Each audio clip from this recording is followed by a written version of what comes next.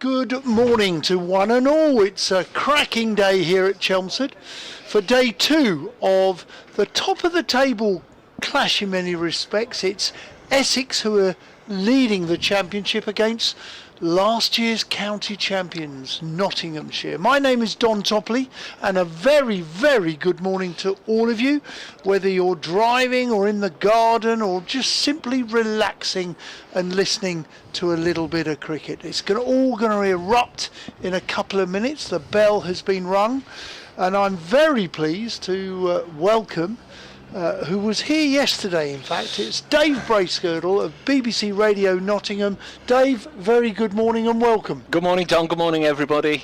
Different sort of day weather-wise, isn't it? Cloudy old day. We thought yesterday was ideal for batting. Didn't work out like that for much of the day. Just wonder what today will hold. Nottinghamshire in a good position, really. They had the better of the first day, of course, bowling Essex out for 184, and themselves. You guys would have batted? Yes, yeah, so I believe. It's a fairly straw-coloured wicket, so both teams wanted to bat, but Essex had the opportunity, but unfortunately they weren't good enough to put on a first innings total. No, I was reliably informed that neither opener was in a particularly rich vein of form, and so it proved. Elgar and Walter both made a dozen apiece and went, but then it just settled down. Some nice shots from Charlie Allison, like the cut of his jib. Tom Wesley, we know how good a player he is. He was just sort of manipulating the ball wherever he wanted to, really. He was opening the face and running it down to third repeatedly, to anything with width. He was driving nicely, and he played very, very nicely indeed. And then unexpectedly, final over before lunch, it can happen, he was dismissed. First wicket of 6 in the end for Liam Patterson-White, but that first one I think was the crucial one. Essex were 87 for 2 at that stage, came out after lunch, 2 wickets, bang bang, in quick succession, and from 87 for 2 they were 95 for 5 and didn't really recover, and the last 5 were all taken by the spinner. Well, he bowled very well, did Liam Patterson-White. Very well indeed, and I know the coach, I spoke to your coach this morning, and he said he bowled very, very nicely, and the ball did turn, and so that's great news, but also good news for Simon Harmer. I'm sure he'll have an effect on this game at some point. We're just seeing the players assemble. We're beside the 2 umpires today, and we're going to see Jamie Porter open up from the Graham Gooch end, which is the old Hayes Close end here at Chelmsford. The scorers are ready, the umpires are almost ready, and Essex have only just got the slip in place, which is Paul Water, number 22. We've got the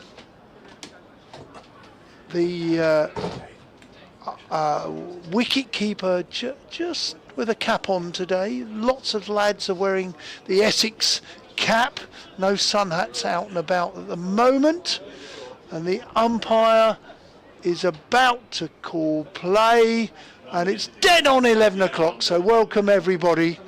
And it's Jamie Porter. Jamie Porter starting into his run-up slip, and a short mid-wicket of the catchers. Porter's in, played off the back foot by Joe Clark, played into that man on the drive, which is Simon Harmer. Fielding there, as I say, he's going to have an impact later in the day, and we've got an update with Dave Bracegirdle doing BBC Radio Nottingham and Don Topley doing BBC Essex. The 11 o'clock updates for our local parishes. Porter turns from the Hayes Close end, Graham Gooch end, as he comes roaring in, bowls outside off stump, goes away with the slope, and there's a genuine play and miss as the ball goes through to Michael Pepper. Dot ball. Grey skies, slightly overcast, quite humid, really is quite humid. Maybe the ball will swing. It is 38 overs old from last night. Shane Snater is loosening up at cover. He may be required to bowl from the Sir Alistair Cook end. Next over, Porter in, bowls, and another good delivery. Porter sticks his hand up in the air with an inquisitive look to his keeper, Michael Pepper, suggesting, was there a nick? The umpire and Pepper says not. Decent delivery. 2 very fine deliveries from Porter in this first over of the morning. Essex made 184, I think it was, and in reply, Nottinghamshire 111 for 2, in search of a decent and clinical lead. Short of a length, squares. Clark up, had played into backward point where there is no run. Pitched up 2 deliveries this over, and 2 deliveries were short. Clark, who is a very fine player, 25 not out. His captain Hamid is 68 not out, watching from the other end. Porter in. Nice and straight, covers the line, drives it up to mid-on. There is no run. 1 more ball left this over.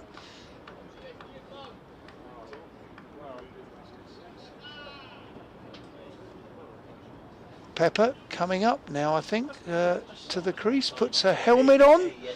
So for the final ball of this over, first over of the morning, he comes up and is adjacent to the batsman, makes him stay in his crease. Porter in, bowls, and a play and a miss. 3 play and a misses this over. Well bowled, Jamie Porter. What a good start for Porter and Essex. Nottinghamshire have not scored a run as yet. 111 for 2.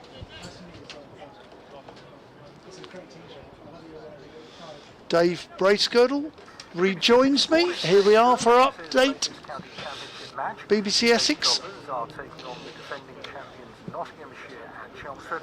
And BBC Essex's Don Topley is there. Yeah, just to recap, the table toppers won the toss yesterday but didn't make the most of it. Were bowled out for 184. In reply, Notts are 111 for 2. They haven't scored any more runs this morning in the 1 over, and nor have Essex taken any wickets. But Essex will need to take wickets here. They will not want Nottinghamshire, the county champions, to get a little bit of a lead. Any lead here at Chelmsford could be clinical later in this game. So Nottinghamshire have recommenced on 111 for 2. Snater in, first ball there. He drags Hamid, who's on 68 not out. I've taken your over, you can take this over on afterwards. And there was yet another dot ball. Dave Bracegirdle. Well, I'm perhaps a little safer doing that than trying to find the plug to switch on the monitor in here. Oh, this is a new monitor as well. Well, it worked yesterday. We've got the scoreboard one working, but the actual live stream. Don, there must be a plug somewhere on the end of it. There's Snater in to bowl to the Notts captain. Asib Hamid played beautifully yesterday, pushes us into the offside, and there's no run. You've said enough, because over in the broadcast unit they will have noted that we haven't got our machine on. They would have heard us, and they will, because they're so kind and in their gestures. They perhaps won't. If we're not coming out through the monitor, they perhaps haven't heard us. They will send someone over to help us out. I know they will. I bet they won't. There's Snater into the Notts captain, and Hamid is struck on the pad one and going down. Just deflects away on the leg side. We are a band of 3 this morning. The great Dom Topley you've already heard from. We'll have Rushan Alam with us at the bottom of the hour. He'll be with us before too long, and we'll try and get 1 or 2 other guests as Don flicks water down the back of my neck for reasons best known to himself. What are you doing there? Oh, I thought you were overcooking. Snater bowls, and this is run to backward point. So yesterday, if you were out and about, didn't follow the game, Essex won the toss, opted to bat. They were bowled out in 2 sessions, or well inside 2 sessions actually. 57.4 overs, Essex making 184. Liam Patterson-White, the pick of the Notts attack, both in performance and wickets. He got a career best 6 for. And for Essex, Tom Westley made 44, and Shane Snater, who's bowling at the moment, has picked up a bill for damaging this building. Terrific blow from him for 6 straight down the ground. He bowls now, and Hamid again with the keeper Pepper standing up, reaches forward and pushes it into the offside. I've shown you the damage this morning, haven't I? There's a dent, all right, above us. But look, can I ask you? Yes. That kind of controversy, or it seems to follow you about. Yeah, once every 10 years it happens. It's 10 years since Alex Hales. Never happened to me. Tell me about yesterday. Were you in full view of the ball, or did you lose it on its trajectory? Snater bowls now, and Hamid again just playing the patience game here. Yesterday morning actually started with 4 straight maidens. This morning started with 2 in a row. So it went high, very high. He'd already hit one. Shane Snater from the bowling of Liam Patterson-White. He'd already hit one, which we thought had gone into the river, but apparently it hadn't. A tree had blocked its route.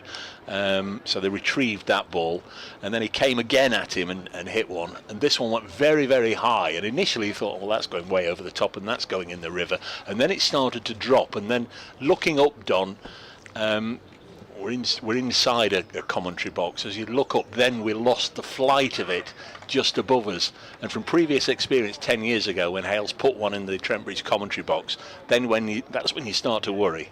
Porter, the keeper standing up.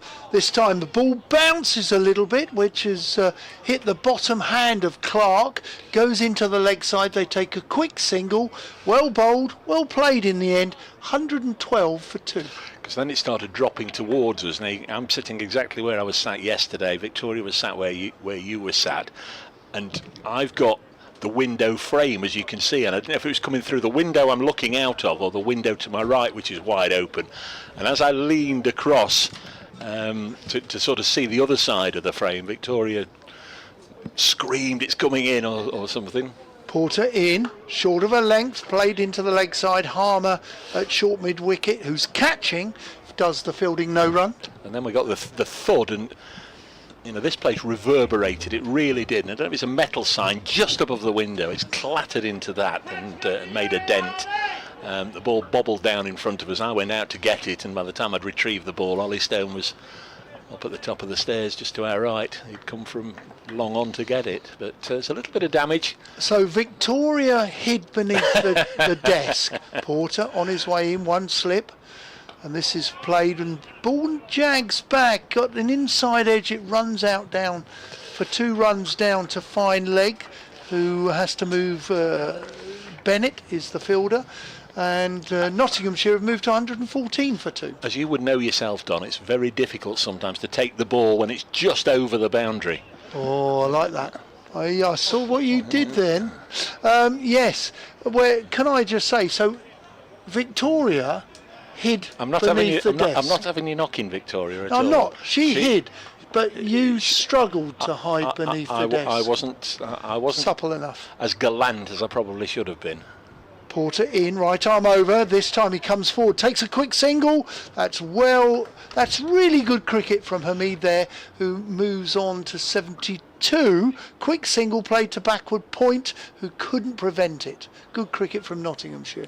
It was we sort of alternate, as we are, we're sort of alternating with commentary, and this was Victoria's end. She couldn't have done any more with regards to the commentary, and neither of us certainly could have caught the ball. It was just a case of it was one that looked as if it had got our number on it.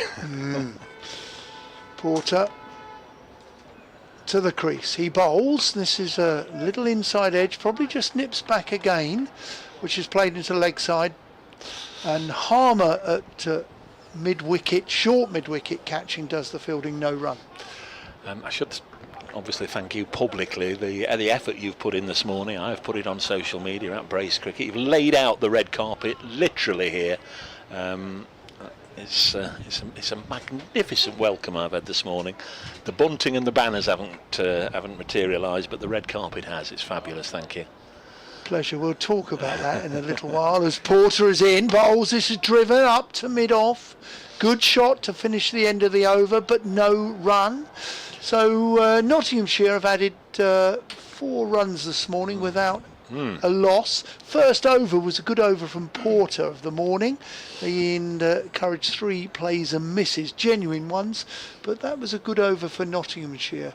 115 for 2. any lead for Nottinghamshire will be significant, as this wicket will, I'm not going to say deteriorate, but it will just perhaps turn a little bit more. Wickets never ever break up here at Chelmsford. We are going out on the streaming, and they are listening to us. There's Snater. Wearing 29 comes into the Notts captain. This has eased into the offside. Different change of tack yesterday. I think for the most part Michael Pepper stood back and had the slip corner alongside him, but he's stood up. They're obviously determined to keep Hamid and Clark in their crease. They both like to get a stride in, as the bowlers in his delivery stride generally. They like to play off the front foot, both Hamid and Joe Clark. Well, we've seen it a lot in the Test match, haven't we? The keeper stood up. It's a great skill, and it's good for the bowler that he can. Snater bowls, and Hamid again having a ropey season, but yesterday looked back somewhere close to his best form. Again, eases it into the offside. He's on 71, 115 for 2. Nottinghamshire need a good session this morning, or they could unravel a lot of the good work that they did yesterday. They got into a really strong position by the end of the day. 111 for 2 overnight. 4 added this morning. Snater in once more. He's got both wickets to fall so far, and Hamid drops this on the leg side. 2 for 29 overnight he had. Yes, he had. And the 2 wickets he got. Slater caught behind bowling from this end, and then he changed ends for his second spell round the wicket to the left-handed McCann, and it was just from wide on. And it always seemed, when it's easy when you see replay after replay after replay, but it always seemed as if it was just on a direct line from wide on the crease, always arrowing towards the off stump, and Freddie pushed down the wrong line. This next one's eased up to mid-off, and there's no run. With Slater, he made naught. Yes. And it was 20 for 1. Yep. So was that a long naught, or? It was quite a long naught, yes. Was it? Because Hamid monopolised, obviously, the scoring, because he got all the first 20 runs, but yes, also the strike. Put 3 boundaries away there, and 2 or 3 times he took singles at the end of the over, so Slater didn't see too much of the early strike. This is through to Pepper, who whips off a bail, and there's no run. Good cricket again, good delivery, plays and misses, and Pepper's taken a good bit of glove work there to not just catch the ball, but as Dave said, take the bails off. That's a great skill. I never minded a keeper standing up. People lose a bit of their ego because, I'm not quick enough for you to stand back. No, it's a great tactic and a great skill. Push this one into the gap on the offside. Hamid, one of his favourite scoring areas. Certainly yesterday they popped up a wagon wheel towards the end of the day, or maybe when he got his 50, and you could see that Hamid, who also likes to pick off anything on or around his pads, he'll clip it through mid-wicket. He only got the chance yesterday. I think there was just 1 boundary 4 in his first 50 through mid-wicket, everything else on the offside. So whether that's something that he's brought into this game, deciding to get the leg side of the ball and push it through the offside, or whether Essex, knowing that he's strong through mid-wicket, has sort of been feeding too many balls with width. But yesterday he was very strong through the offside. Well, that last shot that you described, where he got 2, he played it very late indeed, and he played it on top of the bounce off the back foot. It was a very good shot. Porter, meanwhile, comes in with the new over, played on the front foot back to mid-on, where there is no run. Tom Wesley, the captain, at mid-on. Yeah, last night Chris Silverwood for Essex and Liam Patterson-White spoke to the media. Chris Silverwood, I'm just reading here his official average quotes. Day. Yeah, I'm honest. Exactly, I'm honest. I'd have to say it's been a very average day for us. We fell quite a lot short of where we expected to be, and all credit to Notts with the opening lines from Chris Silverwood.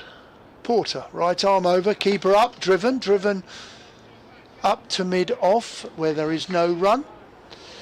And Liam Patterson-White for Notts, obviously career best figures for him. Said at the start of the day, I thought they'd prepared a wicket for me, not for Simon Harmer. He said he'd been speaking to the groundsman before that. Simon's a world-class bowler, so I'm going to try and beat him this week. So he had a really good day, Liam Patterson-White. Oh, 6 for 39.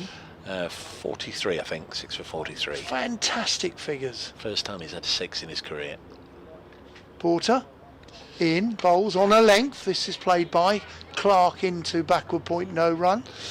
Yeah, no, what a day. I mean, Harmer will bowl probably from this our end or the Sir Alistair Cook end, and I would expect him to bowl a lot of overs.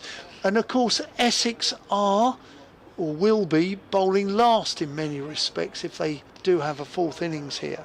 But you know, Essex are going to be deeply disappointed with their 184 all out, because not having won the toss and batted, not one player got a half century. As Porter's in, played off the back foot with a decent bit of fielding, good running, good clear running between these two. They take the single, 119 for 2.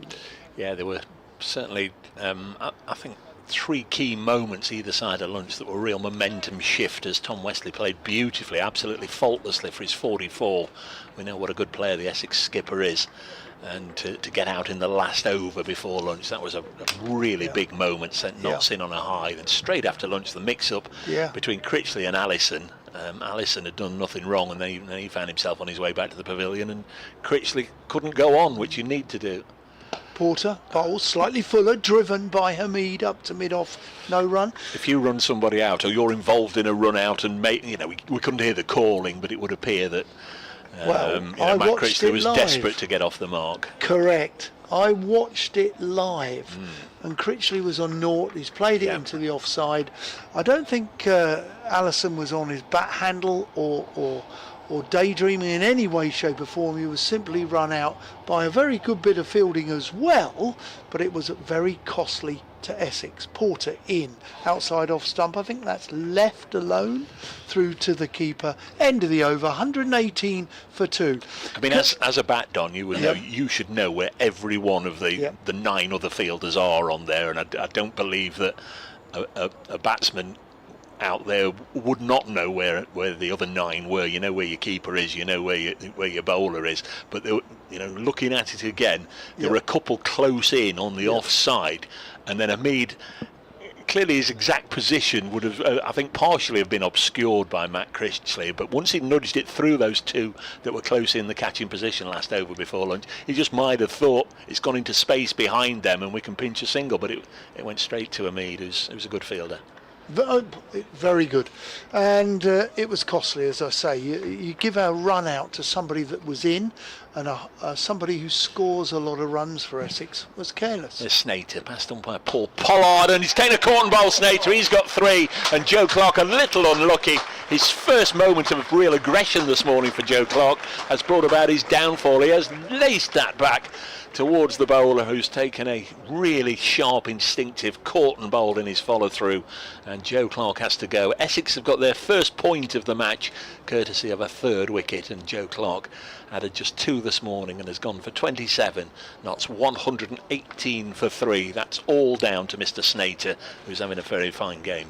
Yes, a reaction catch, and they needed that, did Essex, because as Dave and I have been discussing, we didn't get enough runs yesterday, having won the toss and batted, and they were probably 100 or more short, and they need to make early inroads this morning, and they've got one. Corton bowled Snater. It was a reaction catch on his follow through, and he was able to get his mitts around it and keep it off the floor, and Snater has got his 3rd wicket of the morning, which is good news for Essex and Snater himself.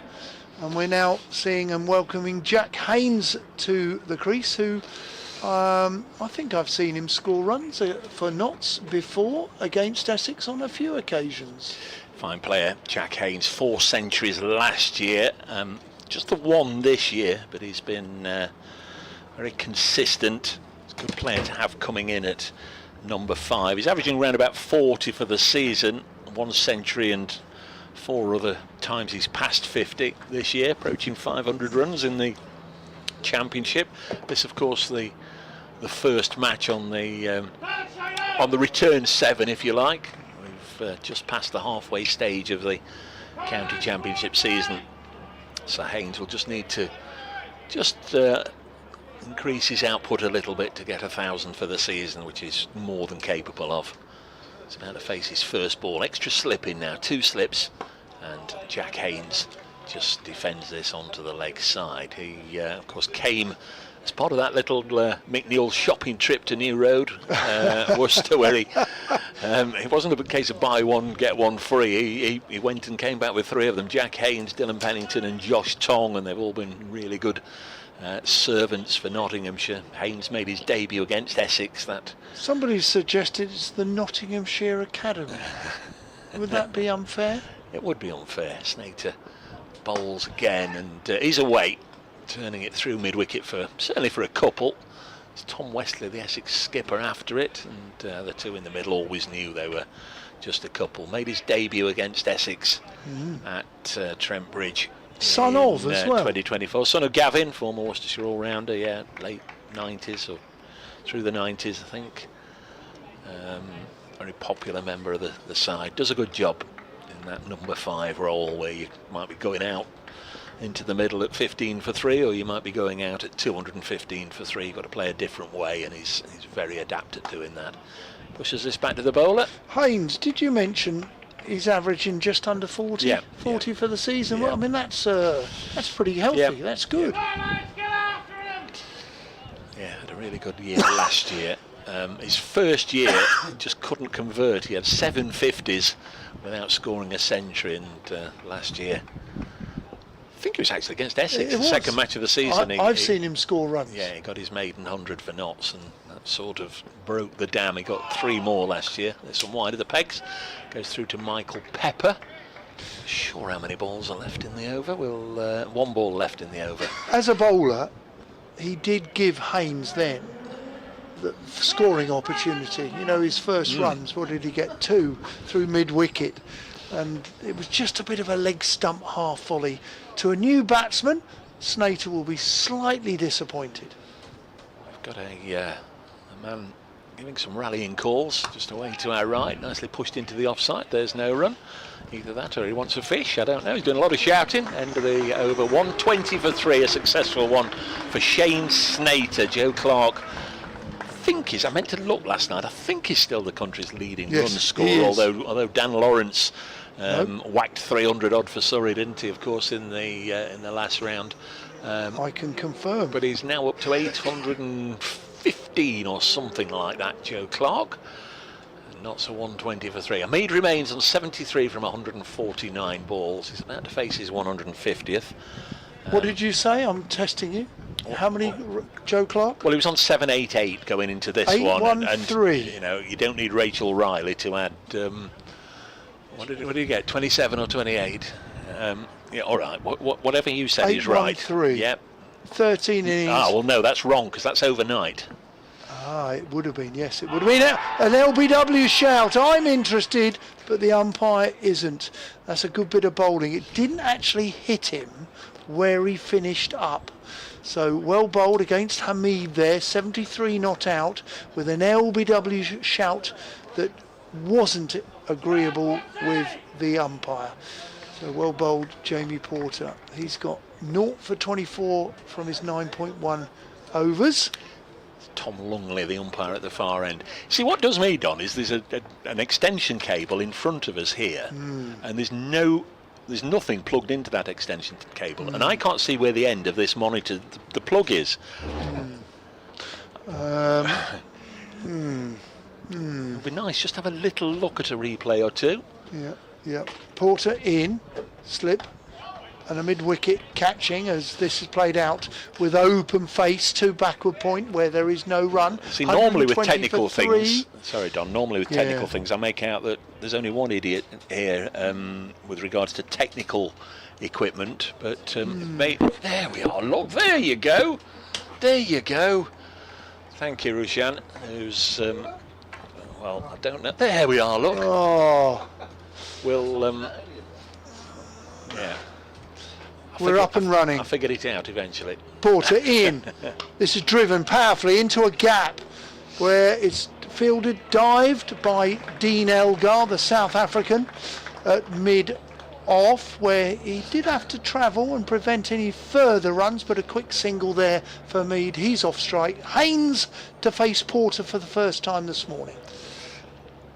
Yes, I'll do this over with you and then make way for Rushan, who is itching to get on commentary. And have we confirmed it is Rushan, pronounced Rushan? he will confirm it. I'm sure he will confirm it better than I could.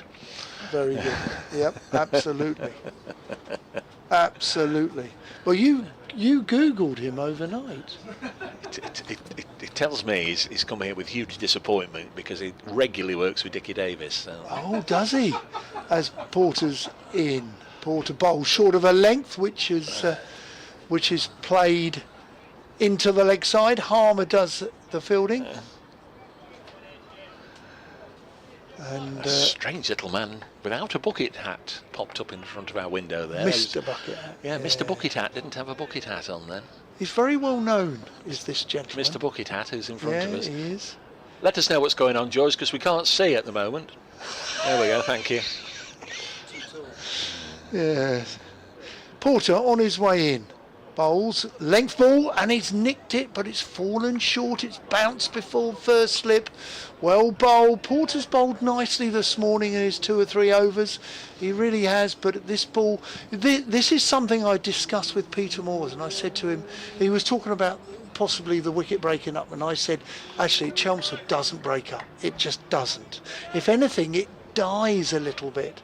And if you take the grass off, which there has been taken the grass off, before this game, then, and it's quite a straw-coloured wicket, you could lose a bit of pace and the ball dies.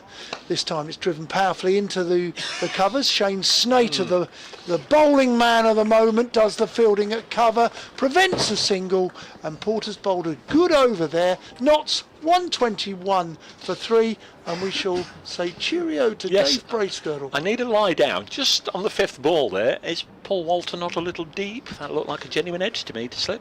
Yeah, interesting thought, Dave Bracegirdle. Porter isn't fast and blast and nasty, is he? He is fast medium fast, which is another debate. But Rushan, very welcome to you. He's donning the cans, switches himself on. Good morning. And very good morning to you. How are you? I'm really well. Do you know, a pleasure to be commentating alongside yourself. Well, that's kind. Shane Snater bowls. This is driven straight. They take a quick single. Mead will definitely get in. Knots 123 for 3. Why is that compliment? Kind. Why is that compliment genuinely sincere? Got to laugh around the commentary box. That's insulting. It is. That's insulting, Don. Why would they laugh at that? It genuinely is a pleasure. Well, lovely to be here. It's the first time I've met you properly, and I hope you have a good day at Chelmsford. I love it here. Do you? Yeah, I do love it. You've commentated with Dick. Yeah, with old Dickie Davis. Oh, yeah. Have you? Tremendous. 20-minute drive from my house. Dreamy. Snater in, driven down the ground, where it's well fielded at mid-off. That is the only one sporting the sun hat. Is Bennett, Charlie Bennett, Yeah. who heralds from Suffolk. Does he now? Do you know what? There's a lot of lads in this Essex side that herald from the national counties. There you go. Yeah, there are. Shane Snater, he's from abroad, from Holland via Zimbabwe, or Zimbabwe via Holland. Played into the covers, there is no run. So you've come 20 minutes. 20 minutes from? down the road from Hertfordshire. It's honestly, it's such a pleasurable drive down the A roads, winding towards Chelmsford.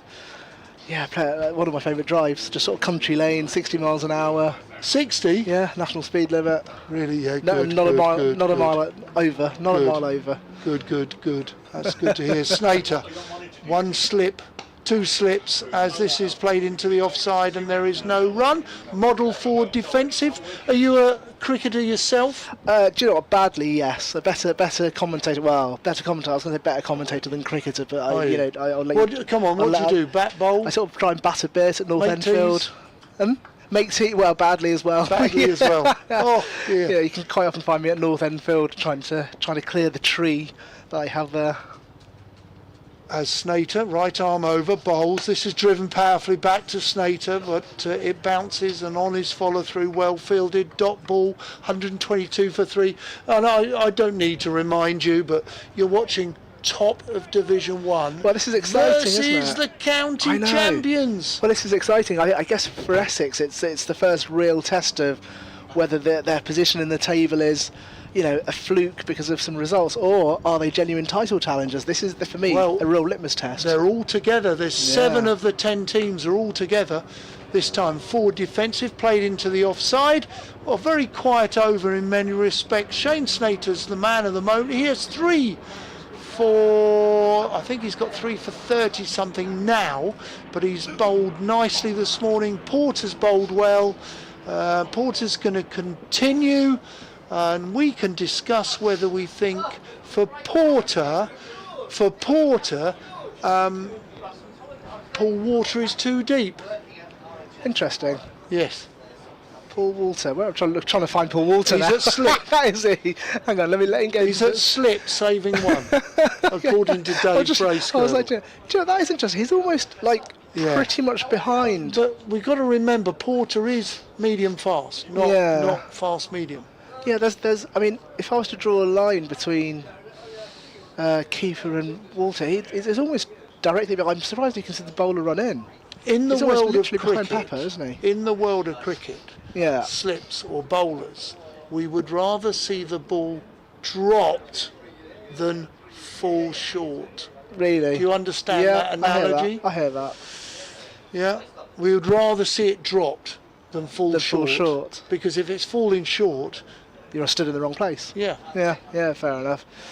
It's a little bit of a delay at the start of this over. There were some discussions about fielding positions, and Snater does stand meters back, keeper right up to the stumps as Porter bowls. The first delivery is blocked out into the offside for no run. So Notts 122 for 3. I mean, they are going to take a first innings lead, aren't they? They're well set, apart from a flurry of wickets. It feels like they. I kind of liked you, but with comments like that, You'd have to back them. You'd have to back there's them. There's a long way to go. Yes, there is a very strong chance, I suppose. I have to concede that they may get a lead. Porter comes in again. It's a solid full of delivery, and Hamid is forward to drive that to mid-off and no run. I'll concede then. Yeah. They may get. I mean, a Essex are lead. definitely disappointed at that. I think But Essex will. Keith Fletcher may be here today. Maybe. Keith Fletcher was a magnificent captain. Yeah. And he would always say, you only have to bowl the opposition out cheaply once. Once, yeah. And Absolutely. Nottinghamshire may have bowled Essex out that cheaply, 184, having won the toss on what we hoped was a good surface. Porter bowls blocked out again by Hamid. I mean, I think they'll be. You're right. You're absolutely spot on. And Essex will bat again.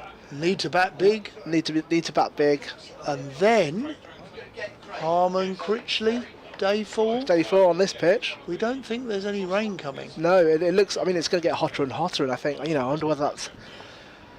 Well, actually, it could be interesting. It's meant to hit 30s early next week. I mean, is that going to dry out the pitch and make it a proper batting track, or is it going to do a little bit more for the bowlers as Porter bowls to Hamid again, blocked out again? It'd be interesting to see how the weather affects it, because this isn't, like when you watch county cricket early at the start of the season where it might rain or there's some moisture in it. With it being so hot. Well, do you know what? We passed Hadley Cricket Club last weekend, okay? And you know that the weather was good. Yeah. And they had the covers on. And it was my other half who commented, are they expecting rain? And the covers on. on. And I went, no. Porter to Hamid, and it's a slightly shorter delivery, and it's late cut down to the fielder at backward point, no run. Gets a round of applause for the stop, cut off 4 runs there. So she said, is it going to rain? I went, no. She said, well, why put the covers on? I said, do you know why? Because they don't want the pitch to be overly baked. Yeah. Because it takes you moisture know, out, the doesn't it? moisture out, Yeah. and it can be a bit slower, and it can be It's quite clever actually, that Yeah. the science of it, because I So- guess by having a lid you're keeping the moisture in just to keep more something in it for often the than not. You do that abroad. final ball be over. Oh, and that's whipped straight through to the keeper for no run. So that's a maiden over from Porter. You don't want to overbake it. 100%, yeah, because you end up playing on a subcontinent pitch basically, don't you? Yeah, that's right. And sometimes you can lose a bit of the pace. And sometimes at Chelmsford, older wickets, when you get to day 3, day 4, Yeah. they lose their pace a little Yeah. bit. And sometimes the odd wicket that might offer a bit of turn Suddenly just does nothing. die a little Yeah. bit. Well, it's interesting. I've never been at Chelmsford on like day 3 or 4 and see nothing in it for the bowlers. I mean, in fact, or, you know, certainly in the games that I've watched here, there always seems to be something in it for the bowlers, even if it's only at one end, for example. But yeah, I think the extreme heat conditions that are coming certainly early next week will be in the consideration of the ground staff, won't it? So I wouldn't be surprised if we see covers on the wicket overnight tonight. Right, Snater to continue from the city end or the shopping centre end here at Chelmsford, but or the Alistair Cook, as it's driven by Haynes out to mid-on where there is no run. Wesley does the fielding. Slight bit of blue sky to our left looking out, which is easterly. Slight bit of blue sky, just patches, the odd patch, mainly overcast.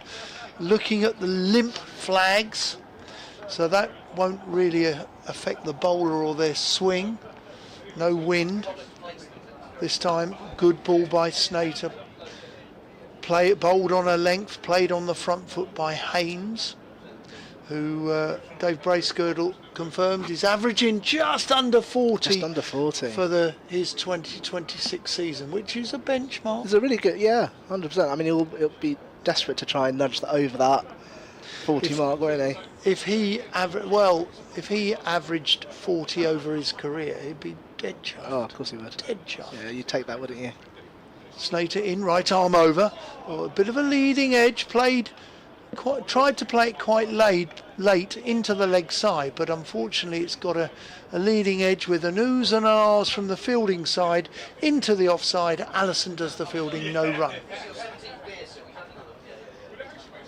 I'm going to crack open the weather apps in a moment because you just mentioned the clouds. I use 3 separate apps to try and predict what's going to happen. Do you? Yeah. I've become, honestly, the cricket has made me do that. Really? As Snater bowls, and that's played on the front foot, and there is no run. You're a meteorologist. Well, not by choice, just by cricket. Turns out they all predict different things. Do they? Yeah. Do they? Yeah, they do. I firmly, and listen, our employers will be dead chuffed to hear this. Well, of course, I the live BBC and die weather by one is. the BBC. I do. Well- They're on the front page of my phone, the weather app, and this is played, driven, little bit of width, little bit fuller, and it's going to be a gorgeous boundary through extra cover there. Charlie Bennett will only be able to go and retrieve it from the boundary. Good shot there from Haynes. His first boundary of the morning. He's moved to 6. Hamid is watching with 75. Score 126 for 3. Well, that will settle Haynes in a little bit, won't it? And he just needed to free his wrists, and that was a stunning drive. And actually quite a long part of the ground, the longer boundary. It is. Snater, not as full this time, also goes out to Charlie Bennett, who retrieves the ball at mid-off, and there is no run, and that concludes Snater's over. Nottinghamshire 126 for 3. So, of course, I use the BBC weather app, and that says 26 degrees. It predicts rain at 5 o'clock, right? Right, well, hang on. Well, look at this, is what it says there. Let me have a look. 36%. 36%. Hang on. Now, there's something about that. That also means 64% that chance. 64% that it's not going to rain. Now, is your cup half full or half empty? Well, it's 64% empty. Good boy.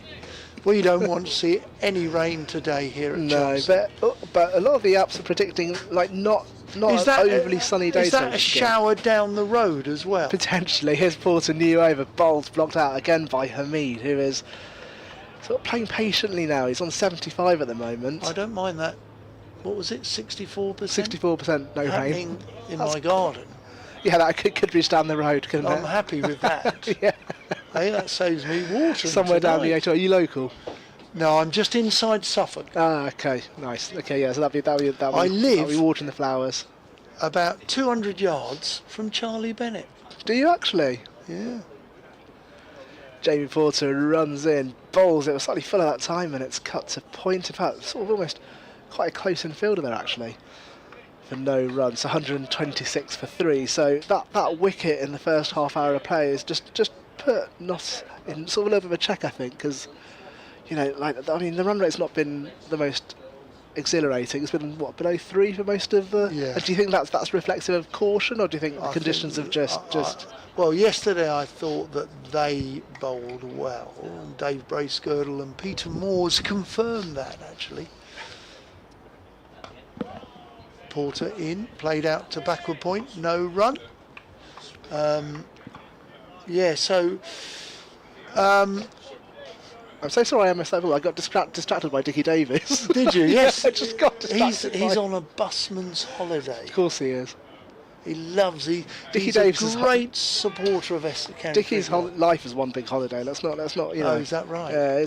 He's a thespian, isn't he? He's just constantly on annual leave. He is. His life is annual leave. Yeah, he's a massive fanatic on stage. Don't blame him. Porter comes in. That one's let go through to Kiefer. So Michael Pepper's right up close to the stumps. Standing up. Standing up, right? Yeah, exactly. And then who's that? Is that Snater? No, it's not Snater. No, It's Walter. Paul Walter. Paul Walter. Is stood At slip. like 3 meters behind. I mean, it is a slip position, but it doesn't feel like a slip position. It almost feels Do you like. know what? like- I think he's longer than 3 meters. Yeah. Do you think a metre is a big stride? I wonder whether that's just back up because Pepper's standing up to the wickets. If it goes past Pepper, he's just back up there as the next delivery is played into the leg side. There's a fielder in pursuit, and they'll take up. Should get a couple here. It's cut off down the leg side, and you will add a couple to the total. So Notts moved to 128 for 3. Yeah, I think that's more a kind of just a backup fielder than a slip, just in case the ball whizzes past Pepper. It doesn't go for 4, and it almost feels. I mean, I'm sure there's logic to it. But it is burning a fielder in, isn't it? Well, we've the other catches. We've had a short mid wicket. We've now got a short cover catching, which is Harmer. This is driven big bottom hand into the leg side. Sorry, I just took your ball. That's okay. It was a quite dramatic drive from Hamid there to get back into the non-striker's end. It was almost I don't know if you've played cricket in computer games, but quite often if you're running a quick single, you smash like the X button to get a diving. It's quite exaggerated. It reminded me of a computer simulation. Do I not look 62? You do not look 60. Okay, cricket computer games for everyone. I might introduce you to the world of international cricket captain on your phone before you leave today. Oh, it's fantastic. I struggle with WhatsApp and my bank account. I seriously do. But do you know what? I'm still writing checks. That might be true, but I don't think you'd struggle to take Bangladesh to the top of the World Test Championship in a computer game. And trust me, that's very satisfying. Actually, hold that thought a minute, because Dave Bracegirdle Googled you and introduced us. You do the podcast. Yes, yeah. Introduce that. So I host the Bangla Cricket podcast. The Bangla Cricket podcast. Yeah, you host it. Yeah, correct. So it started in 2017. It's a bit of a bedroom project, to be honest, because I thought Bangladesh cricket wasn't getting enough coverage for the UK audience, and my word, it's led me on a incredible journey. I've done World Cups and summarised for TMS, and I get to do this now. So yeah, a kind of a bedroom project with a £50 microphone has led me on the most incredible journey that I could have ever imagined. But yeah, it all started with just trying to cover Bangladesh and get a bit of coverage. Obviously, there's going to be a fantastic following. We're going to see an introduction to Simon Harmer. Doesn't surprise me at all. Snater bowled quite a good spell, but Harmer has taken over from the Sir Alistair Cook end with a slip and a forward bat pad in place where he gives it a bit of air, and Hamid comes forward, smothers it, gets forward and makes sure that the ball isn't allowed to turn. Right arm off spin, bowling over the wicket.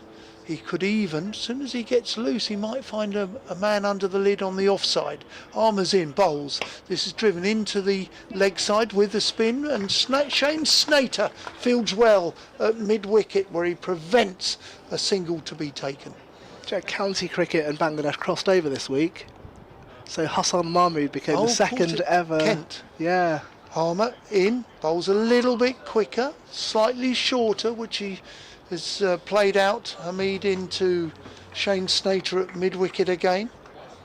Yes, he's signed. What does he do? So he's a pacer. He's particularly good at swing bowling. I'd say probably the best Bangladesh have ever produced. As Harmer bowls slightly shorter, played on the back foot, it bounces where Hamid was able to negotiate the bounce, plays it back to Harmer, there is no run. Took 9 wickets on debut. Yeah, I did see that. Hang on, I'm going to ask you a couple of questions about him in a minute. As Harmer bowls, this time a good ball on a length, Hamid comes forward and slightly inconvenienced, but it was good batting, good bowling, good cricket all round. 129 for 3 on Nottinghamshire. Harmer with his final ball of his first over of the morning. In he comes, bowls slightly fuller, doesn't come as far forward this time does Hamid. Good over from Harmer, and Nottinghamshire 129 for 3. Hamid, who won't be facing, is on 8, and Haynes, who will be, he's on 6 not out. Who's the tall seamer? Nahid Rana. No. Tuskin. Ahmed. I've always enjoyed him. I mean, listen, he's held the Bangladeshi bowling attack together for a good number of years, for a good number of world events. I've always enjoyed him. He's a wholehearted, what I call good seamer. Yeah, he really is. And he's done well. Is he coming towards the end? No, I think he weirdly he was someone who was always part of the team, and he started playing when Bangladesh didn't really lean on pace. As Porter begins a brand new over, it's going to be his face, and it's driven. Oh, there's a diving stop, fantastic fielding to cut that off. Again. Yeah, phenomenal. Slater's on form, taking wickets, and now stopping runs. It was almost goalkeeper-esque to cut that off. It was destined for a 4 otherwise.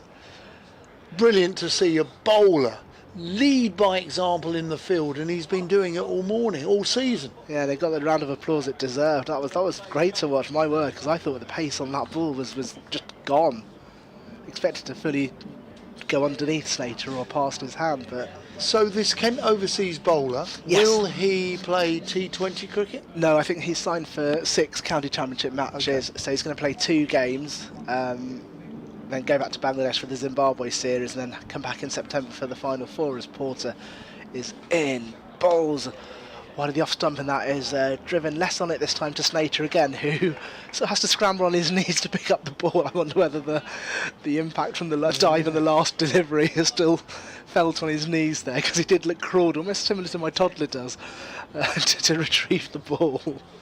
When you think of the old bowlers of yesteryear who wouldn't dive, yeah, just stick out a trusty left boot if they could get near it. Well, do you know when I started playing school cricket, my teacher told me, I'll tell you after this ball from Porter's going to be bowling to Haynes again, and that's edged, and that's going to run all the way for 4, so that backup fielder has not paid off. There was an attempted dive from Walter. Yeah. He's got a big span, Walter. He has, but he was still short of it, wasn't he? So that's not paid off. The tactic there, the fielding tactic of having him in position, it's backfired really. And it did fall short as well. It did fall short, and it's gone for 4 runs, so a double.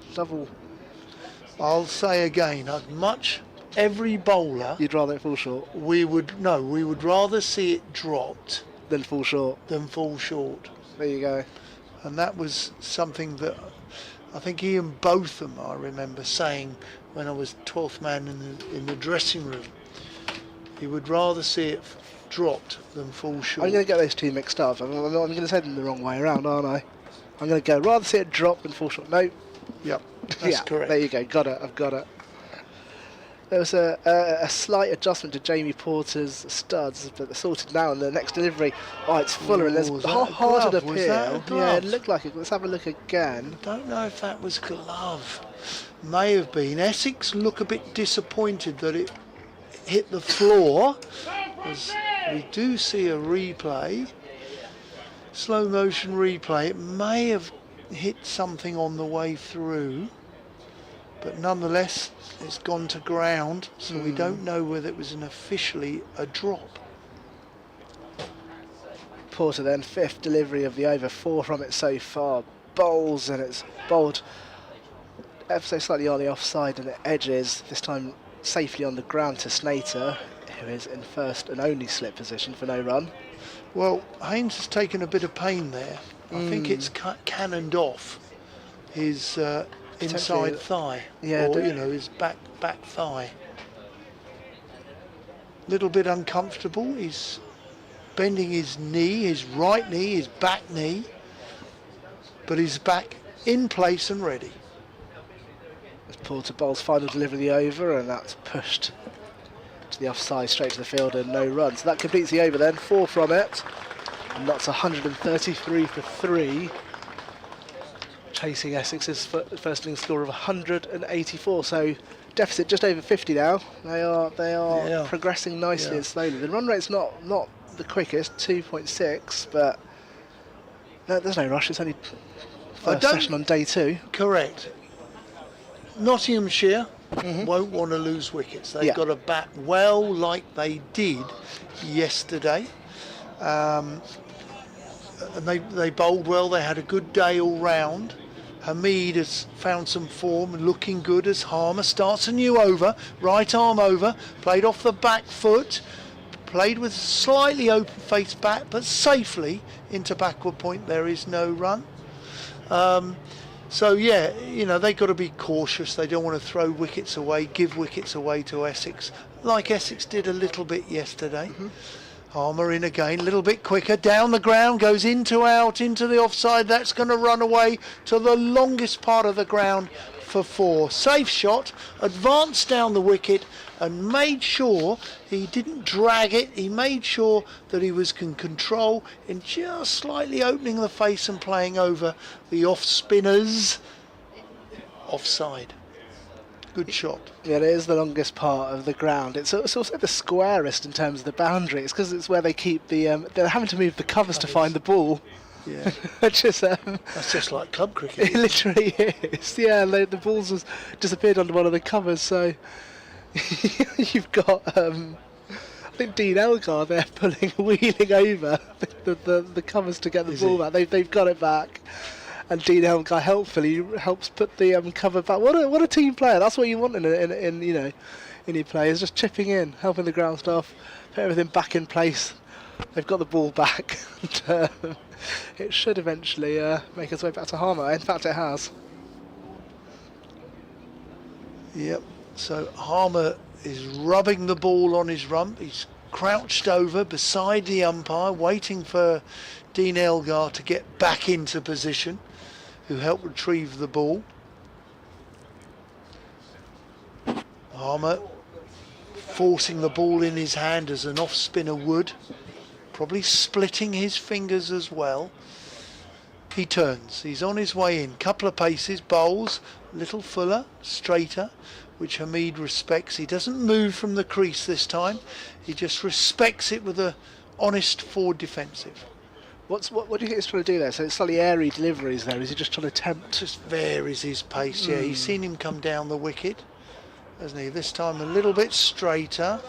Hasn't come as far forward. Probably tried to play it late in his crease. Slightly. Some people like to come forward. Some people. Keith Fletcher was a man who liked to play the ball late and waited for the ball to come to him as a spinner. Often, where could, he would play on the back foot. Harmer again, outside off stump. The ball does turn a little bit, but he's covered his stumps and it was quite wide to start with, and Hamid was very happy to see it go past. Harmer tosses the ball in the air. On his way in, right arm over the wicket, shorter, slightly quicker. Didn't bowl the right length then, just generally dragged it down. Harmer didn't look particularly pleased with that delivery to conclude the over. 138 for 3, Hamid 83, Haynes 10, and I think it will be one more over for, no, two more, because Dave has got a 12 o'clock. So Dave will hover over us when he's ready, and I shall depart. Well, I look forward to Dave hovering as an early morning treat in the first hour of the cricket. Have you worked with Dave? I've not actually. I've not had the privilege yet. No. So I'm looking forward to it. Very easy. All right. When I say that, I mean that as a credible statement. He's not high maintenance. Good. Okay. He's fine. He's not one-eyed. He's good fun, and normally offers good chemistry. And he does it with a smile. I mean, you made it sound like a dating profile there, to be honest. But fair enough. I look forward to it. Here's Porter bowls to Hamid. He's on 83, and he's forward and leaning forward heavily to defend that out. I mean, Hamid's looked good for his 83, hasn't he? So far. I think Dave was saying he's struggled this season. I can't remember how many centuries. Let me have a little quick look this morning. at what he got. I think what it's 20. Average. I think it's 20. What his average is this season. Let's have a quick look. His average is 23.7. 23.7, Dave tells us. So yeah, it would be as captain. Bowls and blocked out again. He won't be happy with that as captain. 4 ducks. 4 ducks. Did he see that? Did 4 you hear his ducks, accent yeah. then? 4 ducks. Yeah, so ducks against. Where's he got his runs? Warwickshire. Leicestershire. Yeah, but I mean, even then, just 42 and 22. So he's lacked a big score. This will be his highest score of the season. So important. 100. I totally missed the 115 there at Warwickshire. Yeah. Totally missed that. Porter in again to Hamid. He plays this into the leg side, and they take a quick single. Yeah, so I think overall it would have been a disappointing season, but I guess just those 4 noughts just bring down the average, don't they? That they all do that. So this will be his second highest score. He's looked accomplished this morning. He has. He's played some good shots off the back foot, where he stood tall, punching through the offside. Driven. He's also collected a boundary off Harmer, where he came down the wicket and played through the offside. There's Porter again, and blocked by Haynes this time. Haynes is on 10. Is not really? I don't want to say he's played a supporting act so far. He's just played a patient start to his innings. Although he's faced 26 balls, but it hasn't felt like he's faced 26 balls, has it? I feel like it's just got out there, and it almost feels like we've not seen a lot from him. But that's because he's just sort of bided his time. Really. It's all quite quiet. Yeah, it's a really good way of describing it. The overs are passing us by. As Porter runs in from the Graham Gooch, and again to Haynes, who that's straight through to the keeper. Well taken by Michael Pepper, who heralds from Cambridgeshire. Does he now? Yep, there's Akhtar, heralds from Cambridgeshire, Zaman Akhtar, who played for Gloucestershire. Charlie Bennett, Suffolk.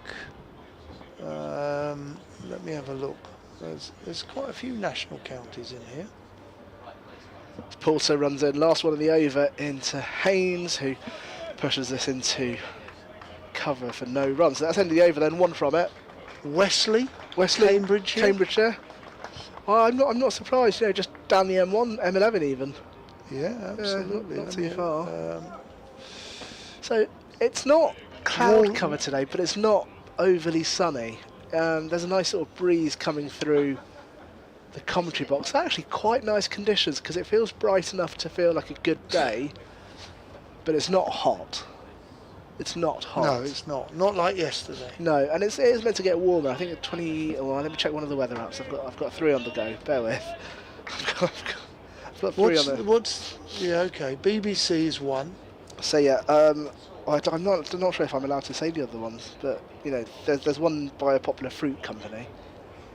Harmer in, right arm over, bowls this ball a little slower, just maybe outside off stump, where negotiated, probably not in the way that Hamid wanted to, but it's gone out into the offside. See, I said to you, I'm expecting to see a man under the lid on the offside.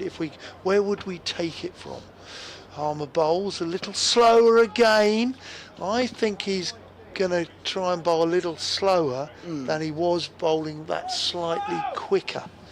So we're going to see, where would we take him from? Maybe the offside out there. Oh, we got a man on the offside on the cover boundary. I don't think he's needed, because that's a bad ball if the ball goes there. This time he's played off the back foot and the ball has gone on the outside edge and have fallen short of slip. I'm going to suggest the pace is perhaps going out of this wicket. Yeah, it does feel, it does feel like that, doesn't it, actually? As Harmer comes in again, bowls. This time bat and pad are tight together by Hamid as he comes forward.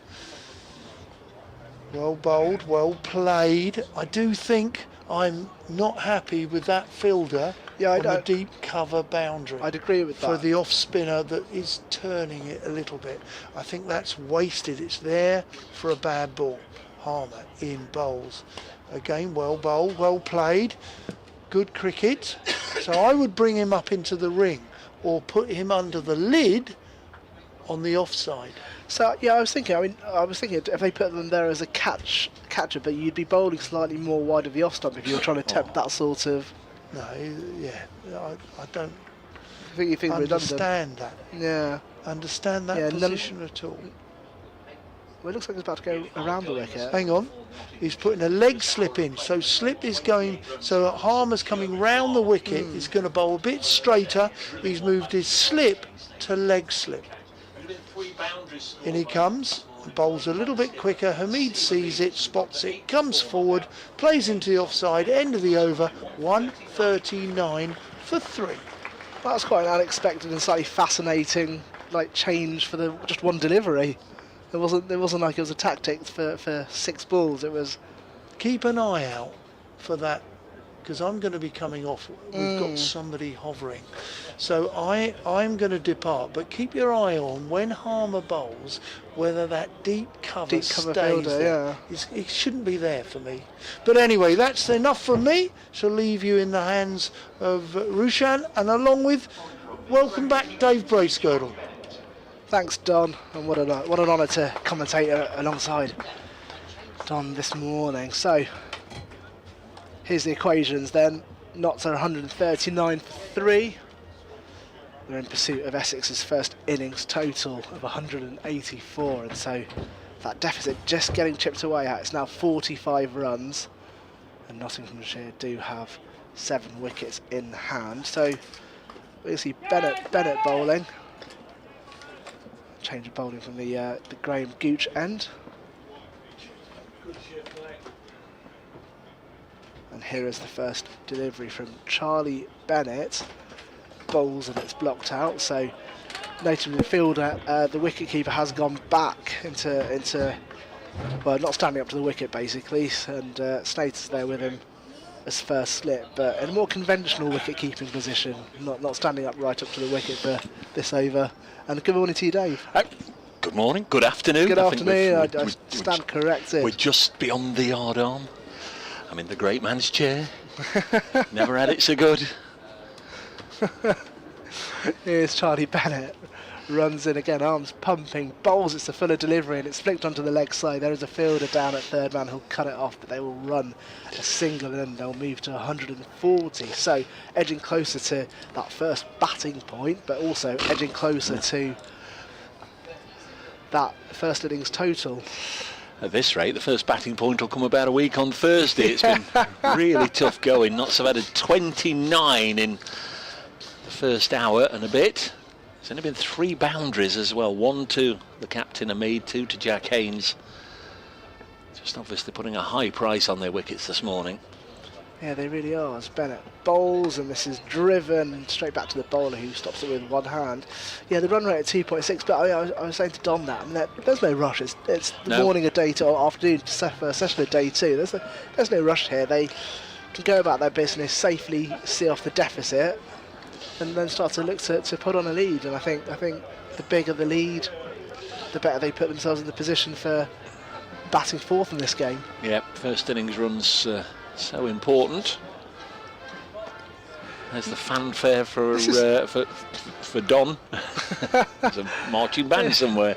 Bennett bowls out, it's really full, and Hamid is forward to defend. Yeah, there's a brass band playing, and I don't know where is it coming from? I don't know. Is there like a stag do or something? Is this organised entertainment? We're quite close to the park behind us, aren't we? And there's often fantastic. entertainment in there. There's everybody looking round, so they're either in the ground walking around the little perimeter, the concourse, or the other side of the river. That's stunning. Really here for that. Here's Bennett. Slow and long running this time from the Graham Gooch end bowls.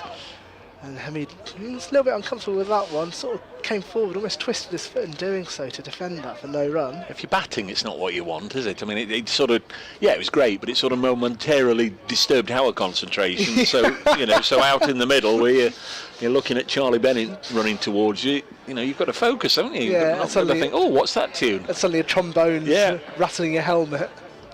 That's not what you want. Starting up again. No. I'm not mad at cricket commentary with a an accompaniment with a brass of a brass accompaniment. Final delivery of the over from Bennett. Bowls, and this is edged. We'll get past the slip fielder, and that's a phenomenal start running in from third man to cut that off and slide. Cuts off the 4. I thought that was destined for a boundary, but runs saved. So just a single there. Good fielder Matt Critchley did really well down on the boundary, down in front of us. So another over slips by. Notts 141 for 3 after 55 overs. Asiba Meads 85 not out. Jack Haynes, who came to the crease fresh this morning on 11. You may remember that had all sorts of Wi-Fi difficulties yesterday. I did think this when I logged on this morning. There was no password on the Wi-Fi here at Essex, and I was like, "That's unusual."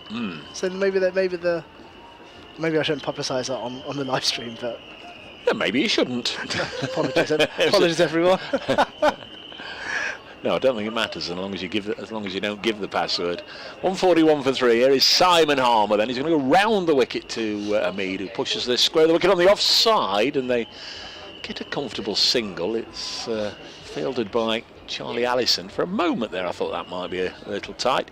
Dr. John's been in touch, bracecricket@icloud.com. Good morning all. Hope at least 1 3-figure score needed here for Notts. This will be a real test for our batters to see if we can get some batting points. There's a little more, I'll come back to it in a moment. Jack Haynes is on strike. He's made 11 from 30 balls and comes down the track to push it back to the bowler. Dr. John goes on. With things at the top being so tight, we need to secure these as well as the victory. Hope they accrue runs between the wicket as well as boundaries. There's only been 3 boundaries today, as I just mentioned. Snater, the Dutch peril for Essex, just as dangerous as Harmer is. Again, Haynes comes towards the spinner and blocks it. Hope you get some lollies in the heat. It's not quite as warm as it was yesterday. In fact, it's absolutely perfect to be watching the cricket. There was another Dr. John missive. Came last night, or sometime while we were off air, yesterday, as this turns from Harmer. Big, prodigious turn. It was a slower ball. Started it very wide of the off stump, gave it a real old rip, and came into Haynes very late, but he defended it. Dr. John said, Dave, are you related to Lobelia Bracegirdle, who married Otto Sackville Baggins? I can't imagine how Tolkien forgot to mention the game of cricket in The Hobbit.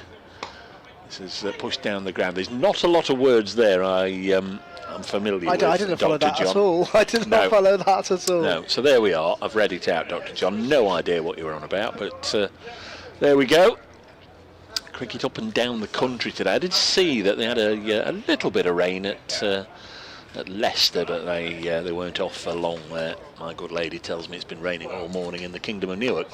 This one It's turned to Snater at mid-wicket, and there's no run. 143 for 3. The great Don Topley's with us today. I'm Dave Bracegirdle from BBC Radio Nottingham, and the Bangladesh official cricket podcast presenter Rushan Alam's with us here. I heard you mentioning our friend down at Kent, who's playing in this round of matches, Mahmood. Yeah, Hassan Mahmood. Yeah, it's his second game today.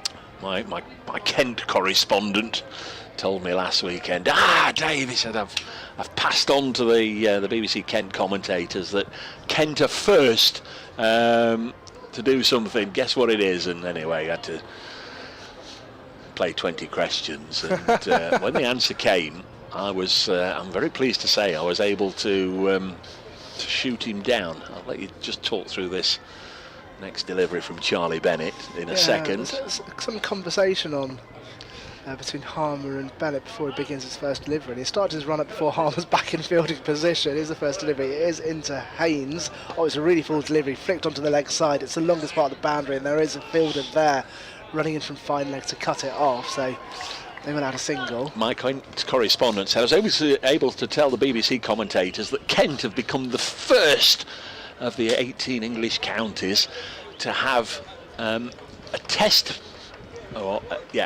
international from all of the test countries playing for them. So I had a little think. Hang on, don't go there. Hang on. So I had a little bit of a think and a mull over it. What he'd said to me. Here's Bennett again into Hamid, who just guides this one towards backward point, no run. So you're saying to me that Kent have now had somebody who's played Test cricket for each of the current Test playing countries play for them, and they're the first to do it. Yeah, that's it. And I said, well, just a query on that.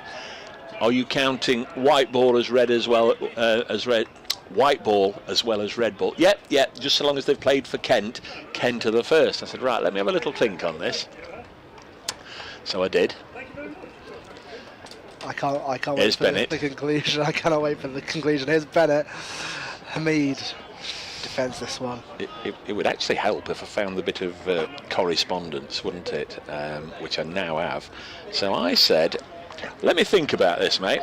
I can offer you Tamim Iqbal from Bangladesh, Fazal Haq Farooqi from Afghanistan, Kevin O'Brien from Ireland, Asita Fernando from Sri Lanka, and then from the others, take your pick of Sir Garfield Sobers, West Indies, Ravi Ashwin, India, Shaheen Shah Afridi, Pakistan, Richard Hadley, New Zealand, Carl Verreynne, South Africa, Adam Voges, Australia. Need I go on? And he came back and said, you've missed Zimbabwe. Hang on. As Bennett runs in, and Hamid plays this into the leg side, backward point will stop this. So I then said, well, I can offer you at least Paul Strang and Brendan Taylor from Zimbabwe, and he said, oh crikey, all right, Notts did it before Kent then. So there we are. So Tamim Iqbal had a very brief spell with Notts in T20. It was like 5 T20 matches if I remember correctly. It was about 2013, something like that off the top of my head. 2012-13, I would say. Not long, not particularly memorable, apart from one huge blow at New Road, Worcester, that landed on the roof and scattled the pigeons. As Bennett bowls, and that is flicked into the leg side and cut off by the fielder at mid-wicket, no run. So who else has there been? Saqib Ul Hasan has played for Worcestershire and Surrey and one or two others. Yeah, so he's like, in terms of county cricket, just Saqib and Hassan Mahmood, just the two of them. So playing in England, Tamim Iqbal had obviously the Notts stint briefly at Essex, and then had to leave for unspecified reasons. And then what were those reasons? We never found out. You must you call yourself the official podcast. There were rumours that there were security concerns or a threat made or something, but he's never formally confirmed. Just Bennett comes in, bowls, and this is driven to the offside. Fielder at cover will cut it off, no run. That offside is really well populated with fielders, isn't it? Yeah. They've tried to stop Hamid working it through mid-wicket in this innings, making him play through the offside, and they've done that pretty well actually, and he's scored the vast bulk of his runs through the offside. But to counter that, Essex have always throughout had a really strong offside field, so it's made it tough going for Hamid. And again, immense powers of concentration. He's 86 not out. He's just coming up to 200 balls face, 197, 144 for 3. He's just getting a well-deserved drink. So I can tell you what's been going on in the test, as far as I can see from just looking at his scorecard. New Zealand 307 for 6. So we know you've got to add 100 to that. So they lead by 407 this morning. Henry Nichols, the Centurion, was dismissed by Jofra Archer. Nottinghamshire's Josh Tong got rid of Blundell for 16. Archer's got rid of Phillips recently for 3. 307 for 6 at the Oval in the Test match, day 4. Final test, of course, at Trent Bridge, starting on Thursday. Hamid's had his drink, not so ready to go again. Simon Harmer's ready to go again. Round the wicket he comes and over the wicket he comes, floats the first ball up, and this is defended. Division 1 elsewhere, Glamorgan 309 for 7. Pleased to say that Colin Ingram is batting and he's 53 not out. I'm not pleased for that reason. I'm pleased because he had to retire hurt yesterday. He was struck a nasty blow, I understand, by Atkinson, but he's out there. There's a reverse for 4 by Jack Haynes. That's only the 4th boundary of day 2 here this morning, as we're joined by listeners to Sports Extra 3. Come to us at Chelmsford just as we get a brief break of the shackles this morning, where Notts have found it really tough going. They're 148 for 3, so they've only added 37 runs this morning in almost an hour and 20 minutes, and several of those runs have come since midday. It was a very quiet first hour. There's Harmer into Jack Haynes, comes down the track, gets to the pitch of it, but doesn't totally play it with the fluency he was looking for. Pushes it to backward point. Notts lost a wicket early in the piece this morning. Joe Clark had added 2 to his overnight 25. Drilled one, really firm shot of aggression back to the bowler, and Snater took a fine return catch. Harmer in, and again Haynes just fiddles it away from his body to backward point, no run. So Snater's got all 3 wickets to fall. Unlike yesterday, where it was wall to wall clear blue sky, it's been very cloudy this morning, although as we speak the blue sky is just, there's an opportunity for a stumping. Haynes got back there. Whether Haynes anticipated again and came charging towards Harmer and put the brakes on, or Harmer saw him coming, fired it wide. Michael Pepper couldn't gather it cleanly. Had he done so, Haynes might have been in a little bit of strife getting back. Just seeing a replay, I think it was a sort of a combination of errors from everybody there, maybe except Simon Harmer, who adjusted quickly enough to bowl it very, very wide. He bowls again and Haynes drops it on the leg side, and it's defended. An eventful over of sorts, a quarter stumping chance, a reverse swept boundary, just the 4th boundary of the morning. Notts a 148 for 3. Don Topley's with us from BBC Essex. I'm Dave Bracegirdle from BBC Radio Nottingham, and Rushan Alam's here, who runs the official Bangladesh Cricket podcast and is a regular in these parts, watching on and just admiring the battle between the Division 1 leaders and the reigning county champions. Yeah, it's an interesting battle. I mean, Essex find themselves sat at the top of the county championship, and I think this will be a real litmus test of whether they are genuine title contenders. Of course, it is all very tight at the top of the table at the moment. I think 5 points separate the top 4. 103 points Essex sit on. So a new over starts from Charlie Bennett, is bowling into Hamid, who defends this one.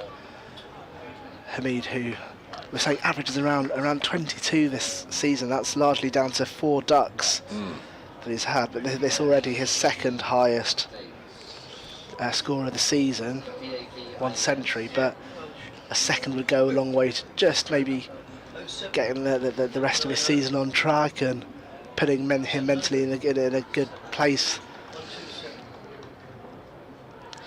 I've been so bold as to suggest or say and emphasise he will get his 1,000 for the season. In order to do that, he needs a really good second half.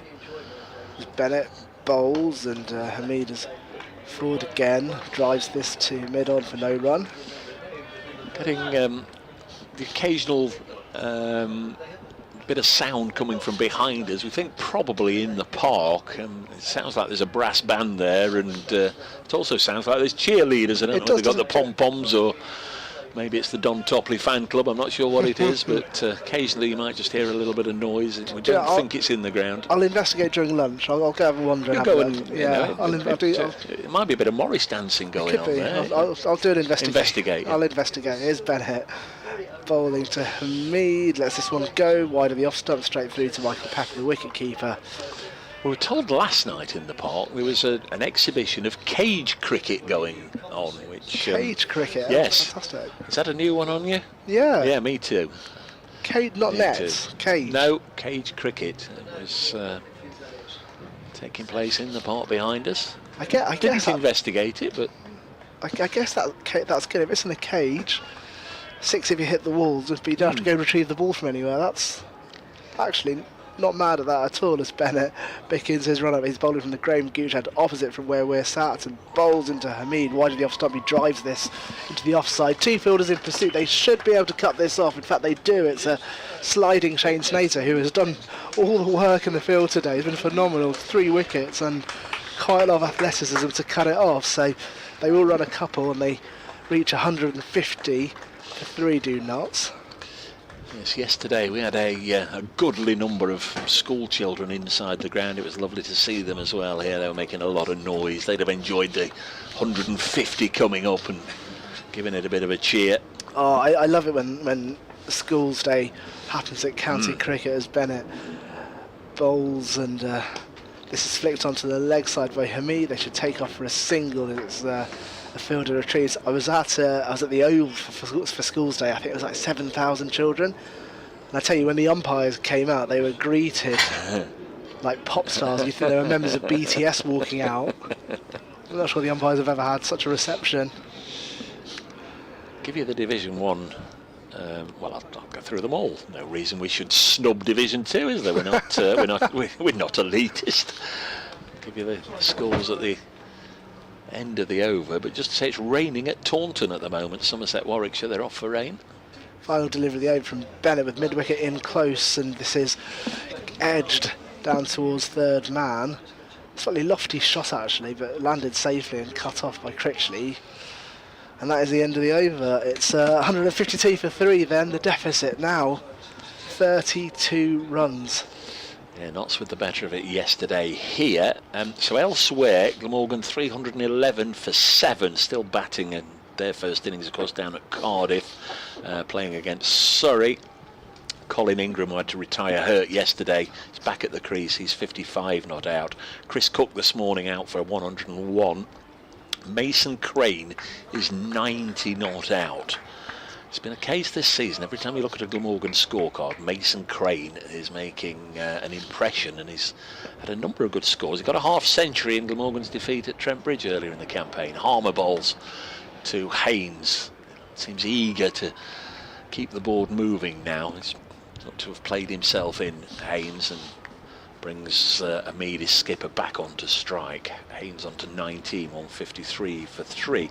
They had a little bit of rain at Leicester, where the home side have now taken a first innings lead. Yorkshire 185 all out yesterday. Leicestershire 213 for 3. Down towards the very bottom rung of the Division 1 ladder, Leicestershire. They had a good day yesterday. This is edge to slip, I think. That is a chance, and it is, and it's a Mead dropped on 89 by Walter at slip, and that really would have lifted the home side. But you just look at Simon Harmer and it's like somebody's popped his balloon on his birthday. He's absolutely flabbergasted by that one, and Paul Walter has put down a chance at first slip.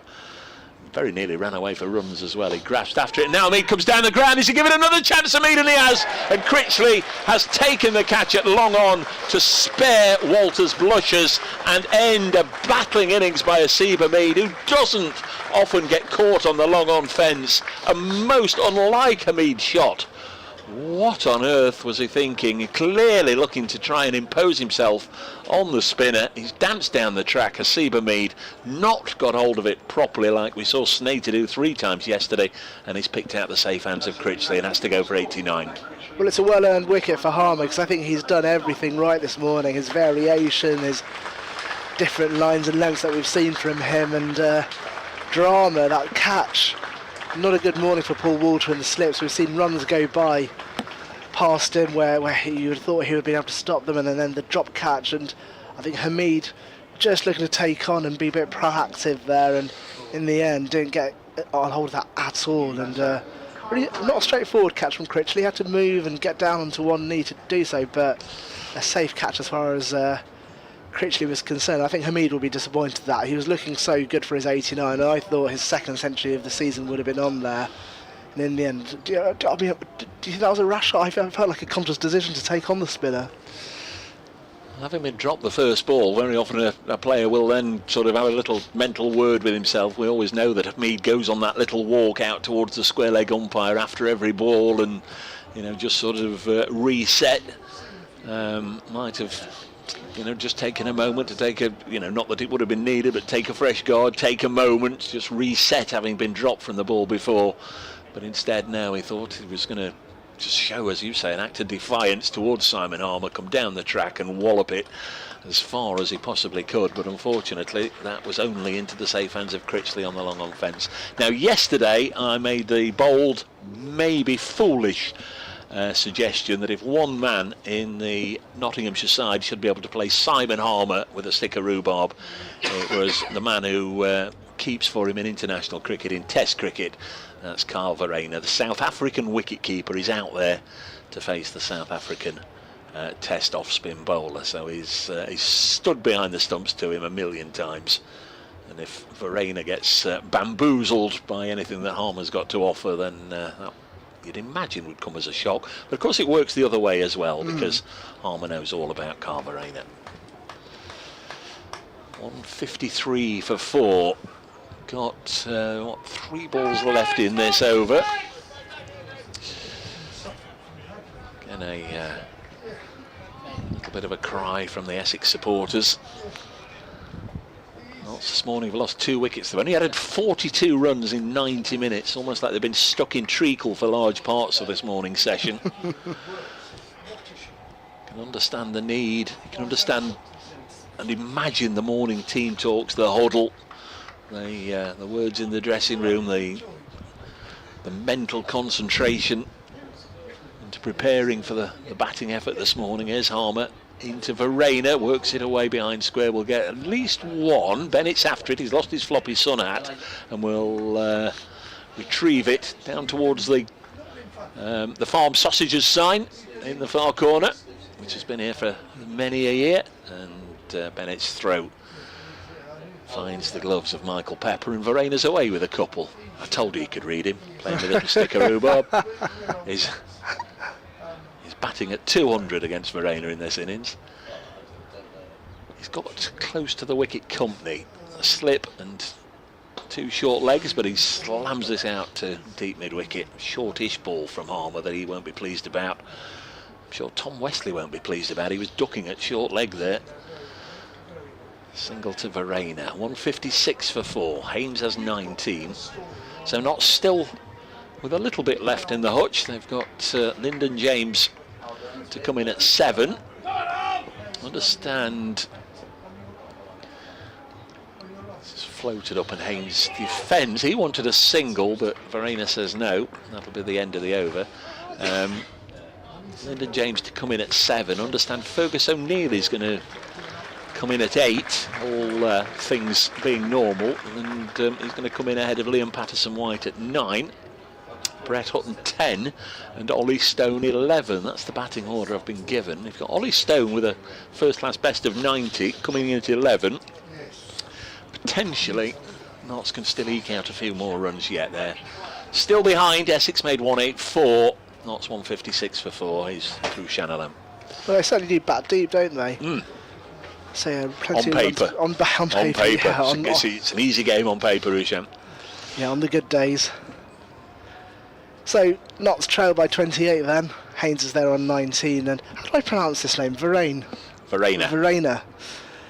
The new batter on 3. It's going to be Charlie Bennett to continue. It's just letting Harmer give the ball a good almighty rub in his trousers. The sun's just come out. It's sort of peeking in and out the curtains, but it is largely a clear day.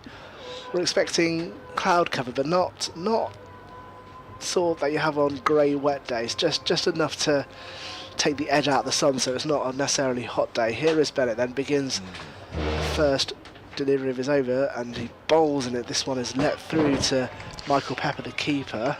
I think Dom Topley is a native of Colchester or those parts. I think he sets off from Suffolk. Says Don behind me. I think he sets off from Suffolk at the beginning of his run. It's a little lengthy, isn't it? We're going to have a shuffly do here. I will replace you in the pundit's chair in a moment, but I'm going to get out of the way, and Don will slide back inside for the rest of this over. And while musical chairs occur, Bennett runs in, bowls, and this one's again let through to the keeper. So interesting slip fielding positions. We've got Paul Walter by Michael Pepper, and then sort of a few steps ahead, Simon Harmer's there as well, but not in a conventional slip position. Yeah, I know. Sort of a few steps ahead. So 156 for 4 then. Haynes on 19, Verena is there on 3. After Hasib Hamid was caught for 89. 28 now the deficit. As Bennett runs in, a very sort of, it feels quite slow maybe watching it from the opposite end, and he bowls, and it's a full delivery driven to the fielder mid-on. No run. And a gentle breeze across Chelmsford. It's actually quite a nice day for cricket, isn't it, Don? Sort of It is. The sun comes in and out, and yeah, we've got breeze occasionally. We've got the door open, the windows open. The flags are slightly fluttering, so there is a little bit of a breeze, but we're encouraging a breeze with everything open. Yeah, absolutely. It's not as stiflingly hot like yesterday. Bennett's in again, and this is whips through to keeper Michael Pepper. What do you make of this fielding position here behind the stumps? Yeah, So you've sort of got Paul Walter right up next to Pepper, almost like so close that they could probably have little chats during the deliveries. yeah. And then standing sort of 3 metres in front and maybe 2 metres to the right, Harmer. Who's closer, isn't he? Is in more of a traditional slip position than. Well, interestingly, you don't know if the keeper set that or whether Walter has. But the keeper would stand where he's comfortable. Next delivery is pushed to mid-off, no run. Interesting, it was Dave who picks it up first earlier this morning about whether Walter is a bit deep. Yeah. You know, that phrase we said, we'd rather see the ball drop than fall short. And simply, the keeper will set where he's standing. But this fella bowling now is has a bit more pace than the other two seamers. Charlie Bennett from Suffolk is on his way in. That's the final delivery of the over, and this is driven back to Bennett for no run. So it's a maiden over. Raiders on 3, Haynes 19, and Nottinghamshire 156 for 4. And with that, I shall depart. Thanks, Rushon. We'll catch you possibly after lunch, if that's okay. I've brought a few nibbles in as well. Fantastic. All right, so we can share those. But in the meantime, Dave Bracelettle will come in as he swaps chairs. We're going to see Simon Harmer to continue. He's probably going to have a decent bowl. He's going to into his work today. He's bowled 18 overs, 1 for 50 with 5 maidens. Hello, Dave. Hello, Donald. Is that your fan club round the back then? We've got the brass band.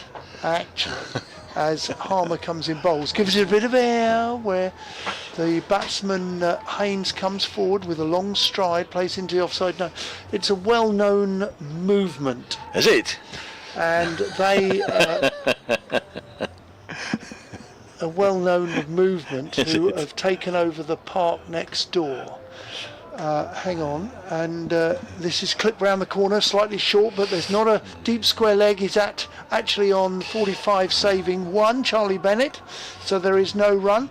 And one or two members asked me, am I at the cricket or I'm at the movement, because I'm wearing a pink shirt. Oh. As Harmer comes in, bowls, slightly short, driven off the back foot with a straightish bat, and it will go for 4 at deep extra cover. So that was a slightly poor ball which received the treatment. 160 for 4. Got to ask you, because I didn't see it, the dismissal. Was that a poor dismissal? Yes, because having been dropped. He dropped the ball before, decided he was going to try and take down Simon Harmer, or so it seemed. I mean, you just don't get a Seabermead caught on the long on fence, do you? Harmer in, down the leg side. Ooh. That may have turned from straight going down, and I think it's gone for 4 byes. Yeah. It has. So that probably did turn. It was in the eye line of the keeper in terms of the batsman had blinded him, but it did turn, and it went quite or way down the leg side. So 4 byes against Michael Pepper. Yeah. You'd imagine Mead was looking to hit it absolutely straight, but just dragged it to the onside with that little bit of turn. This time it's a reverse lap that's gone in the air, but it's gone safely for 4, and it's been hit powerfully as a reverse sweep. That's a good looking shot from Haynes, who moves to 31, is it? No, 27 or 31? That's a very good question. I'm not entirely sure what graphic we were seeing. 27. 27. There we are. That was a good shot, actually, as he's gone for the reverse sweep. We've seen that a couple of times. Just picked up the tempo a little bit. Not so bad at 57 this morning. It's been tough going, hasn't it? I thought Essex bowled really, really well this morning. Porter setting the tone, Snater as well.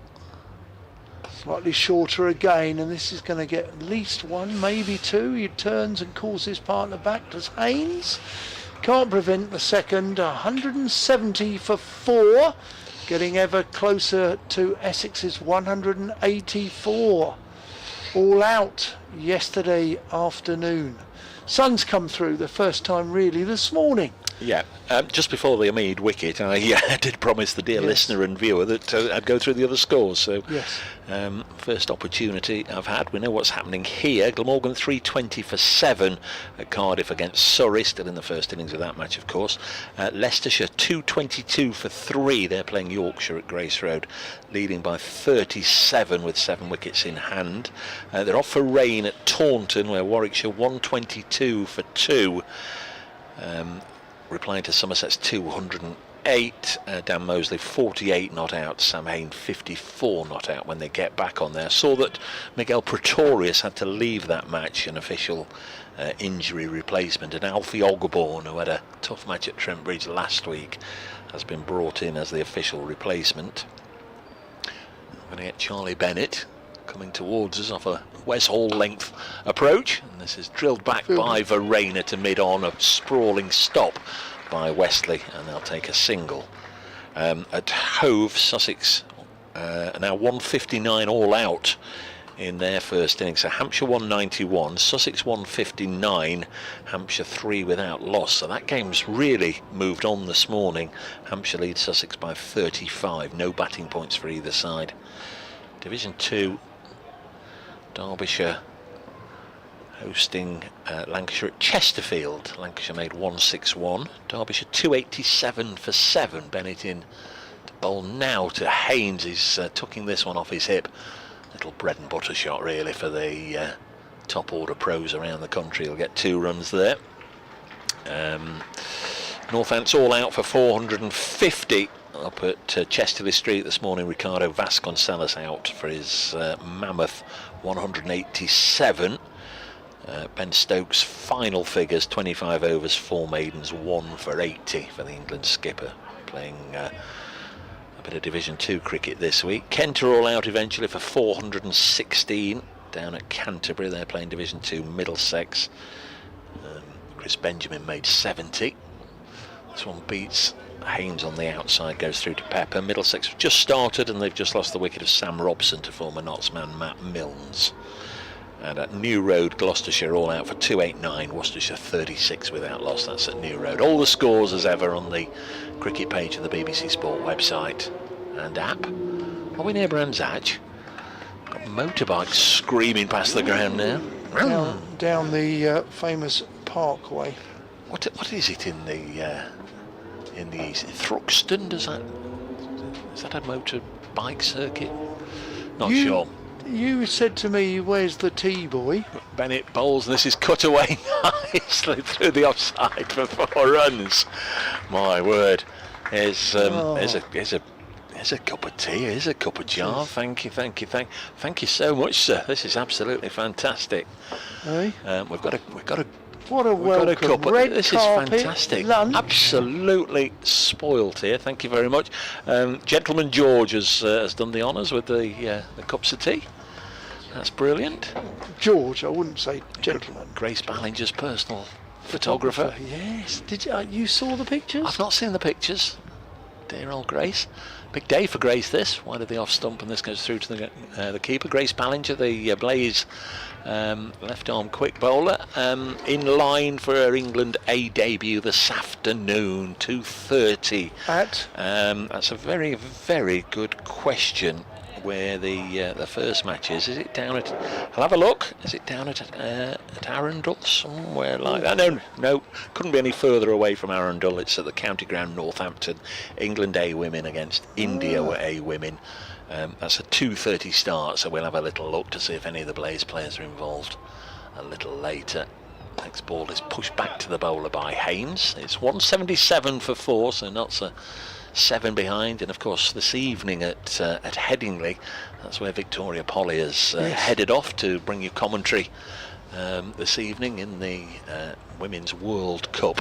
England playing Scotland, and of course there's fair amount of Blaze representation in that match. The Bryce sisters and Kirsty Gordon for Scotland and Amy Jones for England. Not forgetting that Scotland lost overnight, didn't they, to Morocco? In the footy, yeah. Yep. Saw the goal, but not much more. Gave up after then.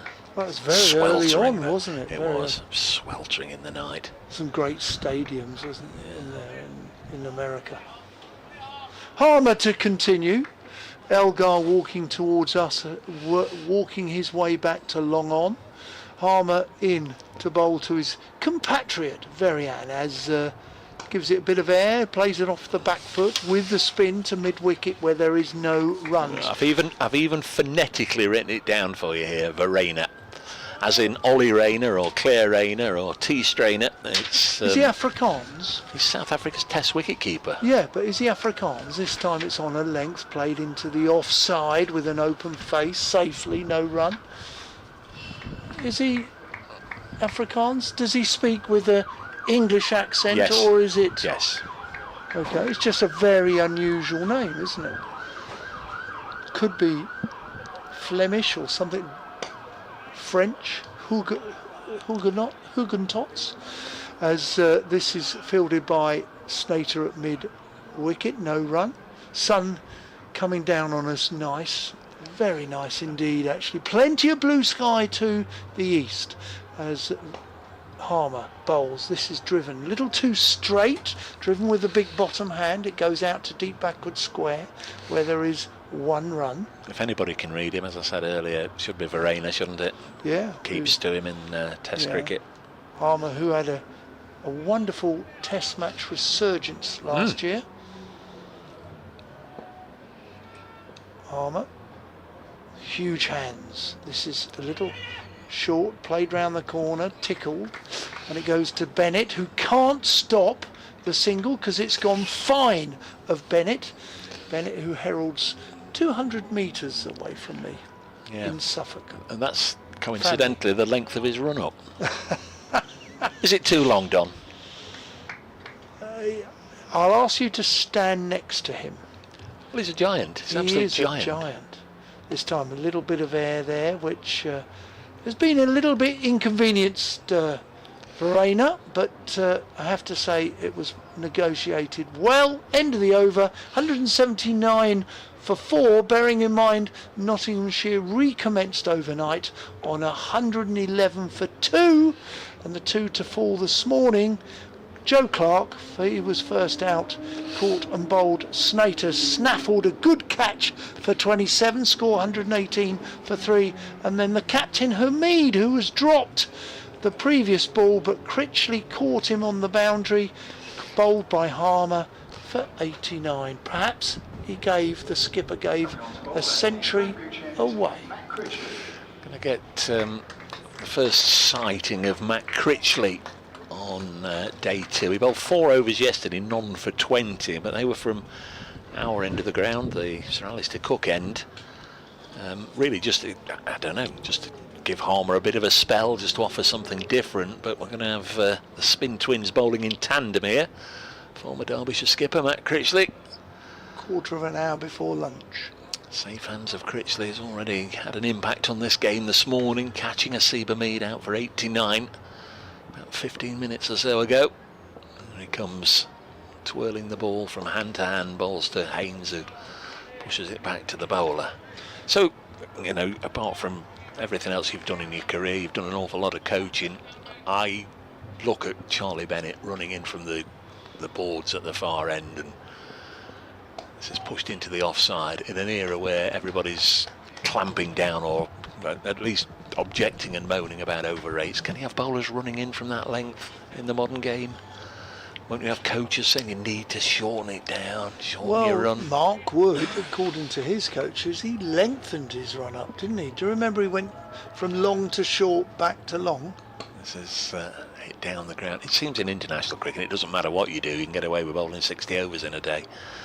But in the county game, that looks a little long for me. I've not seen one as long as that for a while.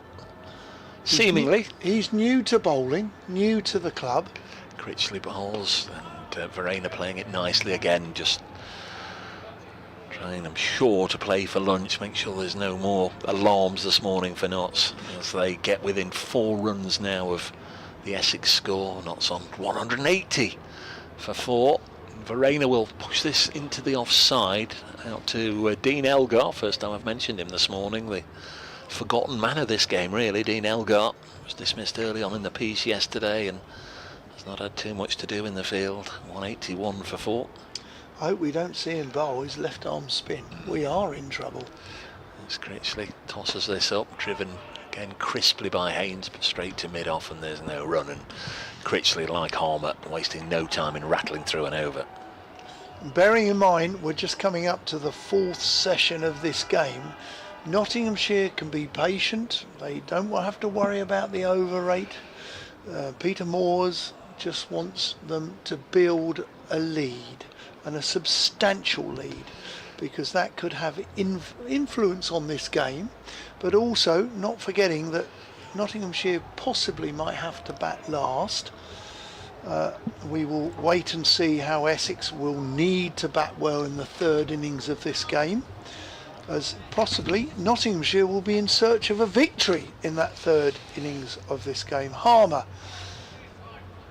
ready, batsman's ready, slip, leg slip, and a bat forward short leg as Harmer bowls. A little bit of a quicker delivery to Verena, and he plays it on the front foot, and there is no run. Makes a decent brew, your domestic home help. Does he? Fabulous, That's terrific, isn't it? He's useful for something. International published photographer, you know. I've heard. As this time Harmer bowls and stays back, does Verena, where he looks to play in the offside, and there is no run. Yeah, he's Lancashire's official photographer. He's done England games abroad, regular tourist. Is the Topley autobiography available yet? No, not yet. As this is a reverse sweep by Verena, who's going to collect 2, I would suggest, as Charlie Ellison chases it all the way down to 3rd man. 2 runs. Notts 183 for 4. Do plan to write one. No, I meant Rees. Oh, thank you. Yes. Yeah, that's very good. Very clever. Saw what you did there. As Harmer bowls and retrieves the ball on his own follow through. He's having, it's great to have him back playing red ball cricket as well, and had a little natter to him at Trent Bridge when he came with Surrey. Went well in that one. Harmer in, a little quicker, comes forward, plays with an immaculate forward defence. Not quite the over. One more ball remaining. He's not playing at Glamorgan this game, preparing for the T20s, and Surrey come to Chelmsford on the Wednesday the 1st of July. A little slower, played it on the back foot, watched it carefully, played a cut shot, end of the over, no run, and it's 183 for 4. The returning hero. Did he represent England as an Essex player, or had he Yes. moved on to No, to Hampshire by it then? was that right at the end of his Essex career. He made his T20 debut for England in Cardiff Okay. against Australia. He was still an Essex player. Thank you very much for your kind gesture of presenting me with a book, and a book that is, The invoice is on inside the front page. Yeah. well, funny you should say that. It's Critchley from the far end, chopped away nicely by Haynes. Need to just have a look through the other side of the window pane to see Elgar again doing the fielding. They come back for 2, and that means that Notts have now taken the lead. Notts are in front. Essex made 184 all out yesterday in 57.4 overs. Notts have gone past them in the 67th over. Critchley bowls it into the offside, no run. And of course, the link I'm going to use is the champions are now into the lead, and you've written your book about the champions. This is driven down the ground for a single. Memoirs of 2025. Or also, as it's known, the ramblings of a madman. But come on, introduce it. Your 7th heaven. Well, 7th heaven. It's the 7th time Nottinghamshire have won the county championship title, so that works. This is slightly slower ball from Critchley, and as such he was able to get a bit more purchase on the ball. A genuine leg spinner that goes through to Pepper, and in the time-honoured tradition, the keeper whipped off a bail, but Jack Haynes hadn't gone anywhere. Just come back to it in a moment, Don. Next ball from Critchley from the far end, driven nicely by Haynes, a little push and run up to mid-off, and they take a single, 186 for 4. For technical reasons and publishing reasons and what have you, it didn't come out quite as early as the club wanted, but it's out now, available. 7th heaven, just a memento, a keepsake for those that want something to remember the championship winning season, as seen by somebody who saw every ball, or was at least present for every ball. Whether I saw every ball or not is and there's a single. So there's Plenty of pictures, Yeah. but you've done basically a report on the season, but you've done it per day of each county championship game. Yeah, and there's the bit. You and I were together for the game at Trent Bridge, and if you remember, you came in with your your father's medals. Father's medals, With your father's which are medals, currently on exhibition Yeah. at Lord's outside the long room. Yeah, and I'd like to think I've got the the information correct on that, but we sort of mentioned that, and as we go around the counties, as you would know, we meet some great characters. We have great guests in the commentary box now and again. There's sometimes some funny moments, sometimes some poignant moments, and what have you. There's a poignant moment when Notts went to Worcester, of course, because the great John Curtis had left us. As Harmer bowls, commences a new over. This time Verena plays into the leg side with the spin safely, and there's a man under the lid, but he just cannot get a catch from the Nottinghamshire keeper. As Harmer comes in again, bowls, gives it a bit of air. This is clipped, played with the spin into the leg side, where he does take a single, as Charlie Bennett is from behind the square, moves in front of square. Can that not prevent the single? 188 for 4. You'd like to think it is primarily aimed at Nottinghamshire supporters. There's not too many other people going to be overly enamoured by reading about Nottinghamshire's success last year. Harmer in again, short and wide, genuine, Shot. and that is 4 runs. That was Christmas, Easter and birthday wrapped up in one ball. But you know, and on a quiet rainy afternoon, if you work your way through it, you know, let me know if we've got the tone right with regards to the Essex game. Very early on last year, of course, at Trent Bridge. Wasn't it? And it's a shame because last year Notts and Essex only met once, and it's the same again this year. But I don't know why that is. You play Surrey twice, don't you? Yeah. This time Harmer bowls. It's not as wide, not as short. A little straighter, but it's played off the back foot into the shins of the man under the lid, which is Tom Wesley, the captain nonetheless. Yeah, the game at the Oval the end of September last year, which effectively won the title for Notts, was probably the most high-intensity game of cricket I've ever seen. Harmer in again, slightly better length, and Oh. this may have been a little chance. I think it may have carried. I tell you what, Wesley has just punched the ground. Has he? That might be the giveaway we've got. He was sort of on the half volley, but then he gave it away by fisting the ground, which, as somebody who's done it once in the past, realises it hurts, so you don't do it again. To the naked eye, it did look as if it carried. Harmer in again, short, wide. This is going to be probably 2, if not 4. Good shot, that is. Hit powerfully, but it's not a good delivery. Probably, for me, Harmer's bowled 2 poor deliveries and they got what they deserved. But Nottinghamshire have moved to 196 for 4, staying with the champions. Yes. Because this is, you know, we talked Yep. about that this is the top leader in the county championship versus the champion county, and you've just remarked about Seventh Heaven, your book, which you've done it 7 times. Essex have not done it 7 times, but they've done it a few less than that. But most importantly, you said to me in the winter, and we occasionally have a chat about American football, Oh, yes. darts or anything, you said, hey youth, he said, don't forget, I want the red carpet treatment when the champions are in town. So what have I done, Brace? This is unbelievable. This is absolutely. I've put a picture of it, Don, on the old X at Brace Cricket. Came in this morning. Obviously, I was here yesterday. Don was laid on his couch, but I came in this morning and there's a red carpet, a nice fluffy bedroom carpet. Can I call it a nice fluffy bedroom carpet? Well, 2-piece carpet here in the commentary box where my gear is.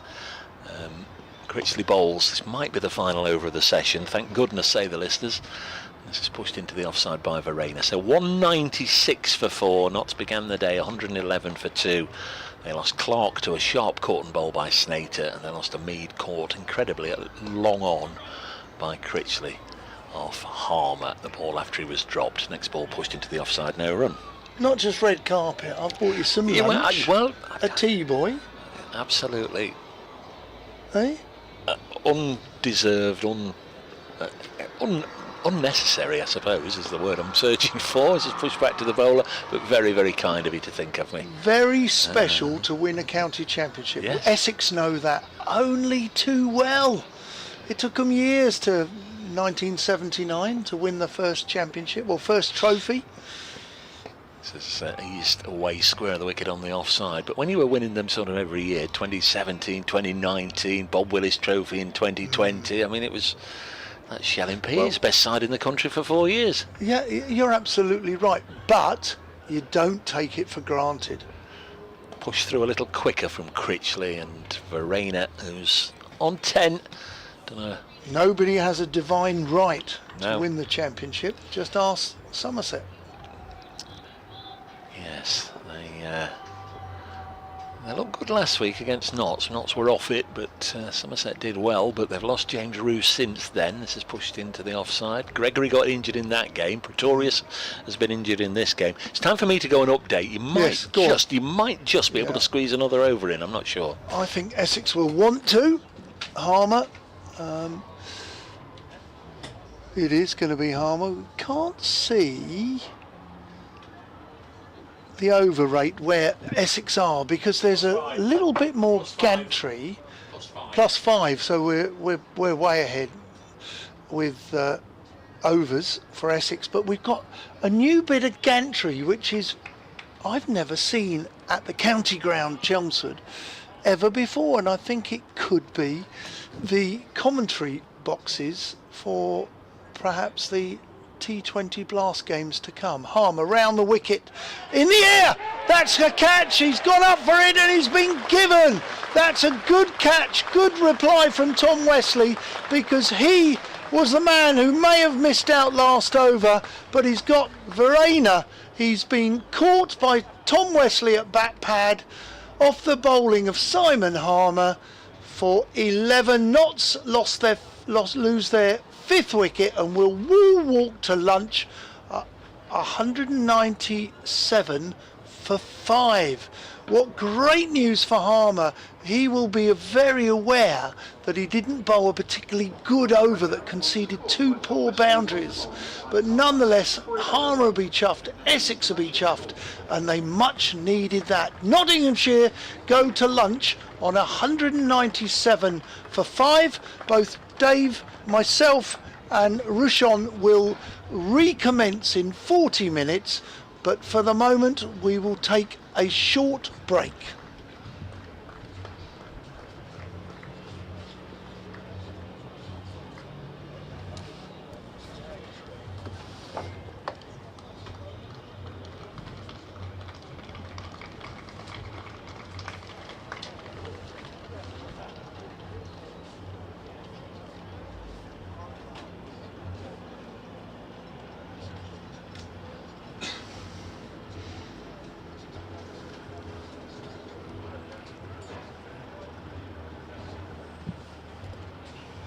What did Verena get?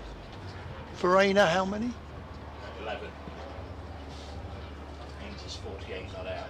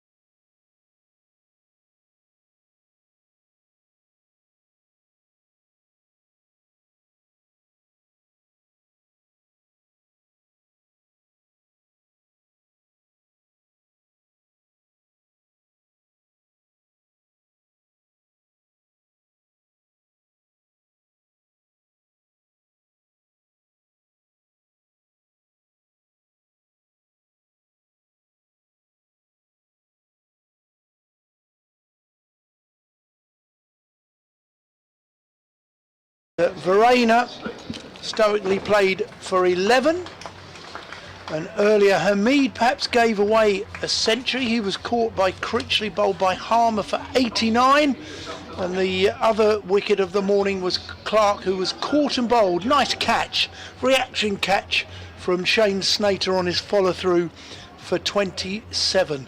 So the wickets this morning fell on 118 for 3, 153 for 4 and 197 for 5. And to the wicket, well, we've got Haynes. Harmer will continue and finish off his over. He has 5 balls remaining, and I'm looking out there. The name isn't on the scoreboard yet. Lyndon James. He's coming to us here, having just got himself a pair. Poor fella, that was against Somerset. Harmer, second ball of his over. In he comes, he bowls to Lister James, and it's played on the front foot, slightly taller than Verena. Comes forward, and there is no run. In the commentary box, we've got Dave Bracegirdle from BBC Radio Nottingham, and along with him is Rushan, who's joining me for the first time today. This is driven in with a big bottom hand into the leg side. Finds Shane Snater at mid-wicket for no run. And a good afternoon, Roshan. Afternoon, and I need to start off by thanking you and sharing with the viewers and the listeners about the incredible lunch spread you put on. Oh, thank you. Don't get that every day. I don't think I've ever seen it before. Dick doesn't bring it in. No, definitely not, that's true. As Harmer bowls, played on the into the leg side, there is no run. Yeah, Don put on what can only be described as a fantastic spread. There were dips and veg and crackers and sweets and cheeses. Oh, phenomenal. Brie, as this played on the front foot sensibly, where he advances. No run there. Yeah, all very high end. Well, all spoiled. Nice, and not forgetting Mr. Bracegirdle's on a fitness charge. Yes. Eh? So he's desperately trying to eat healthily. I'll be interested to know where he's been eating in the evenings, as this is cut into backward point. There is no run. End of the over, a shortish over, 5 balls, score 197 for 5. So we'll ask him in a minute. Do you think he's fish and chips? Do you think he's a steak man? Protein, just wants protein like the professionals do today? Back in our day, it was always about carb, because we were used to play so much. Yeah, you needed the energy, it makes sense. We perhaps overcarbed. You carb load, yeah. Yeah, but today the players it's all about protein. Yeah, it's true. So I'm wondering protein, don't they? whether Mr. B, and maybe we could get Mrs. B on the phone, but maybe he's a steak man, just has steak in the evenings. Bit of protein. So 2 steaks, maybe an egg. Or chicken, yeah. New over Critchley, bowls first delivery. It's played into the leg side for a single. Well, there's an attempt at a direct throw. Pizza. Which ricochets actually off the leg of Lyndon James, who sort of hobbles a little bit, gives his leg a rub. I think he's okay. Slight drama for the first delivery of that over. Some sort of going in and out. I'm having to toggle between my sunglasses and my regular glasses, which I think might be a theme for the day. Very, very reflective of the sort of weather we're getting. It's bright, it's sunny, but there is a little bit of cloud cover which just takes that brightness out of the sun occasionally. As Critchley just adjusts his field. It's bringing in the fielder who is out at the deep and bringing them slightly closer. He's probably enticing the sweep by doing that, but that's not a bad ploy. But from a batsman's angle, he's only got to get it over the infield. So the next delivery is blocked out. Yeah, 2 catches, one on the drive, quite square, and the slip. Yeah. And the ring on the offside, and perhaps now a ring on the leg side. Critchley delivers a floated delivery, driven, stopped at mid-off, no run.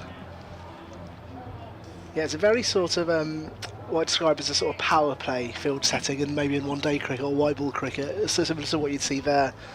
Not more than 2 fielders outside the circling. Oh, catch! Excellent delivery is pushed back to the bowler. Now, do we think that was a dropped catch? Because Critchley was down the ground attempting, but possibly. I think it may have carried, but it would have been a stupendous catch if it had claimed it. there would have been some call to Diving the wrong way, going the wrong way from his follow through. Tremendous effort. He had to be fully stretched with 2 hands. Just maybe whether he could have got further by diving one-handed. Well, and there's moments of reactivity. As Critchley comes in again, and this is, well, it's a big appeal. We're going up for LB, caught at slip, aren't we? But the umpire was uninterested in either. I think there was the original LB because he beat the bat, possibly too high, but it's come off his legs to slip, who took a good catch because it did carry, but it wasn't off the bat. Final delivery of the over to come from Critchley. Oh, this is cut, and should... Yep. Yeah.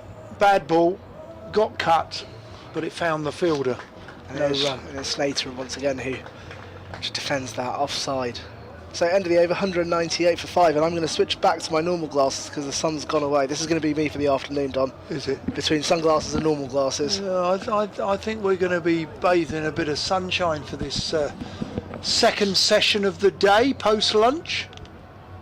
So, yeah, it is quite those cotton wall clouds, you know, that you might see in cartoons. Yeah. Oh, the Simpsons, Mr. Yes. Harmer round the wicket, a slip, conventional, and a forward short leg, which is Wesley, who took a catch right on lunch. No, we've seen a conventional slip move to leg slip. Harmer round the wicket, bowls, is clipped, and Charlie Bennett stops the single at 45, where he's up on the 1. I love watching Harmer bowl. Yeah? Yeah, I think he's a highly skilled cricketer. In he comes, gives it a bit of air, and he's played with a big front foot, and it did do him in the air because it ballooned off the bat further down the wicket, not to bat pad. It avoided bat pad, but he did do him in the air, did Simon Harmer. Harmer again round the wicket, bowls. Oh, that's a good ball, but smothered as it pitched and tried to bite, but the defence of Haynes was good. Haynes on 49. Can he get himself a half century? Harm, here he comes. Bowls, gives it a bit of air. He tickles it into the leg side. It avoids forward short leg, and they take a single, and there should be some genuine applause from a reasonable crowd here at Chelmsford for Haynes's half century, and I didn't hear the stats. 73 balls, and Harmer 8 fours as Harmer comes around over the wicket this time to James, who advances down the wicket, but he advances down the line of the ball, so the ball cannons into his pads, goes into the leg side, and there is no run. 105 50s now this season. Harmer again, a little quicker, it's in the air, it's probably come off his pad, and it falls just short of leg slip. I think that's Critchley at leg slip, and he will take his hat off and give it to the umpire, and he will recommence bowling from the Graham Gooch end, which is the old Hayes close. I liked it earlier when you referred to this end as the shopping centre end. Well, I think I may have been criticised. City end, shopping centre end. I'm looking for my laptop.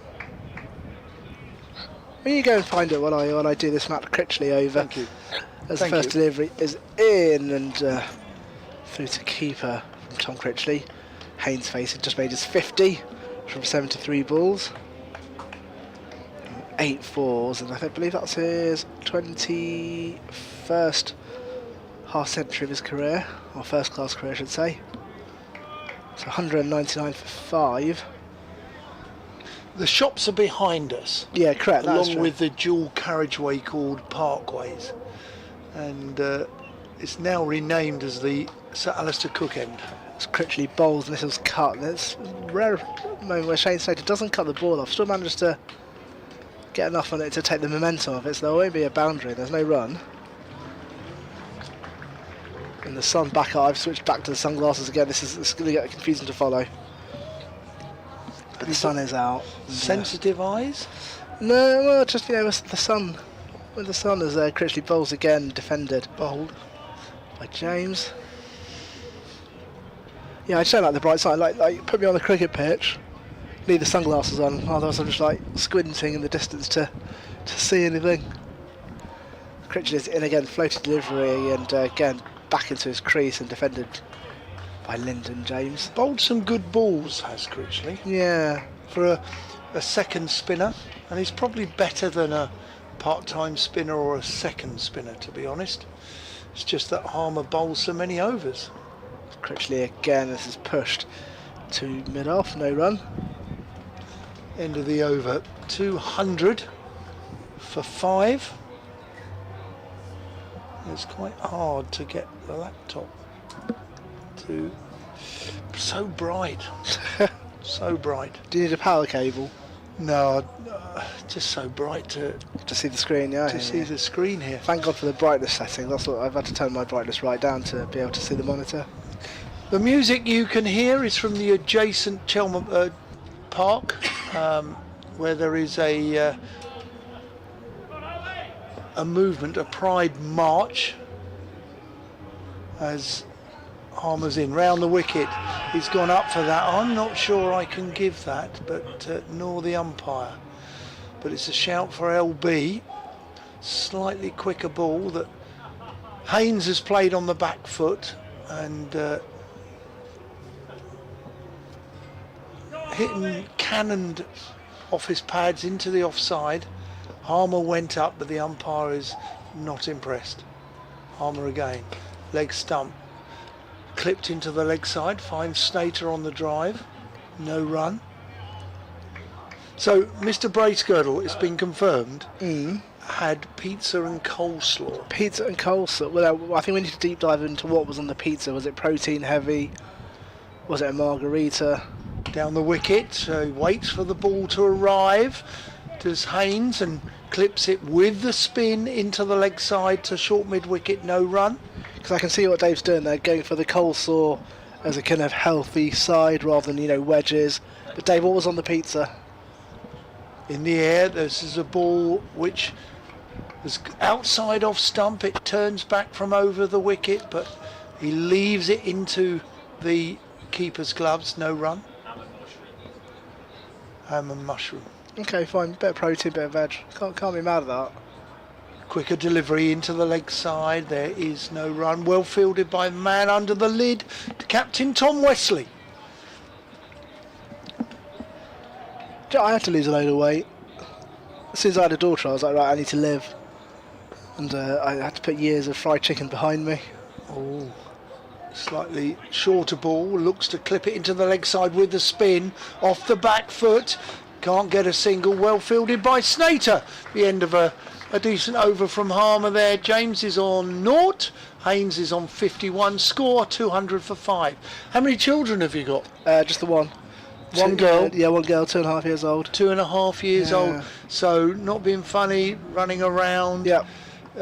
Great age, great age. Fun age. They believe in everything you say. Yeah, they really do. Eh? They really do. Yeah, she's a lot of fun. She's like a mini version of her mother. The odd tantrum. But Who, mother or both, daughter? Both.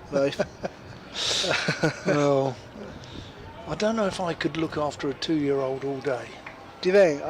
I'm great when I can hand them back. Yeah, fair enough. I hear you. New over then from Critchley. The first delivery is pushed forward by James, yet to score. Yeah, I mean it comes with its challenges: bath times, bed times, meal times. Are you a big one for reading stories at bedtime? Oh, we love reading stories. There's Critchley bowls, and this is pushed leg side, no run. Yeah, there's for a 2-year-old, she's got the entire Julia Donaldson series, the Gruffalo, Stickman. Oh God, yeah. I think I know all those books off by heart. It's Critchley in again. This time flicked to the leg side, then we'll take off for a single. Score moves to 201 for 5, and that is James off the mark. It's taken 18 balls to get there, so by this time, it doesn't feel like a rebuild job for Nottinghamshire. I mean, not least because there's a batter out there on 51, but it felt like, I don't want to describe it as a flurry of wickets, but probably more wickets than they would have hoped to have lost in. Well, Essex will play the policy of just trying to strangle them to take wickets. Stop the scoring if possible. Back foot and played into the leg side. It was heading towards Cal's corner, but the fielder will chase that down. They'll add a couple to the total, so 203 for 5 now.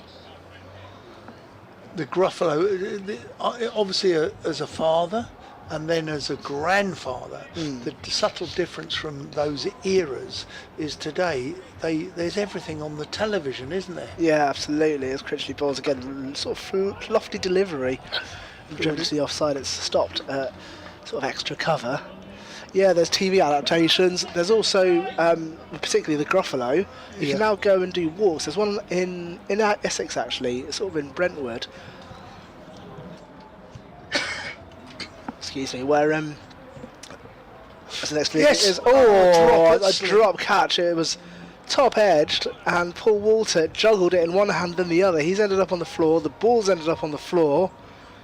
That was as good a chance as any. He's not had a good day behind the stumps at all. At all. Well, that was a cut shot, and the ball got big or bounced from Critchley, and Haynes has gone to cut it, and he's got a top edge, and it's nowhere near the keeper, but it's gone to the left hand of Paul Walter, and he's stuck up a paw and he's ballooned it, he's parried it, but he's parried it literally over the bar like a keeper, and unfortunately he's not going to be able to get up or the keeper get back to catch the rebound, and it's fallen to floor. So a bad miss for Essex. It went quick. Harmer in, bowls, quicker delivery into Haynes and plays into the leg side, hits Snater on a silly mid-wicket where there is no run. Harmer again turns, 2 men round the back. This is to Charlie Bennett, 45, where he prevents the single. So 2 men round the back, a leg slip and a forward short leg, which is the captain. Yeah, I just wonder with the placement of the slip fielders. I'll continue once this ball's over. Short, pulled, that's gone for 4. Just too short. He's picked up the length well, as Haynes, who moves to 58, and he punch pulls it behind square. There is no deep square leg because the square leg is up on the one behind square, which is Charlie Bennett saving 1. So that was a free shot, free delivery, 4 runs to Nottinghamshire. Yeah, whatever the logic with the slip fielders, has cost them runs and wickets today. As this is again off the back foot, Haynes forces it into the leg side where there is no run.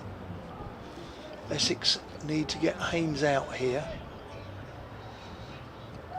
He keeps taking the boundaries that Essex have offered. Harmer in again. This is a good shot, delicate shot. It's almost a late cut behind square, but there is a man at backward point, but they take a quick single, rotate the strike. James is on strike. Haynes has moved to 59, and the score 209 for 5. So definitely a lead, as you highlighted earlier in the day, but how much it will have an impact on this game. Driven, comes down the wicket, and Dean Elgar can't stop the single, so James gets a single as he drives and keeps the strike, drives Harmer to mid on. I don't think Simon Harper looks particularly happy today.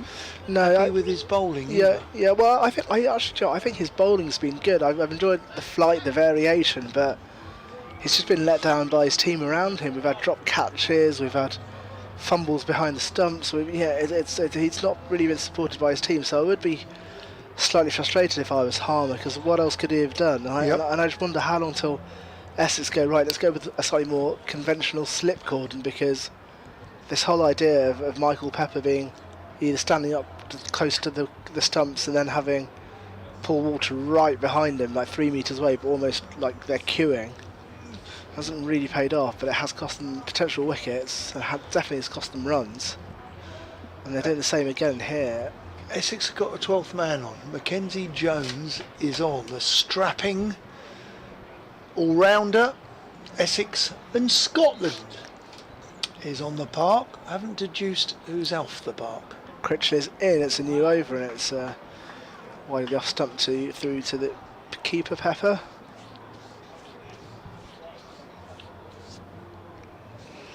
That ball that was dropped by Walter at slip certainly did bounce.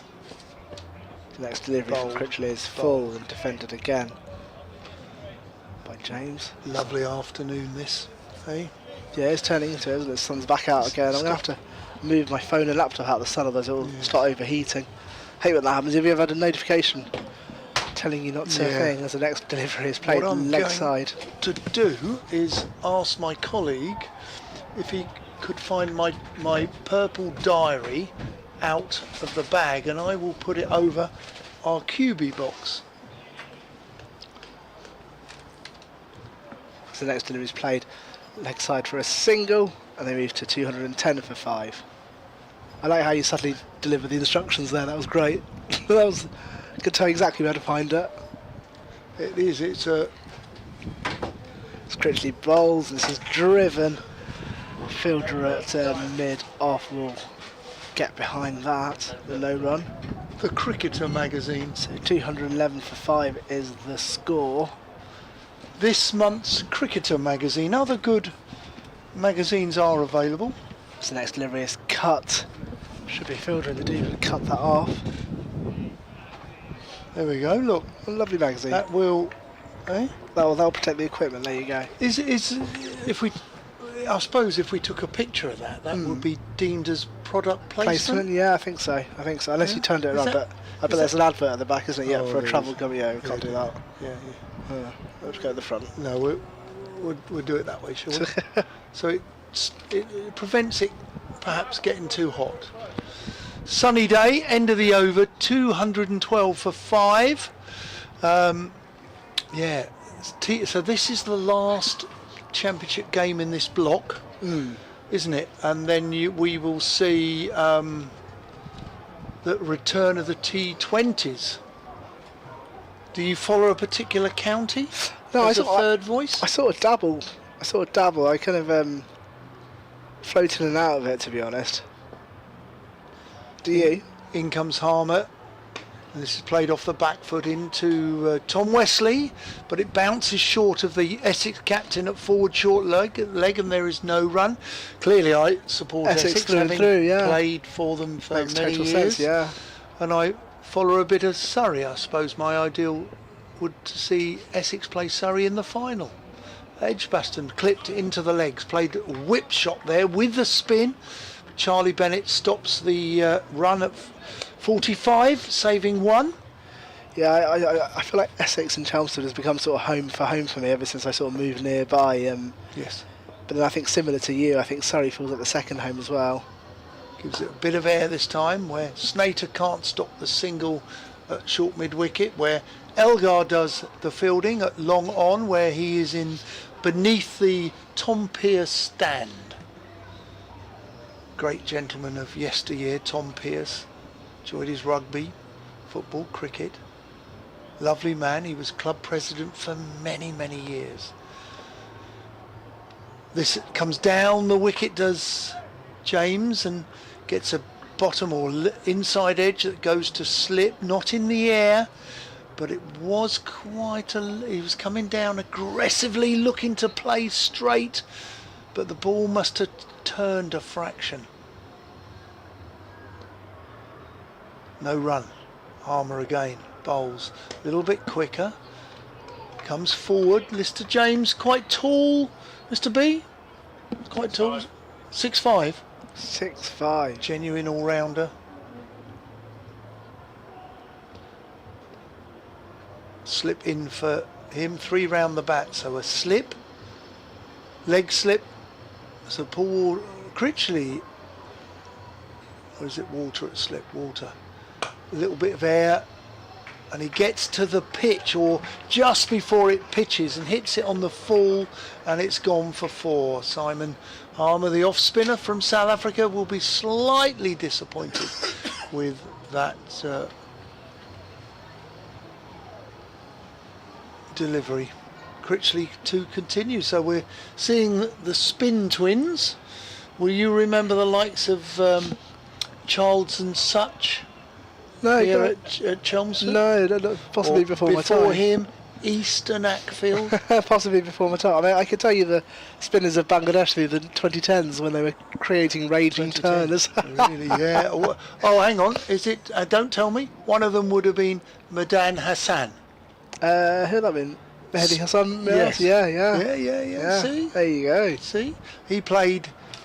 He was quite young when he got into the Bangladeshi side. Yeah, he was 17 when he took 6 wickets against England. Yeah, I remember it. Gave Bangladesh their first win. Wasn't it a tour baptism of fire for somebody like Duckett? Yeah, it was. It really was. It was a 2-test tour in Bangladesh. Yes. Before the bigger tour for them, India, basically. Yes. And they were raging bunters. They were raging punters. Yeah, they don't produce them so much anymore. Bangladesh are having a bit of a pace revolution. Are they? Yeah. Yeah, we've got Nahid Rani bowls 150k. You've got Hassan Mahmood playing county championship. There's they're now playing more paces than spinners in the teams. Not missing any cricket here on BBC Essex, BBC Radio Nottingham, because Essex have just had a discussion about who's going to bowl, how, where, field, and it's going to be Critchley to continue. Yeah, slight adjustments to the field as Critchley comes in, bowls the first delivery, is played into the offside. It beats the first field, it won't beat the second one, enough time to get a second. So Haynes will move to 62, and then James is with him on 7. That's a 218 for 5. They lead now by 34, so they've overturned the deficit, and now really sort of take their time getting a bit of a first innings score. There's so much cricket left in this game. There's so much left to go, isn't there? We're not even at halfway of day 2, really. But for me, the question will be, what does this pitch do? And with it being so warm, as Critchley bowls into James, who defends this, because I think with the heat being like this, I think that's going to dry out, and I think there could be less movement in it come tomorrow or even Monday. And actually, it goes one of 2 ways. Either it can be quite slow and low, flighted delivery from Critchley, played into the leg side in a puff of dust. Yeah, I think there could potentially be less and less in it for the bowlers as the game goes on. It would be interesting to see, but most importantly, if you ask both coaches, Peter Moores will say we only want to really bat once, ideally. As Critchley bowls, this is cut on the back foot to fielder at deep cover, no run. They can carry on batting till, they could even give Essex carry on batting tomorrow morning. Get Essex in after lunch. I would say new ball before lunch. Yeah. Ideally,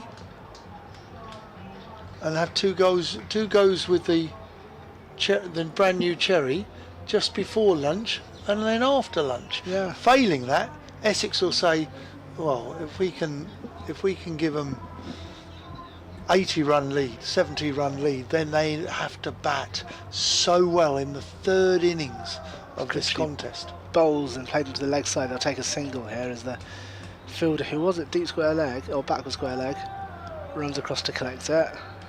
There will be a new ball, don't forget. Of course. And I'm looking at that. I'm trying to see it. Essex is one more over, I think. One more over, 80. Yeah. Any moment. And Essex, you know, that is one of the reasons the two spinners are continuing Yeah, to bowl. it's a classic switch, isn't it? They would have chosen their new ball at lunch. Yeah, Someone would have gone to the umpire's room and had a look through the box. had a little gander. And then we're going to see who's... Maybe Wesley decides to continue with Harmer. I mean, Essex should have picked up a wicket since lunch from the bowling of... From Harmer, certainly, that drop catch and the slips. Critchley, yeah. Yep. Well, you can hear the music that's coming from the adjacent part. Don't You Want Me Baby? Human League, I think it was, back in my youth. Rolling back the years. Oh, love the 80s music. Harmer to continue. Will we see the seamers on? We'll have a look. Two men round the bat rather, as Harmer bowls. And this time, Haynes comes forward, plays it back to the bowler. Porter's loosening up at mid-off. Well, the new ball at the end of this over, so yeah, it makes sense that we'll get the old. Harmer in again. Bit of air.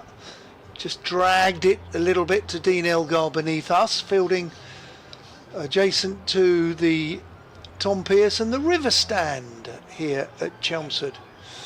The river stand naturally beside the river end gate.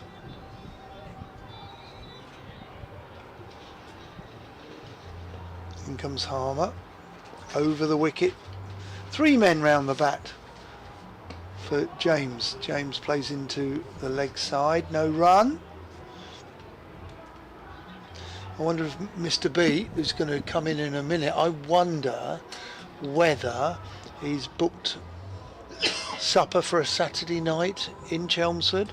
Quicker ball played into the leg side, well fielded by Tom Wesley, who I felt went down with the batsman there and was able to prevent a single. So that's good fielding by Tom Wesley. I wonder if you can ask him where he's eating tonight. Yeah, I was fully in my plans, fully intending to. Bit of air, short, that's going to sail away for 4 runs to the Tom Pearce stand. That's short, and he's punch pulled that over mid-on for 4. Good shot from Lyndon James, who moves to 12, scored 227 for 5. And I'll let you and Dave Bracegirdle, BBC Radio Nottingham, take over as he drags Elgar back up. He doesn't want him back. He's just bowled an average delivery there. I haven't seen him bowl as many 4 balls actually. This is played into the offside, and he's come down to the pitch of the ball, played it through the offside, no risk. That's a good shot there to conclude the end of the over. The end of me, 231 for 5. Haynes to face on 66. James, who has benefited from Simon Harmer's 2 boundaries off that over, he's on 16 not out. Over and out. Well, that is 80 overs, and so I expect Essex will take the new ball. I've seen Jamie Porter warming up, so after several overs after lunch of spin, I think we're going to go back to pace here. As in, it looks... Well, Critchley is still on the scoreboard, but I don't know. Yeah, and in fact it's just updated. So it's Jamie Porter, 33 runs in his first spell. He's bowled 14 overs. He's got 2 slips in place, keeper in a more traditional position. Fielder mid-wicket, 3rd man, mid-on, mid-off. Cover, backward point, and fine leg. There's an extended conversation between Porter and his captain, which seems to have concluded now. As a strong bit of wind goes past the ground, the sun's gone behind the clouds, still bright, but just not that intense sun that we've had at points during the day. After build-up, Jamie Porter is ready to begin his new over. In comes the first delivery, and Haynes was forward, only to play into the leg side. It's going to go for 4, so well read by the batter, because it didn't look like a particularly aggressive shot, but he was forward in his crease and looked to take that on, and it's gone for 4. Playing very nicely indeed, Jack Haynes. Good afternoon, everybody. That boundary actually takes the Notts lead over 50, 51 they are in front now. Haynes up to 70. Nottinghamshire will be very pleased with how things have gone since lunch. I was almost reluctant to step in there and take over from you and Don, because the last half an hour has gone pretty well for Nottinghamshire, but this second new ball could bring about all sorts of change. This Porter bowls to Haynes, and this is again leg side. Oh, there's no one out in the deep as it beats the circle, so Chase is on. Chase won't be one, so he'll go for another 4. So almost identical boundaries in the first 2 deliveries from Jamie Porter, both leg side, both at the deep square leg boundary. Yeah, back to back, equally effective, just working it away off his hips for consecutive 4s. Haynes up to 74 now, and Notts inching closer and closer to first batting point, 11 runs away. So it's Haynes to face the next delivery, but Porter pulled. No, I think Haynes pulled out. Somebody pulled out. Somebody pulled out. Full teapot from umpire Tom Lungley at the far end. Whoever it is, sort it out, is almost suggesting. So Porter makes his way back to the top of his run out. Well, the world's biggest bed sheet at the far end, but somebody might just have caught Jack Haynes' attention just at the side of the screen up there. Here's Haynes again to face Porter. Porter bowls. This is again flicked, almost identical position, except now there is a fielder in the deep who will run across from deep square and collect for a single. So 240 for 5 now are Notts. Can I just say a little disappointed on the one hand, because England A women playing India A women this afternoon, squad of, 14 or so. Grace Ballinger, who does, Nottinghamshire listeners will know, does a fair amount of commentary with me at Trembridge in the England A squad for the first time. She's not been selected. The Blazers' Emma Jones is in though for the first time, so congratulations to Emma. Delighted for her, a little disappointed that Grace didn't get the nod. Next delivery whips past the off stump straight through to Michael Pepper. No run. So that's at Northampton today, starting at 2:30. England A women against India A women. Kira Chathley's skippering the side and keeping wicket. Some players have had really good seasons, domestic seasons, getting a chance. Rhiannon MacDonald, Gay is in there, Jodie Grucock, Grace Scrivens, and plenty more. Good luck to all of those as they embark on the next phase of their career. It's Porter, one slip in place, and all that's edged. It was going to run away for 4 down at third man. Now, I don't think Walter would have got anything on it. It was on the ground, so it wasn't really a catching opportunity, but I wonder whether a slightly more sprightly dive might have done something more to it. It's because Walter sort of fell to his knees in the general direction rather than any sort of concerted. No, you have to ask yourself, what are you trying to do with this second new ball? And if you're trying to take wickets, maybe a second slip should be in there. Yeah, I totally agree. At least for 4 or 5 overs, just to see if you can create a little bit of something, but that horse has now bolted. Final delivery of the over from Porter to come, and it's pushed the fielder at mid-on for no run. So, an expensive over for the first over with the new ball. That's gone for 13 runs. Not 244 for 5. James on 20, Haynes on 75. Interesting to see what they do from this end. Will it be Snater? Will it be Harmer? We'll find out in a moment. But meanwhile at the Oval, New Zealand all out in their second innings for 362. So England in a day and a half need 463 to win. 3 wickets for Jofra Archer, 3 for Matt Fisher, 2 for Josh Tong. He finished with 2 for 64 from 19 overs. 1 for Sonny Baker, 1 for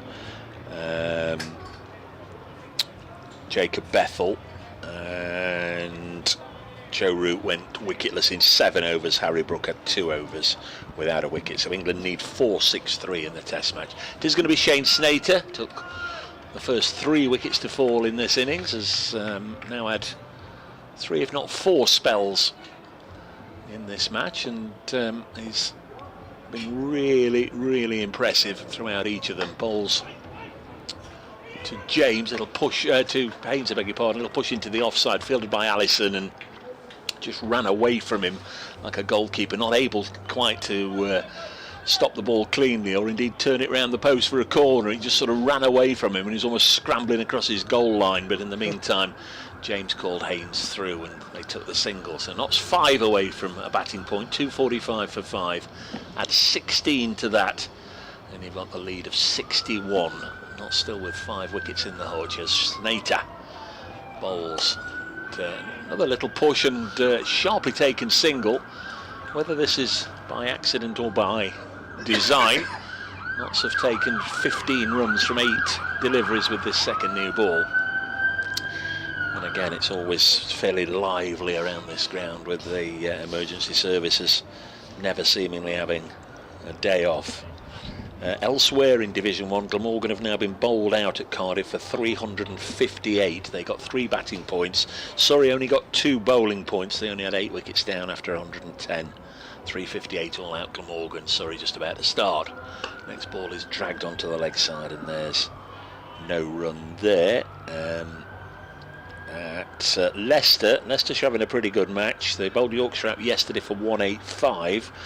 Despite a couple of stoppages for rain, Leicestershire going well. 283 for 3. Rian Ahmed is 127 not out. And Nick Kelly is with him. He's 60 not out. Healthy partnership for Leicestershire. Snater bowls. Opening the face there is Haynes to backward point. There's no run. They've also been on and off for rain a couple of times at Taunton. Warwickshire 146 for 3. They trail Somerset by 62. Dan Mosley went just before lunch. Sam Haynes still there on 63 not out. At Hove, wow, Hampshire second innings 27 for 5. They lead Sussex by 59 with only 5 wickets left as Snater bowls again to Haynes, turns it away on the leg side. Having a wretched season, Hampshire, and 27 for 5 second innings at Hove just tells its own story. 3 wickets to Ollie Price, 2 to Unadkat, Jaydev Unadkat. That game doesn't look like it's going to go to a third day, does it? Potentially. No, could be done and dusted today. Ben Stokes is batting for Durham in Division 2. He's 19 not out from 17. Snater bowls on the pads of Haynes. In fact, he's got 4 runs. I was just looking for the fielder. Elgar's been out there. I was just looking for the fielder just to come in from the fence and keep them to 1. There wasn't a fielder out there. Lovely bit of timing from Haynes. Really high quality shot, and 6 from the over. A couple of singles early on, and now Jack Haynes moving nicely on to 80. Lyndon James has 21 after his unfortunate pair last week, and Notts get a batting point as well, 250 for 5. So right now Notts have 4 points from this game, 3 bowling and 1 batting. Essex have just the 1 bowling point so far. Well, you don't know how important those batting points and bowling points become towards the end of the season, especially with the table as close as I've ever known it. I mean, towards the mid-end last season, felt fairly close, but yeah, points for victories and draws. 2010, young man, 2010. Notts won the title on most wins over Somerset, which always goes down well when I mention it down Taunton way. Yeah, I bet they love that. New over from James Porter, he bowls 2 slips in place. This is sort of edged to backward point, not the most deliberative shots, but is safe. James was the batter facing some 21. You're sick now, wouldn't it, to lose the county championship title on having fewer wins than your rivals? What a shame. Gentle breeze through the window here in the commentary box. The sun was putting me to sleep. A big old lunch and then the heat. I was like, oh god, I could drift off, but cricket is keeping us. Don't you go drifting off. No, work to do. The cricket's keeping us entertained as Porter is in again, and James is forward to defend for no run. Mr. Radio 1 DJ, don't you go drifting off. We don't want any of that. A few people I should have mentioned long before now. Outlaw Chris Morley's with us. Dave, this was yesterday, you sent this actually, on my way down to Cornwall. Heard you talking about the Major Oak, a bit of a tree man. I believe the old Major's just having a rest, and we'll be back next year. Chris Morley, the Major Oak, talked about it yesterday. They say it's died. 250 for 5, which is very sad indeed, but Chris believes there's a bit of life in the old soul yet. I hope you're right, Chris. Next delivery whizzes by wide of the off stump, no run.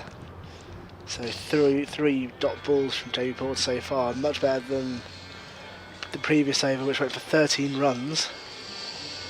Yeah, a lot of messages already mentioned. T, afternoon, young man, he says. I think a first innings lead of 100 or so would be handy. All our lower order know which way to hold the bat. They do indeed, T. Thank you very much for that. Porter in, and James is up to defend this out. No run. I think just a 54-year-old had sent this before I just read the scores out. What on earth's happening at Hove, Dave? Yeah, crikey. All right, old mess there. Hampshire, not some pretty convinced about this. Would have beaten Hampshire, but for rain. Ended up being a handshake at 5 o'clock on the 4th day, but we'd lost 2.5 days effectively of cricket, and not so well on top in the cricket that we did have. Porter is in, and that's by the off stump, wide of the off stump, but close to the bat. I thought it looked. So it did look close, in the safe hands of Michael Pepper now, though. Lyndon James, Jack Haynes in there, knocks 5 down. I understand the plan is for Fergus O'Neill to bat at 8 and Liam Patterson 9. That's a shift round from what we've become accustomed to. Fergus O'Neill's last match before he heads back to Australia. That will end his current term with the club. Hope we see him again. This Porter, last delivery of the over. It's a full delivery, blocked out again by James. So that is a maiden over. Perfect response to the expensive over he had a few minutes ago. I'm also told then it'll be Brett Hutton 10 and Ollie Stone 11, but it could so easily be the other way around, I guess. Ollie Stone's got a first class best of 90, Brett Hutton's got a first class best of 80 odd, so as just a 54-year-old said, or was it T? It was T that just said they're all the lower order know how to hold a bat. Yeah, the tail can wag, so I think not to be looking to put on. I mean, what, the 100 was the suggestion on that email there, but I wouldn't put it past them to wag beyond that. It depends if these two can lay a big old foundation, how long Haynes stays there. Also a 197 for 5 at lunch, so they've added 53 in what, 45 minutes. So that second new ball has just helped Notts just get the momentum going on their side. The early part of the afternoon, bowler Snater and Captain Westley in deep conversation. Westley plodding around with those protective pads on under his flannels. And mid-on, he's actually waving, but Snater comes in and bowls anyway. Jack Haynes, who's on 80, pushes this back to the bowler. Pepper continues to stand up. Noise behind us shows very little sign in deteriorating. Cracking atmosphere, whatever's going on in the. So it's the Essex Pride March, I understand. Snater bowls now. Nice looking punch into the offside. Might get 2 here. Haynes, no, in fact, they immediately pull the plug on that idea. 251 for 5. Nottinghamshire had 16 to it. The lead is 67.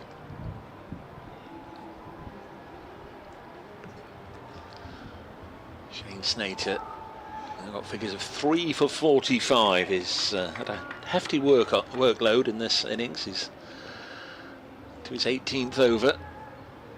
Comes in again to bowl to Lyndon James. Pitches it up right on the stumps, and James just pushes it down the ground wide to the right of Tom Westley, and immediately called Haynes through for another single. That's good stuff. Keep the board moving. Just keep the fielding side very much on their toes, and really important that there's a rotation, a strike, nobody gets bogged down at either end. Jack Haynes, incidentally, I see, has only played here at Chelmsford once before in first class cricket, and he scored 1 and 8. So that was a couple of years ago for Notts, so very much an improved performance here. as he gets his 82nd run, pushing Snater away on the offside.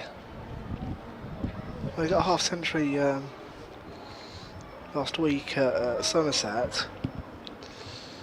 Yes, And one at Derbyshire as well, so he's sort of having a decent run with the bat at the moment. I was T20, wasn't it, the one at Derbyshire, but... Yeah, got a ton at Nottingham last year against Essex, made 142 there. That was the first of his 5 Nottinghamshire centuries. Pushes this into the covers, does Lyndon James. James, of course, who made his Notts debut against Essex in 2018. In fact, both these players made their Notts debut against Essex. In Lyndon James' case, it was his first-class debut. Had an impressive time of it with the ball, talked about it yesterday, getting rid of Murali Vijay, Dan Lawrence and Tom Westley in his first spell for Nottinghamshire. Next ball from Snater is eased into the offside. There's no run. And that over, I think, comes to an end. Umpire this end, Paul Pollard, he turned around, didn't really move, but he was looking for Tom Westley, the Essex skipper, just a little something just to pass on. Don't think there's anything untoward out there.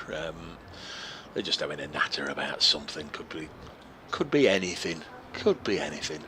Did you see Have I Got News for You this week, Tom? I didn't, Polly. I didn't. Could be anything. 253 for 5. Former Notts and Worcestershire opener Paul Pollard. Tom Lungley is at the far end standing. Former Derbyshire seamer. Tom Westley's made his way down to the far end, and it'll be a little more from Jamie Porter, who's still wicketless in this innings. Yeah, there's a lot of stretching going on, isn't there? I can see Paul Walter doing all sorts of gesturing. Seemed like he was trying to bowl with his right arm. Yeah. Quiet game so far for Paul Walter. Still time for that to change, of course, but made a dozen out yesterday morning. Dropped to Seba Mead this morning, and then he was the most relieved man in Essex when Mead was out next ball. Yeah, over from Porter. This is flicked leg side. That's nice. That's going to head towards Cow's corner. 2 fielders pursuing. It will be cut off, but not before they've run 2. So good shot and a good start for not to this over. Just finding the gap nicely, playing the ball. It's sort of the opposite direction to where it was potentially moving, but with that, Haynes moves to 84. Second Notts player to get into the 80s. Hamid, of course, made 89. Top score for the home county yesterday, the Division 1 leaders. Tom Westley made 44. That's generally not going to get the job done, is it? 2 slips in place, a little more conventional positioning for the slips this time. As Porter is in, and Haynes had stepped forward down the crease and then looked to drive and missed it. So, didn't have to do that. That was unnecessarily risky. yeah, I'd agree with that. He'd sort of taken a step forward, premeditatively almost. It looked like he was to take on the bowler and then retracted his bat at the last minute. It offered a bit of a punch rather than a shot or a drive. Yeah, what I have liked over the last 15 seconds, he's gone away, given his head a bit of a wobble, gone back and hopefully has got that out of his system, something that Hamid clearly didn't do. Porter bowls, and actually nothing changed. He just stepped forward to the second, didn't he? He sort of came forward early and drives. And yeah, likes to get on the front foot. One of the reasons that Pepper's been standing up when he's been on strike. Played some nice shots, Jack Haynes. Came to the crease very early on this morning. Feel a bit for Joe Clark, because he's not had a great deal of luck, not been in good form in the blast or last week against Somerset. And he drilled one this morning straight back, and it was a good caught and bowl from Snater. Porter in, and this is wide off, no run. It's a little unlucky, Clark. Had it been just a little wider, he'd have had a really nice feeling of getting his morning off to a good start by driving one straight down the ground impressively.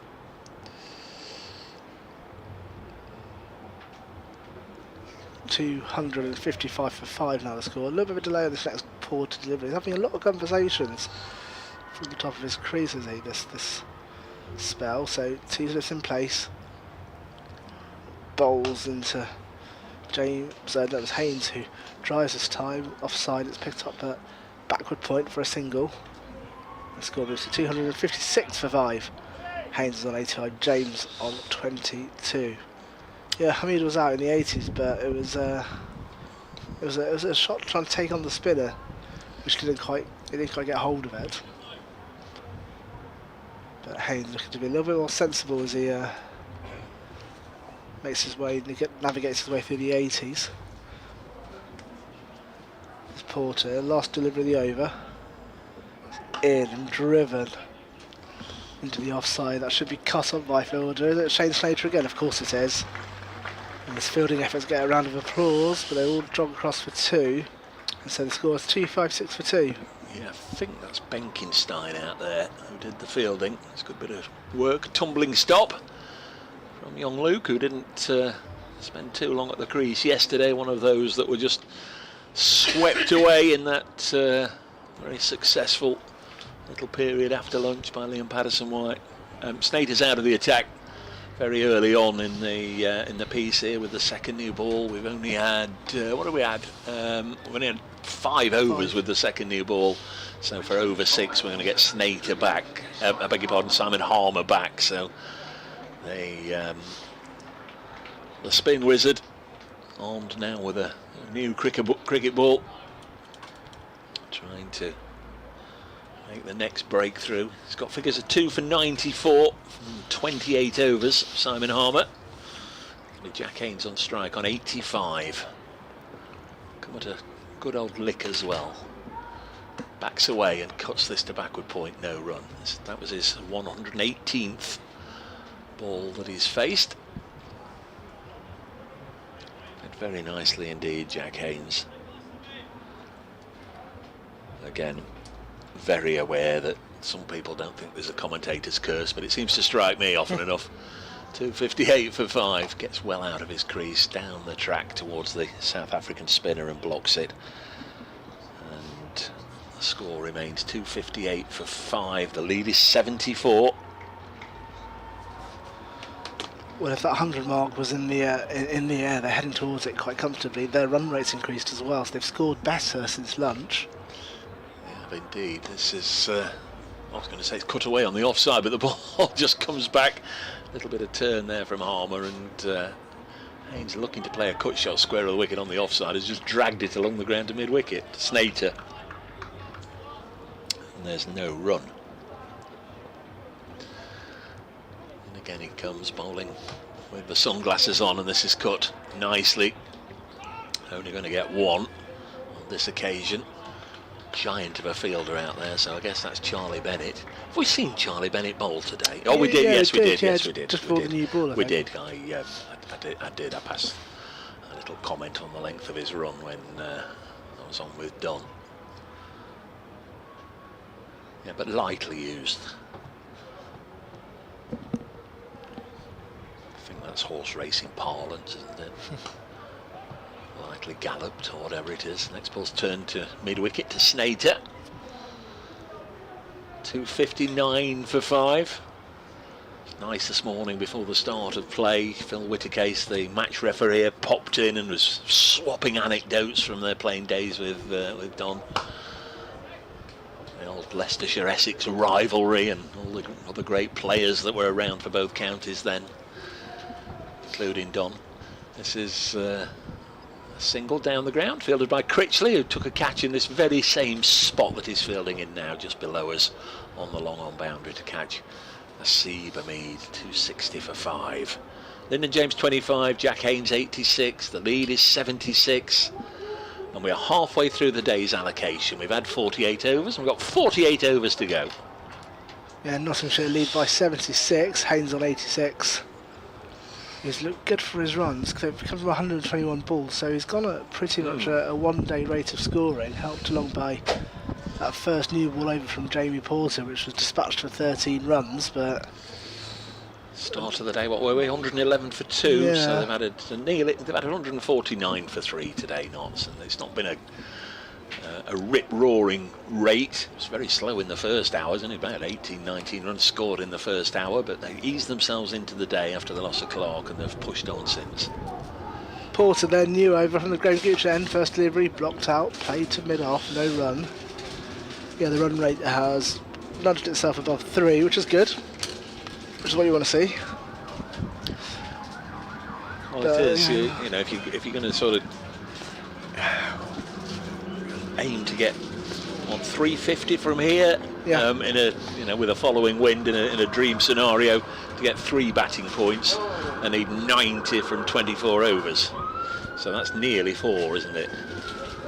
That's nearly 4 and over from here on in. Is Porter played a miss by Lyndon James there. It's through to Michael Pepper's gloves. I'd imagine for all the world there he'd have nicked that, because Pepper had to go so far diving to his right to take it in front of Walter. You could easily just imagine that had been a nick to deviate the ball in that direction, but apparently not. So you're going to make way for Don in the not too distant future, so I'll get out of the way first, because Don likes the power seat. I don't blame him. That's fine. You make ways as Porter bowls again, and it's pushed to point, and they'll take a single. Thank you for now, Dave. I will complete the over, and then you'll hear. Oh, hang on, am I not off? No, it's me off. Yes. Oh, of course. I'll of course. Oh my gosh, yeah. Sorry, I totally forgot. Well, I'll complete. Yeah, we'll have a commentator's musical pas de deux, and we'll have a little chassis around the commentary box. Meanwhile, playing a little game of commentators' musical chairs as well. So halfway through this, a Jamie Porter over, 1 from it so far. 4th delivery to come, 2 slips in place, keeps standing up to the wicket, and it's pushed to the offside. The fielder recovered, no run. And the sun is back out, the brightest as it's been today. It's sort of been in and out, in and out. It comes out in sunny spells, but even the parts of the day where the cloud is there, it's not dark, it's not, like a rainy, wet day. It's just sort of just blocking the intensity of the sunlight. So in many ways, a really nice cricketing day. The breeze is up as well, so those who have come out today to Chelmsford are being treated to a nice day. It's warm enough for an ice cream, but not so hot you can't bear it, as Porter bowls, and this is played offside down towards third man. They'll run across for a single. As I'm joined once again by Don. Hello, sir. Hello, Roshan. Everything good? Yeah, I think so. Do you know what? The big lunch and the sun is sort of drifting me into a kind of trance. I think when I'm off commentary, I'm going to have a nap and then come back. Well, you're just not feels going like to be off commentary. I am. When? Now. Right at the end of this over. Oh, are you? Yeah. Oh. Is it something I said? Yes, no, it wasn't, of course not. I'm going to take a 30-minute nap potentially, I think. But yeah, when the sun's on you and the breeze just sort of puts you to sleep. That's what big lunch does to you. Here's Porter, bowls, and there's no run there because it's defended. I should ask Dave what he's having for dinner and eat that as well. I'll ask him. Would you mind? Is that okay? I'll ask him, yeah. 262 for 5. 2 steak restaurants. Oh my god. I'm going to hand over to Don, and then Dave will join shortly. Thanks, Roshan. And there's a drinks break. We're not going to miss any cricket. As the 2 umpires embrace and chat, Essex have gone to their fielders, who are wearing bright orange singlets. Dave, where are you eating tonight? I don't know. Booked a table? Oh no, I'm a free spirit. Are you? I'm a free spirit when I'm on the road. Do you find that you're tired after a day or 2 days commentary? Yes. Well, you're not so young these days. Oh, I just throw myself into it so much all day. I'm thoroughly exhausted. No, we might get done in time to take in the second half of Netherlands-Sweden, and then there's an hour window before the next match after that, these sorts of things. Cool. There's England-Scotland, the women's match. I like to keep how does abreast of that. Mrs. B cope with you? Well, she isn't here with me, is she? No, but when there's a football tournament on, I'm probably not going to get away with that much football. No, There was a time in my life, and it's now past, where the excitement for Uzbekistan versus Colombia would be off the scale. But now, England, should we watch it? Brazil, Argentina, whatever. But it's different when you're away, isn't it? Yeah. Different when you're away. I shall have a catch up with Roger, the not scorer, as we always do at the end of the day. We sat and had a quiet moment of rehydration last night. Do you stay in the same hotel as the players? They stay in the same one as me this week. Do they? Very good. It doesn't always happen like that, and it's just how it's panned out. Understand. Chelmsford has a lot of fabulous attractions, but hotels that can accommodate touring cricket teams and their hangers-on are in limited supply, aren't they? And there's one hotel that we regularly use here, and we're all in it together. Well, if you're welcome to join us for some food. I shall be very, very kind of you indeed. Always happy to recommend anywhere. No, I'm fine. I'm absolutely fine. Well, we're not missing any cricket here. Listening to Dave Girdle's Saturday morning kitchen. But we're having a drinks break. The umpire has waved to the scorers to say Get on with resume. it. Yeah, and it's going to be Harmer who's chatting to fellow South African Dean Elgar at the end of his run-up. Everyone's waiting, and it's in fact Elgar who's last two in position. We've got 15 overs to go until tea, and we might have tea on time here. Harmer in bowls, and this is driven into the offside square of the wicket, where sensibly played by Haynes. Brings James on to strike. I did say earlier, I've seen Simon Harmer bowl quite a few four balls today, unusually. And he comes down the wicket, but it's done in the air by Harmer, so James ends up kicking the ball, a bit like, who did you say, Colombia versus Uzbekistan? Well, whoever it may be, for example. Curacao are on the map, aren't they now? Yeah, Harmer bowls, well taken, that ball turned off the straight down the leg side, and Michael Pepper takes it one-handed, his left hand goes further down the leg side. Good take. You've got property there, haven't you? That's quite funny, that. As Harmer comes in, gives it a bit of air. This is driven into the offside for four. That beats Elgar at extra cover. The bowler made that into a run scoring delivery, running down the wicket, getting to the pitch of the ball and playing into the offside for four. 267 for 5. Played nicely, this pair, haven't they, since coming together. Wicket fell final ball of the morning session for the second day running. Of course, it happened yesterday with Tom Westley being dismissed in the final over and off their troop for lunch yesterday, and straight afterwards there was that dreadful hour from Essex where they went from 2 down to 8 down. It's been very different today. Harmer in again. This is clipped into the leg side for a single. There's a man back a square on the boundary who will do the fielding. Benkenstein, we haven't seen much of Benkenstein today.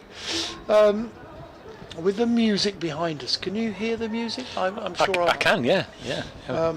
It's got the vibe of a Mediterranean hotel. We're not in Greece or Portugal or Spain. Benidorm. They played into the offside for a quick single. Played sensibly by Haynes. James comes through, will take the strike now. End of the over. Harmer's figures, well, I'll get them up because I would have thought he's bowled quite a lot of overs. We can't see him just at the moment. No, they've just dipped off the scoreboard as well. The over rate's on there. Essex plus 6. Yeah. Notts were plus 5, I think, at the end of their That's all because bowling of a effort. spin bowler. It is indeed. Of It course, is, isn't it? these things don't kick in, of course, nowadays until they've been actually bowling for 8 hours. But both well ahead. Harmer, I would imagine, has gone for a gallon by now. I think he was 2 for 94 the last time I looked. I think Mason Crane got 100. He did indeed.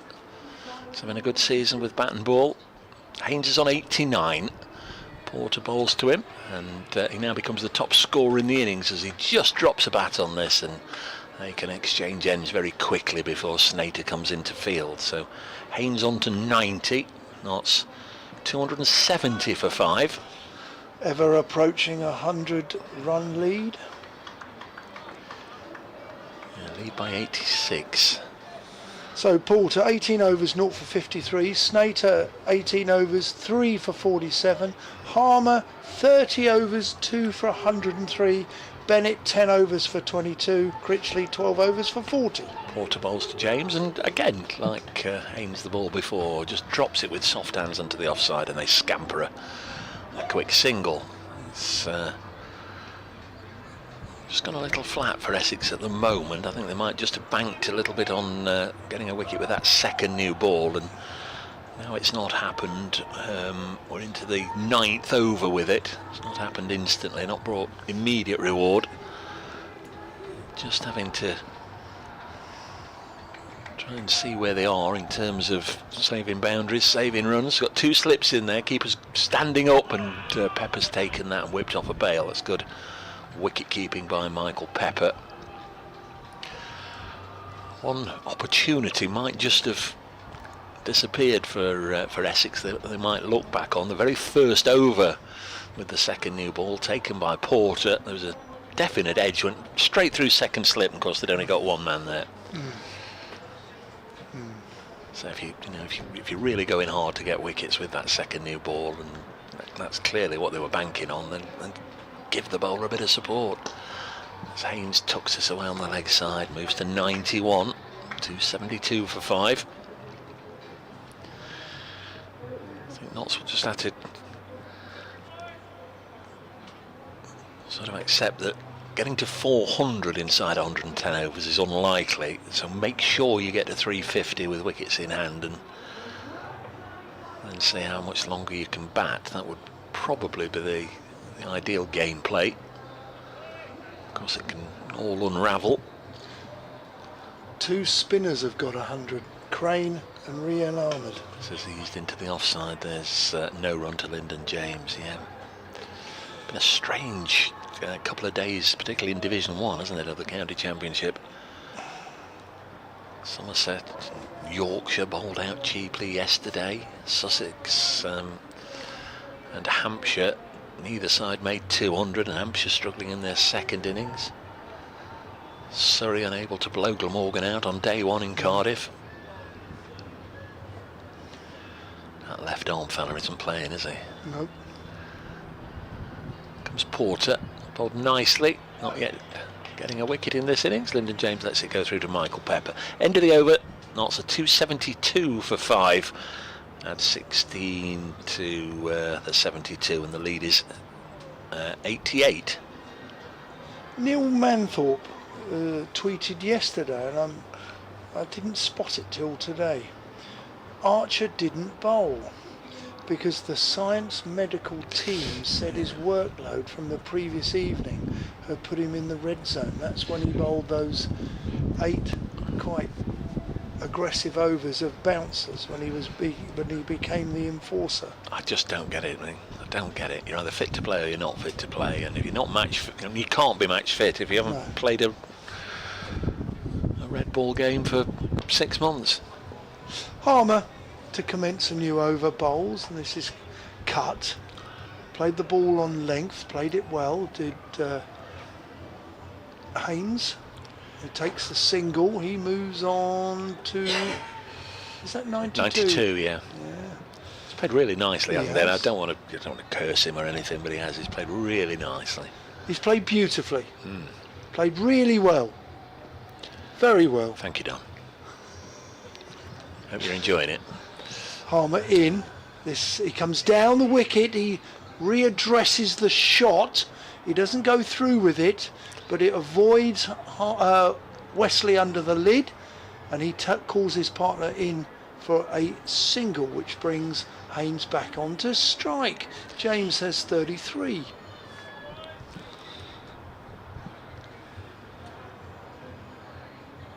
No man back on the sweep. He's actually in front of square. Haynes has another look. Armour in, bowls. Off the back foot, plays it straight, up or down to Critchley at mid-on, deep mid-on, where they take the single. 276, is it, or 5? 275 for 5. Just need to bat sensibly here. Essex need wickets. Armour in, bit of air, driven into the offside, take a quick single as Elgar has to go and retrieve it square of where he was fielding at mid-off. Good cricket from Nottinghamshire. It's been a pleasant day's cricket so far. Not so much at the Oval, where England have just lost 2 wickets. Bang, bang. Really? And there's an LBW shout, but not out. Amelia Gay caught Rashim Ravindra bowled Kyle Jamieson for 11. Jacob Bethel, LBW Jamieson for 0. England are 18 for 2, having been set to score 463. Yeah, awkward.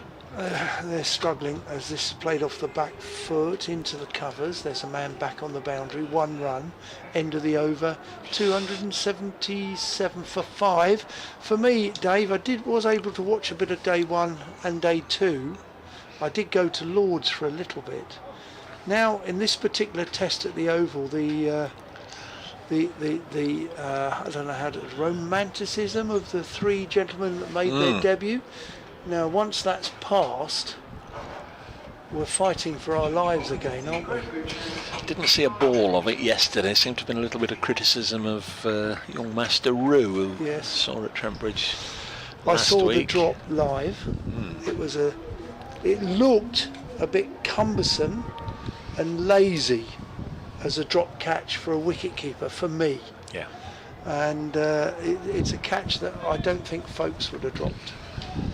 But he's out injured. Yeah, I don't think they'll go back to Ben Folkes. 277 for 5. Here is Charlie Bennett. Going to come back into the attack. He's got good figures actually, or economical. 10 overs, none for 22. Comes in off this long approach, and it's driven back past the bowler, down the ground by Haynes.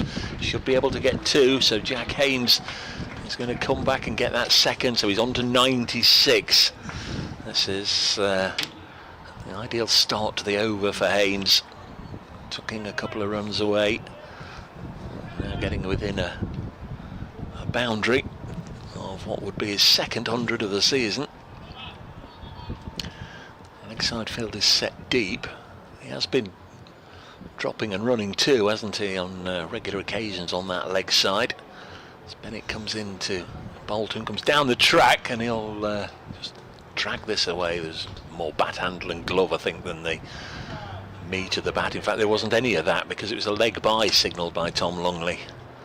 So 1 more to the tally, not keeping the board moving. 279 for 5. The lead is 95 against an Essex side, of course, that went into this round of matches top of the table.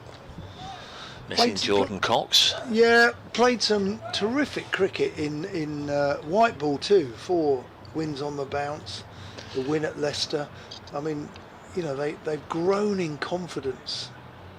280 for 5. Lyndon James has made 34. That's down the leg side. There was a noise. Gave all the impression that they fancied that, but again, as always, if it's a catch down the leg side, you can ignore all the pleading and everything from the slips, because they've no idea. They're just going up with everybody. They've heard a little bit of something. Yeah, a little bit of a noise there, but maybe it was off the hip, the rump. Tom Longley, the umpire. Those black things on the front there. Cameras Film absolutely everything now. Driven by James. Nice and straight again. Another single. Brings Haynes back onto strike. Pulling nicely, Bennett. Well, that previous one did slip down the leg side. So Haynes has got 2 balls left on the over. And on 96.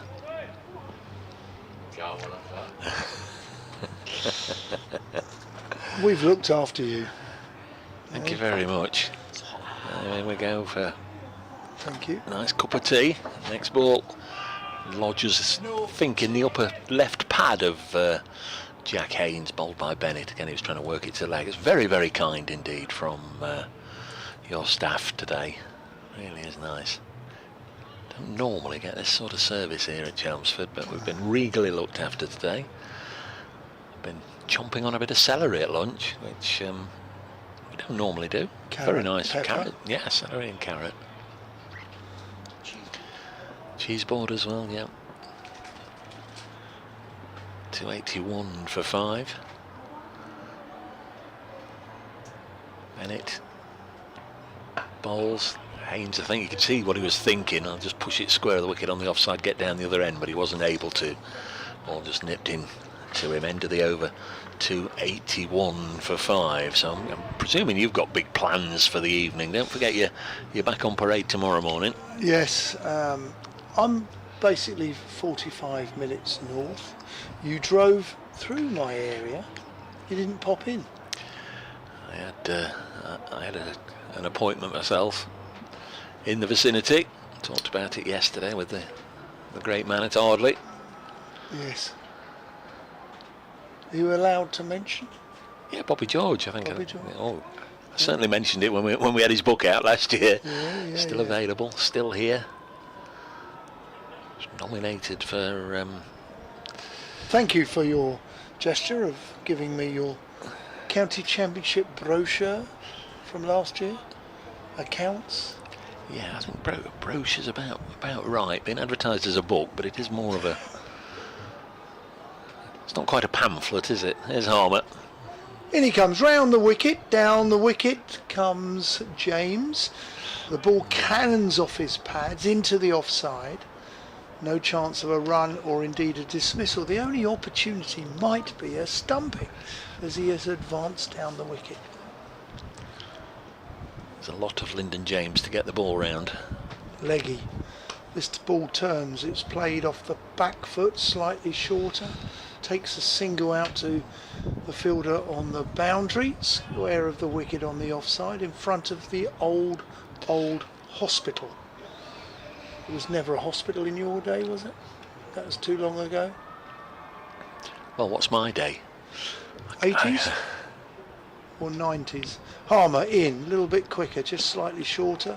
No, first came in the 90s. Tickled it into the offside, and there is no run. But these buildings haven't been here since the 90s, that was a surely. hospital Yeah, back in the day when I first played here. but I'd have thought these are only at most 20 years old, aren't they? These buildings around the ground, or not? The hospital closed and it lay derelict for a period Yeah, of time. that's right.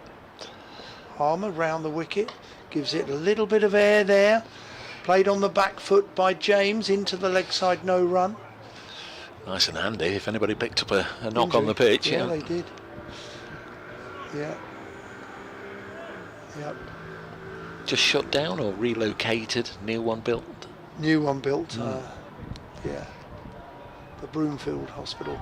This is cut. This is short from around the wicket, and it's a late cut all the way down to the boundary, but it's just held up by, I think that is Charlie Allison. Yep.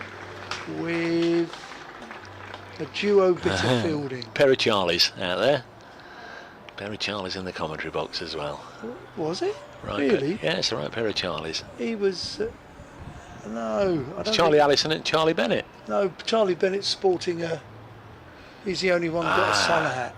I think that might be Luke Benkenstein. Okay. Might be.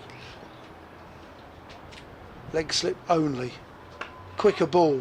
Looking for a single is Haynes to keep the strike, but he can't.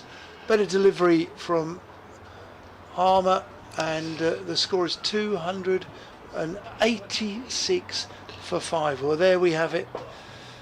100 run lead, and Peter Moores and Asim Hamid will be looking at possibly another 100 if possible. Well, it's the points, isn't it? Initially, want 14 more. What have we got? 18 overs left in which the points can be accrued. So, would you, as captain, go for it? Go for what? I think 350 is. I think 64 in 18 overs is doable. But I think it's going to be the eventual first innings total. What Notts can put on the board is going to be more important. Here's Lyndon James skewing one out of the outside portion of his bat down to Matt Critchley at third. That brings Haynes back onto strike. Now then he's on 97, Jack Haynes. Is this an opportunity?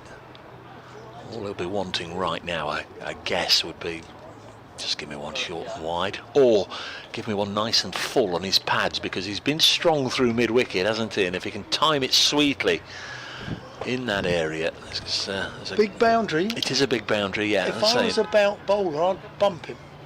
Well, let's see what Bennett does from the far end. Past umpire Longley. Bowls now nice and full, and Haynes might just have been a little late on that one, you know, Don. Initially, it was sort of a crossed, battered nudge towards it. Had he got a bit of bat on it, he might have guided it down to third, but more likely he'd have either edged it back onto his stumps or through to the keeper. It was not a traditional looking shot of a man on 97, and he's gone down and done a bit of gardening, which perhaps gives you an indication on his state of mind.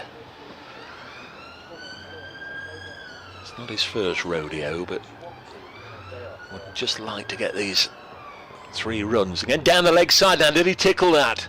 He's not showing any emotion at all, and it's going to be 4 byes, so that's got away from Michael Pepper. Crikey, there could have been some kidology there, couldn't they? You know, so yeah, wave his bat up in the air, you know, got a little leg side tickle.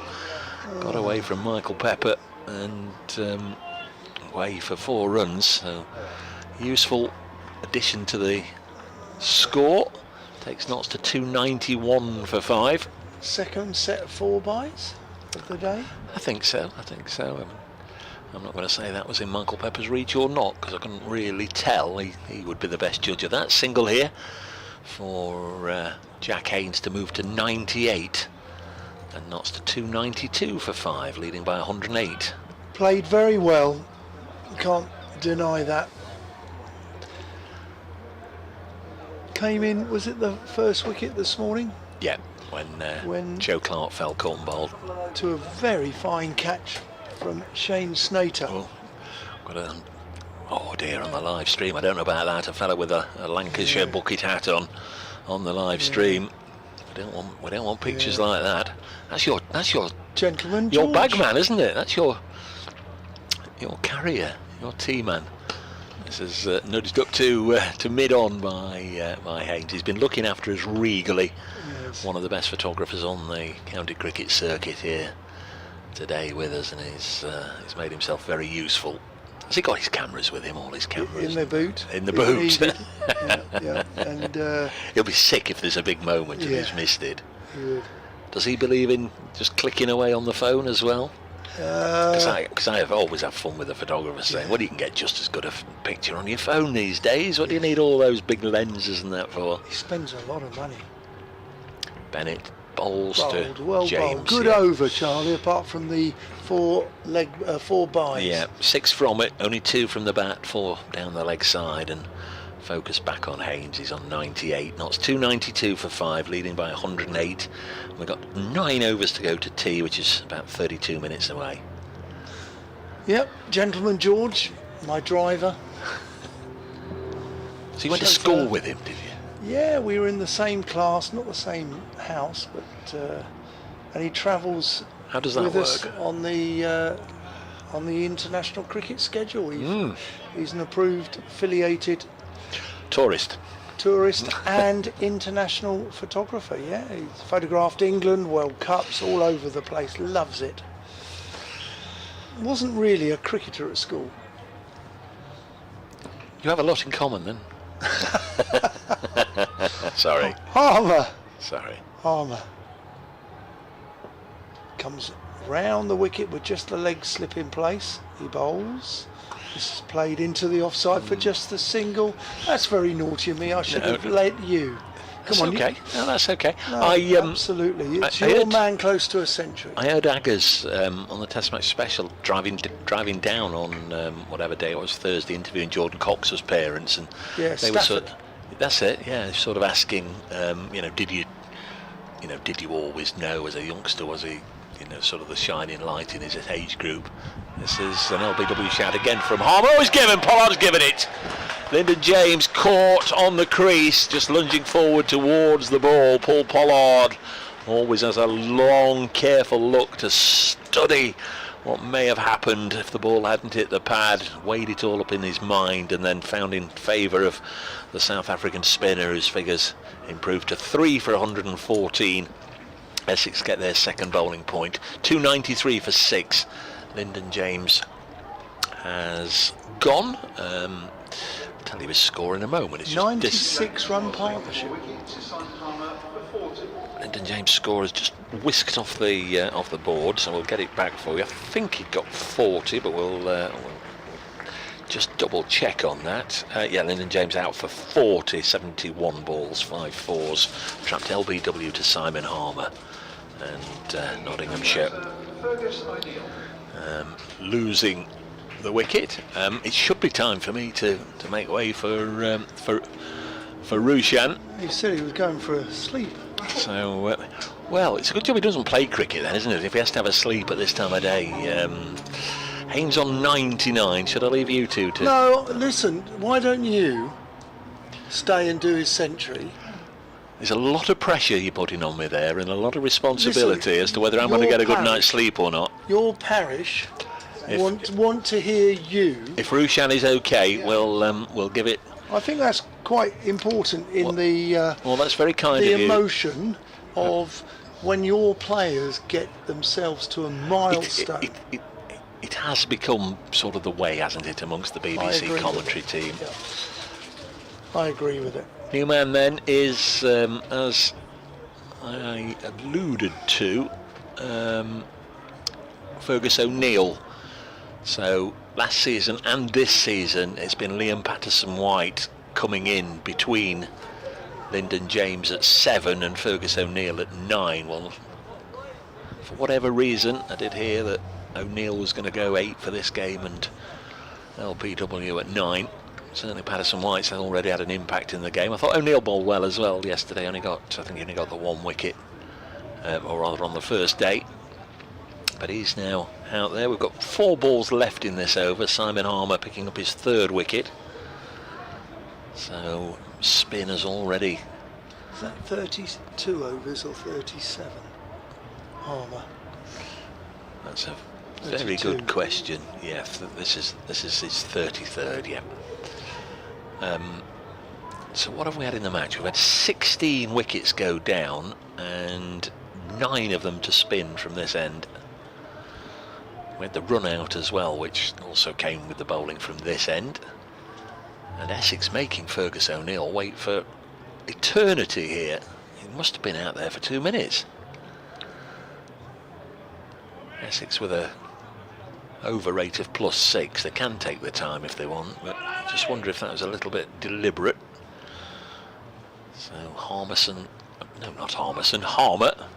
completely different player, Steve Harmison, and indeed his brother Ben, but O'Neill turns his first ball behind square and there's no run. Simon Harmer in the sunglasses, fair hair, comes in and bowls, and O'Neill backing away trying to cut it into the offside, and there's difficult no shot that, isn't it, for an off spinner right-handed bat. He's always coming back into him. Be careful. From this sort of distance he's not too dissimilar in appearance from Shane Warne, is he? Simon Harmer, the great Warne. This is a quicker ball, and O'Neill certainly appreciated the extra pace on it there as he turned it away to leg. No run. What have we got? 1 ball left in the over. Successful one for Harmer. That's 7 shy still of a second batting bonus point. Lead over 100, floated up, and O'Neill defends. So focus now back on Jack Haynes. The field will be tight, you'd imagine, all around him, just trying to prevent the drop and run. Applause for Harmer. Tell us about Haynes. Is he a cricket badger? Little bit, yeah. Obviously, as you said earlier, from a strong cricketing family. Gavin Haynes' dad played for Worcestershire, an all-rounder. Very popular young man, came to Trent Bridge, as said earlier, one of the three that came, made his debut against Essex 2 years ago. Racked up 50 after 50 after 50 in that first season. There were 7 of them in all. Couldn't get a century for love nor money, but did against Essex start of last season, and by the end of the campaign he had 4. There were only a handful of players across the 2 divisions that got 4 centuries in the county championship last year. He's got 1 this year, and now he's on the brink of a second. So we've got 1 slip, second slip. Harmer's come out to sort of a gully position. There's a point, there's an extra cover, there's a mid-off, there's a mid-on, there's a mid-wicket, and there's a long leg, and it's going to be Charlie Bennett from the Graham Gooch end to bowl to Jack Haynes. Advances towards the bowler and then nudges it to Benkenstein at backward point, and there's no run. 293 for 6. This is very difficult to see the monitors, isn't it, with the sun shining on it. Bennett's 14th over, figures of none for 27.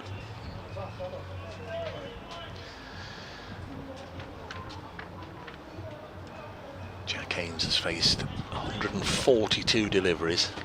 Next ball is in, and again cut into the offside. They're scampering a sharp run. O'Neill trying to get there, and the fielder can't pick it up, and Jack Haynes is home for his second 100 of the season, and he's played a beautiful knock here for his side. Little punch of the air, and then he takes the helmet off in his left hand, raises it towards the Notts dressing room, and then a wave of the bat all around the ground. It's his 11th first-class 100, 6th for Nottinghamshire, 2nd against Essex. And on this ground, he's only had 2 previous innings done, scores of 1 and 8. He's now 100 not out here. Well, you did him justice. Many, many congratulations to Mr. Haynes, both junior and senior. And Mr. Bracegirdle did him justice. And with his first ball from Charlie Bennett, Fergus O'Neill slaps it straight through the offside for, well, he smashed it so hard and it's ricketed off the boundary for 4. What a great shot. Bit of width on that for Charlie Bennett. So Nottinghamshire move ever closer to another point. 298 for 6.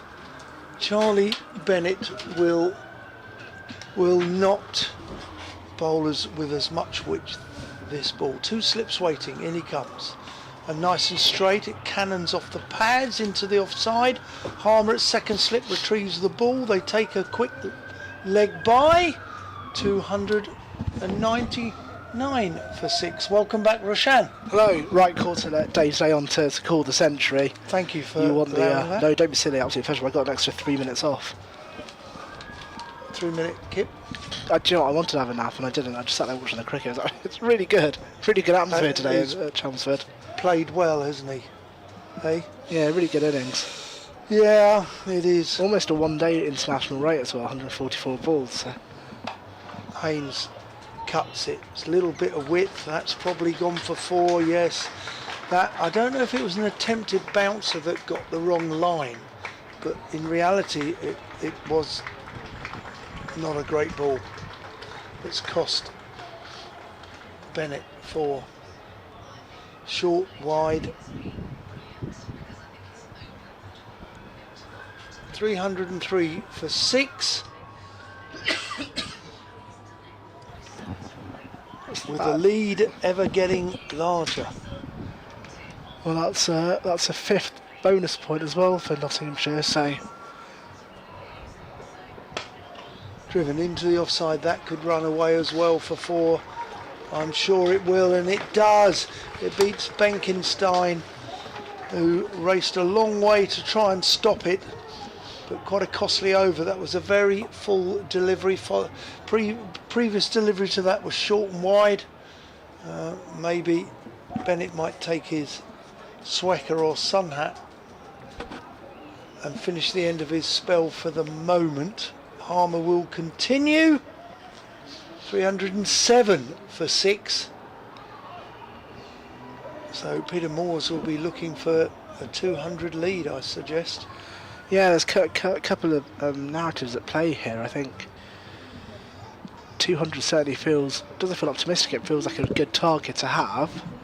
Really put pressure on that Essex second innings, go into it knowing that you could bowl quite freely as Harmer begins a new over from the Sir Alistair Cook end. It's played into the leg side, short legs will cut it off. But equally, if Essex go right, let's try and wipe this tail out very quickly, and it's easier said than done.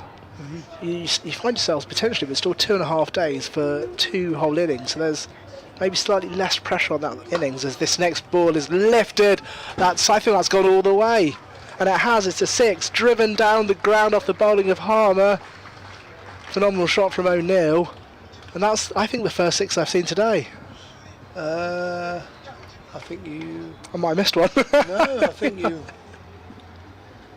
might be right. Yeah, I think you're right. Yeah.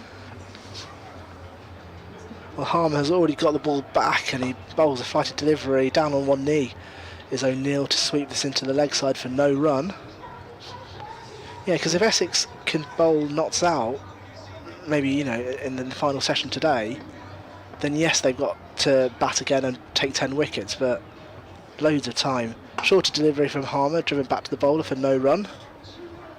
Harmer's taken 3 wickets, but he has gone for 120. But you feel like maybe he could have had a couple more wickets had catches gone his way as Harmer is in again. Flighted delivery this time, driven through the offside. Oh, that's stunning. It's going to go all the way for 4 surely. Fielder is in pursuit, won't make it, and bounce over the rope. It goes for 4. And suddenly Fergus O'Neill is starting to light up Chelmsford as if it's one of the T20 nights. He's bowled 34 overs, Harmer. You might have a stat. Go on. How many 4s or 6s has he gone for? Could you have a look? He's in. Bowls, bit of air there, squeezed into the leg side with the spin, and they take a single, of which Fergus O'Neill will keep the strike for their next over. So what? It doesn't tell me on the bowling thing. The bowler, hasn't it? No.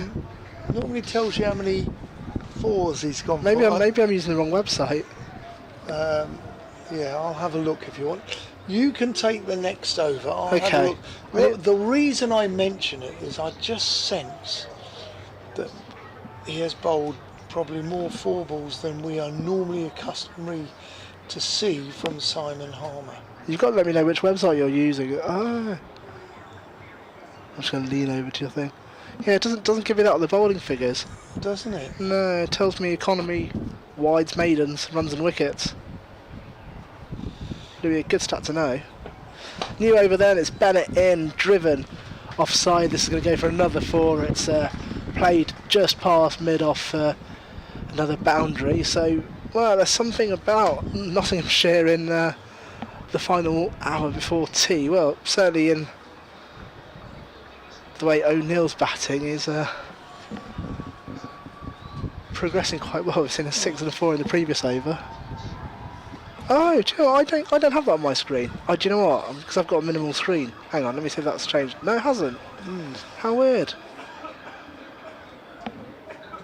On the same website.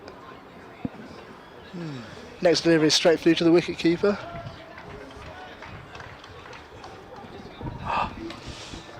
Not showing, not being advertised. Oh, how funny. 322 for 6, so Nottinghamshire will feel that they are in the more comfortable position of the 2. Oh, yeah. And how far can they go with the final 4 wickets? We think 200 would be a reasonable target. You think that would put Essex under considerable pressure. There's the next delivery from Bennett. Oh, it's pulled away. That's done, and that should go for 4. It deserves 4. Took its time to get there, but only because it's the longest boundary on the ground. And Fergus O'Neill, well, he's lighting up the Chelmsford ground today, isn't he? I think Charlie Bennett bowled earlier today. I think his figures were something like 10 overs at 20, 22 maybe. So what's he gone for since then? 10 overs to 20 odd. And what about now? So he's now on 40 from 13. So you think 20 runs in the last 3? Yeah. My word. I do. Do you reckon I'm right, Brace? Yes. Yeah. There you go. Yeah, it's been T20esque, and we've already had 10 runs from this over, and we're about to have what's only the 4th delivery in. And on the back foot, edges away into the 3rd man region, collected by field, and then run across for a single. I mean, is this just is this just Fergus O'Neill coming out and playing aggressively, or do you think there's maybe been a little bit of a conversation to play freely or score quickly? I mean, well, he's come in front of. O'Neill plays Yeah. Yeah, it's fairly standard O'Neill. It's good. Typical good. O'Neill. It's good. Who's still to come? They bat a long way down. Tell Yeah, you what, Ollie Dave Say. Stone at 11, he's no mug. Yeah, well, Dave say they do bat a long way down. Here's Bennett. O'Neill faces up, and it's a fuller delivery on the offside, and he thinks about a single, but thinks better of it. Stays in his crease. Do you know much about Ollie Stone? We just mentioned. No, I don't. Comes from Enlighten Norfolk. me. Does it? I know how you know where everyone's from. Well, I sort of grew up with these lads. Yeah, and, of course. Contemporaries and Yeah, friends, of course. and friends and foes Yeah. of my own son. So Yeah, of course. Ollie Stone came to our festivals in Suffolk Yeah. 3 times. He played for Norfolk under 11s and 12s for probably 3 years. Really. But he's had a troubled past. Next delivery is blocked out by O'Neill, who last 2 deliveries considerably more defensive than what we've seen in the last few He had overs. a number of stress fractures as a youngster, and then had a bad injury at Northampton, but also Warwickshire before he ended up at Nottinghamshire. And he's probably of that age. He's about 32, and he will. How can I say this? Is going to sound crackers. You know how when you played at school you had conkers, Yeah. and conkers mature. Yeah. And they become a little bit more resilient Yeah. and hardened. I think bowlers, when they get to that kind of age, they're no longer young, and I think he's in that stage of his career.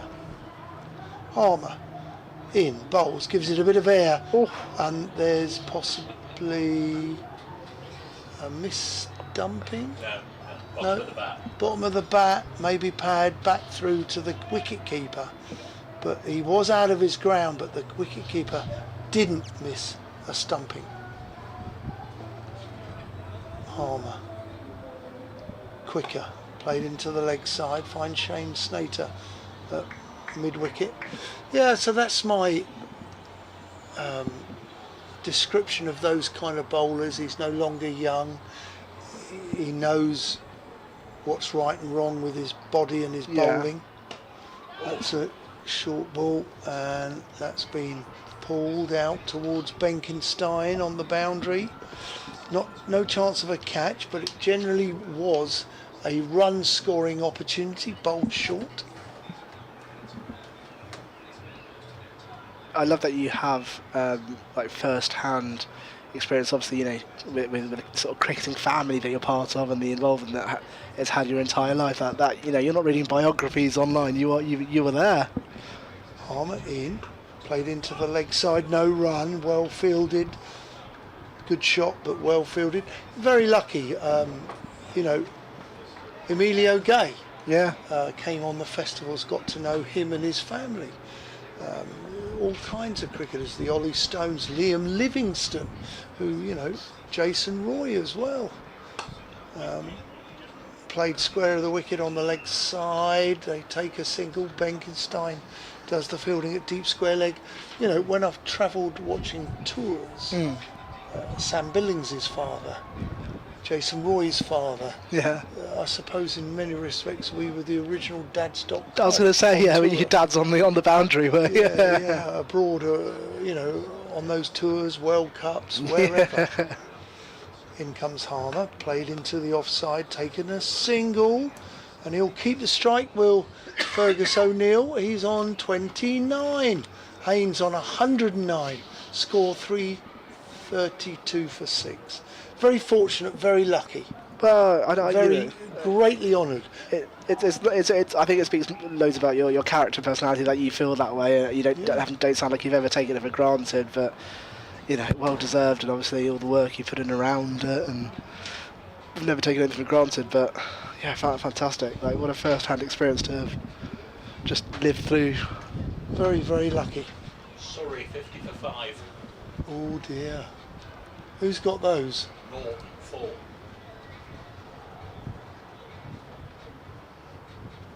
Bowling from the Graham Gooch end, Matt Critchley. Going to see a bowling change then. So that's Matt Critchley from the Graham Gooch end. We're just hearing from Dave that Surrey are 51 for 5 at Glamorgan. 15 overs. I'll bring you a little bit more detail on that when we get a chance. Tom Norton with 4 wickets there, so Surrey on the back foot. A team who are looking to bounce back after finishing second last season. Things not going to plan so far. Far from it, yeah. I mean, I'd say this year's county championship, I mean, the table is still a long way to go, but Cool, yeah. I don't think anyone's written this script. So, No, you know, it's really quite exciting, isn't it? yeah, I do like how open it feels. It just opens up the game. It doesn't mean there's a certain team to lead. So Critchley's in. And it's going to be O'Neill to face, and he just flicks this one onto the leg side for no run. We've got a short mid-wicket fielder, almost a sort of catching position in play. And I wonder whether they brought a spinner on to O'Neill to try and tempt him as he... Oh, that was deflected into the offside. I think he was trying to play it under the leg. Lands safely, but if here's 28 runs from 20 odd balls, that was a bit of a wake-up call for Fergus O'Neill, I think.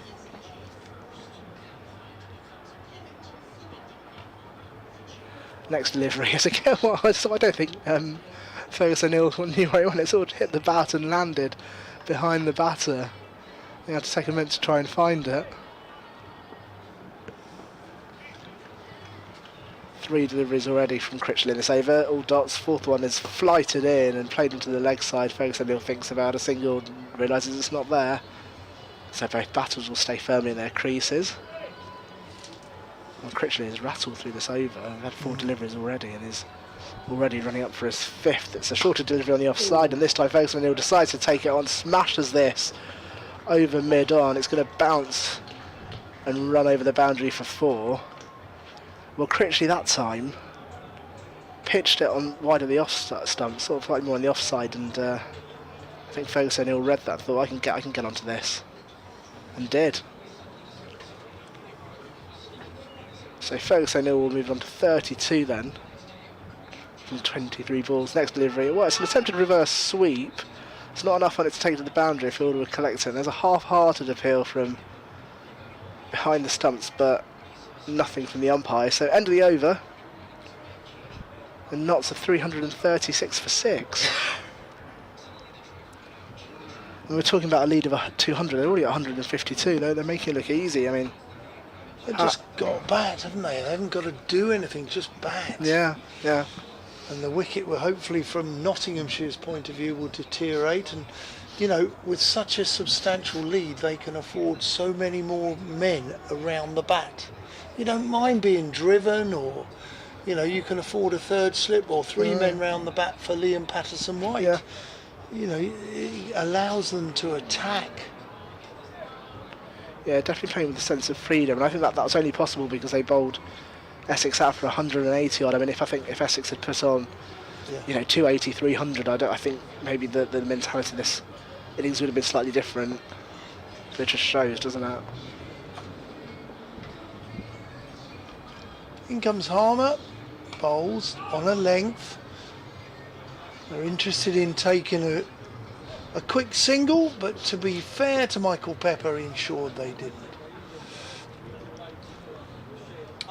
336 for 6. In, played into the leg side with a straight bat, with the spin, no run. You're not with us tomorrow.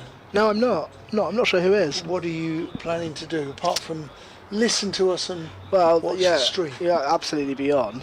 And Harmer in, slower ball, sensibly played by Haynes, no run. Well, I've been told by my wife to have tomorrow free for Father's Day, but I don't know what it is. don't know what my 2.5-year-old has planned. But well, you know, it doesn't work, so I hope she's been planning. The Gruffalo. Yeah, probably. Harmer into Haynes. Haynes plays into the offside, no run. Yeah, Mr. Bracegirdle and I will be here. Will you have a third person? We have Beth Harvey. Beth Harvey, oh fab. Yeah, because I heard there wasn't a third yesterday, so. No. Oh, Dave and Victoria had to put in a shift. He did. Yep. And they did it brilliantly. Despite balls literally coming towards them. Danger money. Harmer in, not out or bowled. Yeah. It's happened before to him, you know. That's it. At Nottingham, has he not shown you the footage of 10 years ago? No, I'm looking forward to seeing this. Let's see how quickly Dave can find on his phone. This time, forward, plays a full face of the bat, smothers the spin, end of the over, no run. Nottinghamshire 336 for 6. He's gonna, it was Alex Hales. Was it really? That brilliant. At Trent Alex Bridge. Hales. And if my memory serves right, the ball landed almost where he was sitting. Fantastic. I'll ask him. So 34 overs left to go for today. I mean, we'll be on track for an early finish. What happens now? He'll be on time. Yeah. Really? So he's in so much spin today, actually, surprising amounts, I think. And a little bit yesterday. Yeah. Mr. Bracegirdle, when you almost got hit before? Next delivery is, well, it's an attempted cut and plays and misses straight through to Michael Pepper, the wicket-keeper, off the bowling of Critchley. Alex Hales hit the ball at Trent Bridge off the bowling of? As Critchley bowls next delivery wide of the off-stump through. Ryan Pringle of Durham, I remember him. That's a high-profile delivery. Where did the ball end up? On your desk? An attempted reverse sweep of the bowler Critchley is a confident appeal from both sides of the stump. Umpire not interested at all. It came straight through the window and landed between me and Martin on the desk. Boom, boom. Fantastic. What aim.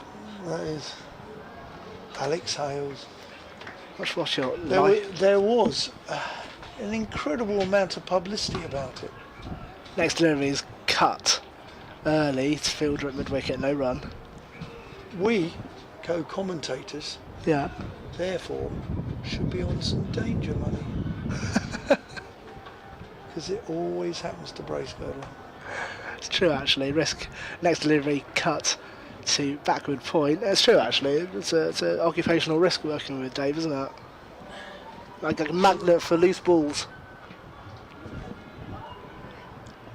336 for 6 to score. The lead now 152 runs. Haynes is on 109. O'Neill 32 as Critchley's in, and a little sweep will send it round towards third man. That will be 4 runs to end the over.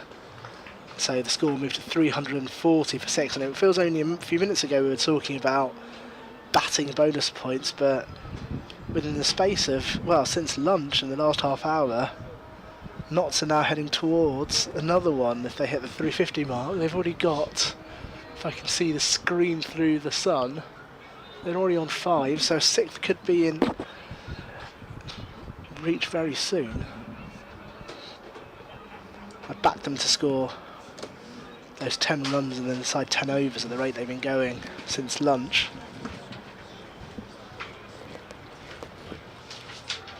It looks like it will be Harmer to continue, and Essex, well, what have they got up their sleeve? How do they derail this progress that Nottinghamshire are making? How do they stop their second innings almost being redundant? That's what they've got to figure out, because spin from both ends, well, they have been punished, but they are pursuing. Harmer away from us, past the umpire. Man at silly point for Haynes. Played out to the man at 45 for no run. Haynes 109 not out. Driven back to the bowler, who collects and threatens to throw on his follow through. No run. Sun out, bit of blue sky to the east. The west has a little more clouds. This is cut into the offside for a single. They jog through to the Nottinghamshire pair. Haynes on 110 now watching. O'Neill to face on 36. Just looking in front of us. I think we've got a fielder. Benkenstein in front of the Tom Pearce stand. There's a deep cow in front of the pavilion. I think there's a long off as well. Bit of air driven out to Benkenstein in front of us. They jog through for the single. 343 for 6. How long before tea? Well, Technically half hour, but we're well ahead of the run rate, required run rate. 32 overs left to go. 32 overs left. Yeah. 20 to 4. On time. Armour bowls a quicker delivery. And Haynes plays it up to Benkenstein on the Tom Pearce stand for 1 run. It's going to be a nice evening, I think. Yeah, it's set to be warm through to the evening, and I love that sort of 7 PM warmth that you get, where it's not too intense outside. But is that the 50 partnership? yes, Gentle applause from the Essex and indeed the visiting Nottinghamshire faithful. Harmer in over the wicket, short. That's well fielded, parried. They come through for the single. They do. We look at the umpires and everybody is turning right towards the Ambassador Cruise Line Pavilion, which is square of the wicket. It is tea time here on day 2 of the Division 1 encounter between the top of the table Essex and the visiting county champions Nottinghamshire, and Nottinghamshire are building up a decent lead. They have reached tea on 344 for 6, Fergus nil on 38, but Haynes, the man of the moment, he's got a century. He's scored it in really decent fashion in this championship fixture, and both, well, the Fergus O'Neill awaits for his partner Haynes to go through and receive the applause, and Essex clap him off. Right, that's tea for us at Chelmsford on day 2. We would like you to join us in 20 minutes when we will have the final, the 3rd session of today's play here from Chelmsford. In the meantime, enjoy your afternoon.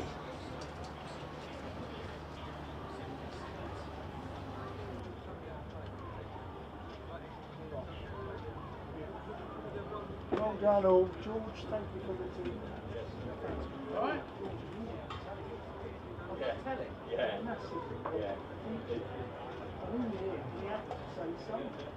We zoomed in up. You sat outside. Zoomed in with your feet up, your So you have to say something. We did. Something nice, Yes, it is mentioned. Someone wrote in. Ladies and gentlemen, during the tea interval, we are delighted to be able to reveal that we financed Any Car Player of the Month for May. With 52% of the vote via the club website, Charlie Allison has been selected as your We Finance Key Car Player of the Month. Charlie wins the award after accumulating 225 runs across 2 championship matches and 2 matches in the Blast. And during that time, that's including the best of 72 against Leicestershire at Chelmsford. Congratulations, Charlie Allison.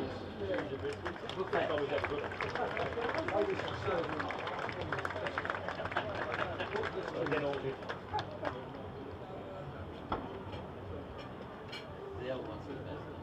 But the old ones that we've got. It's only him and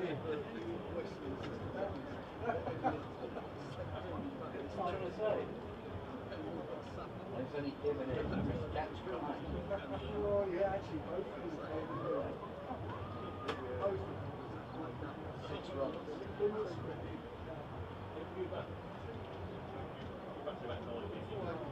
Yeah, 9 and 9.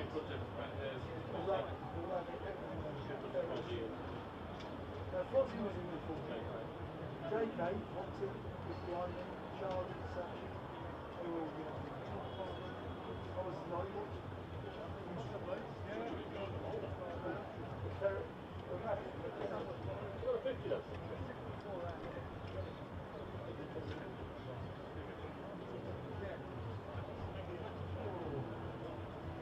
Weird, yeah? It's like this tomorrow.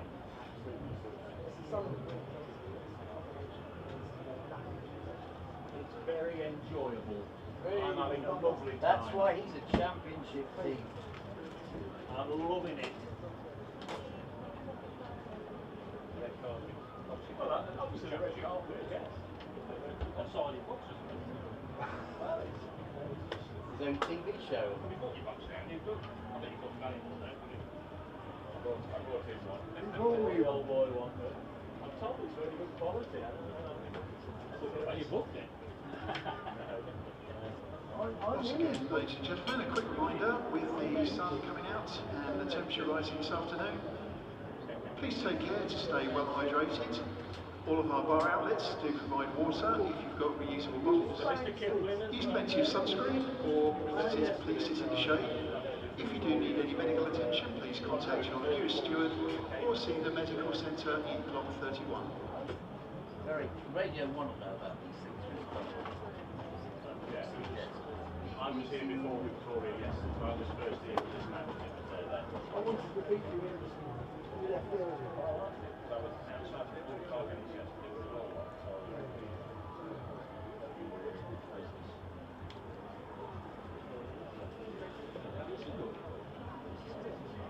Who needs TMS? They got a gold case. What I'm doing today, I'm not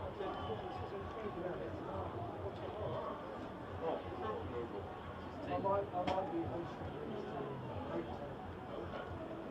We got to be hosting me. you won't be able to do me, you'll be back in call. Yeah. I've lost Don.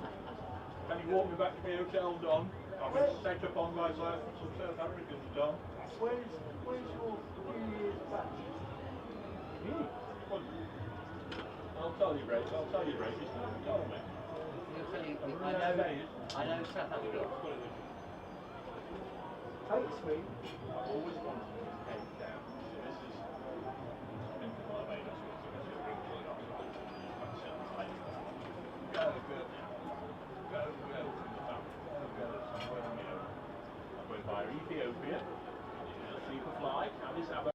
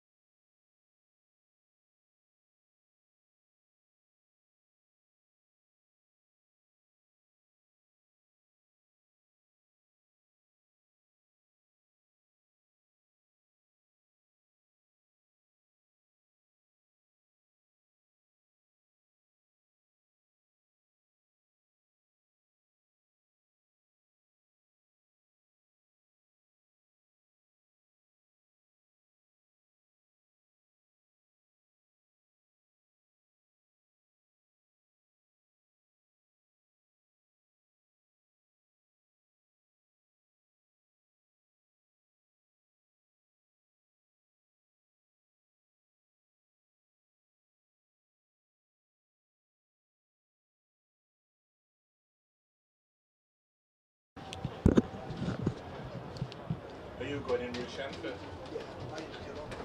I'm only here when, I'm here when you need me.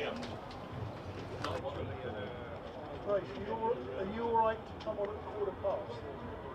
I need a move break. Yes, mate. Welcome back, everyone. The session 3 post-tea session, Essex versus Nottinghamshire, day 2. And Nottinghamshire are in the healthy position of having a crucial lead, and they've moved on to 344 for 6. They can afford to just bat, and bat, as there's still 2 days play in this Sunday and Monday. Essex are having a huddle. They'll be desperately keen to get a couple of wickets, as Nottinghamshire resume with Fergus O'Neill on 38, together with a very fine Centurion. Dave Bracegirdle was on commentary when Haynes was able, to get his century. He's moved on to 111 in 160 balls and has played supremely well in helping his side get a lead here at Chelmsford. And Essex will certainly look back to that first day when they were bowled out for 184, having won the toss on a good surface. You'll be listening to Don Topley together with Dave Bracegirdle and indeed Roshan Alam, who is with us for the first time in this game. Roshan is with me now. Welcome back. Hello, yeah, love to be here. And what a sort of situation we find ourselves in. I mean, Nottinghamshire just piling on the runs, batting for fun, increasing that lead to the point where it's now looking slightly dizzy at 160. I think tea couldn't have come sooner for Essex. They were having a huddle just before they all got to their fielding positions, and I think the tea needed a reset conversation, just going, come on guys, 4 wickets to go here, let's just damage limit 8 here. We can't let us get to 200, 220, because all of a sudden we might be looking at a deficit that we barely scraped together, to try and eradicate.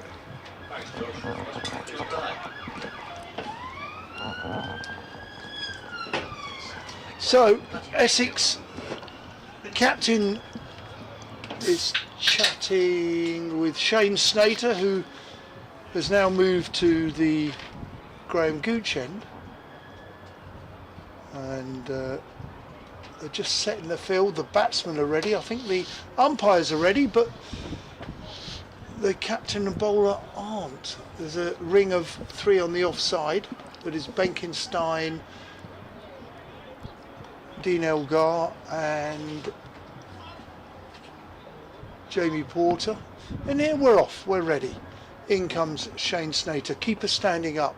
This time a deft late cut. It's going to go down to Matt Critchley on the Tom Pearce stand, where he does a diving stop in front of us, and they take two more runs. 345 for 6. Almost felt quite bouncy, that shot, didn't it? It didn't have any sort of impact as it hit the bat and just sort of floated almost airily. Interesting to see Snater bowl from the far end from where we're sat at the Graham Gooch end. I don't think I saw. I don't know if he bowled today. Yeah, not today certainly. I don't think he. No. I wonder if there's a technique there. I mean, it's not much of a slope, but the gentlest slope towards us. I wonder if there's any thought in that. Slip is slightly wider. That is Simon Harmer. So Paul Waters moved out the slips for the first time today. Snater bowls, and this is a dot ball. It's mistimed by Haynes.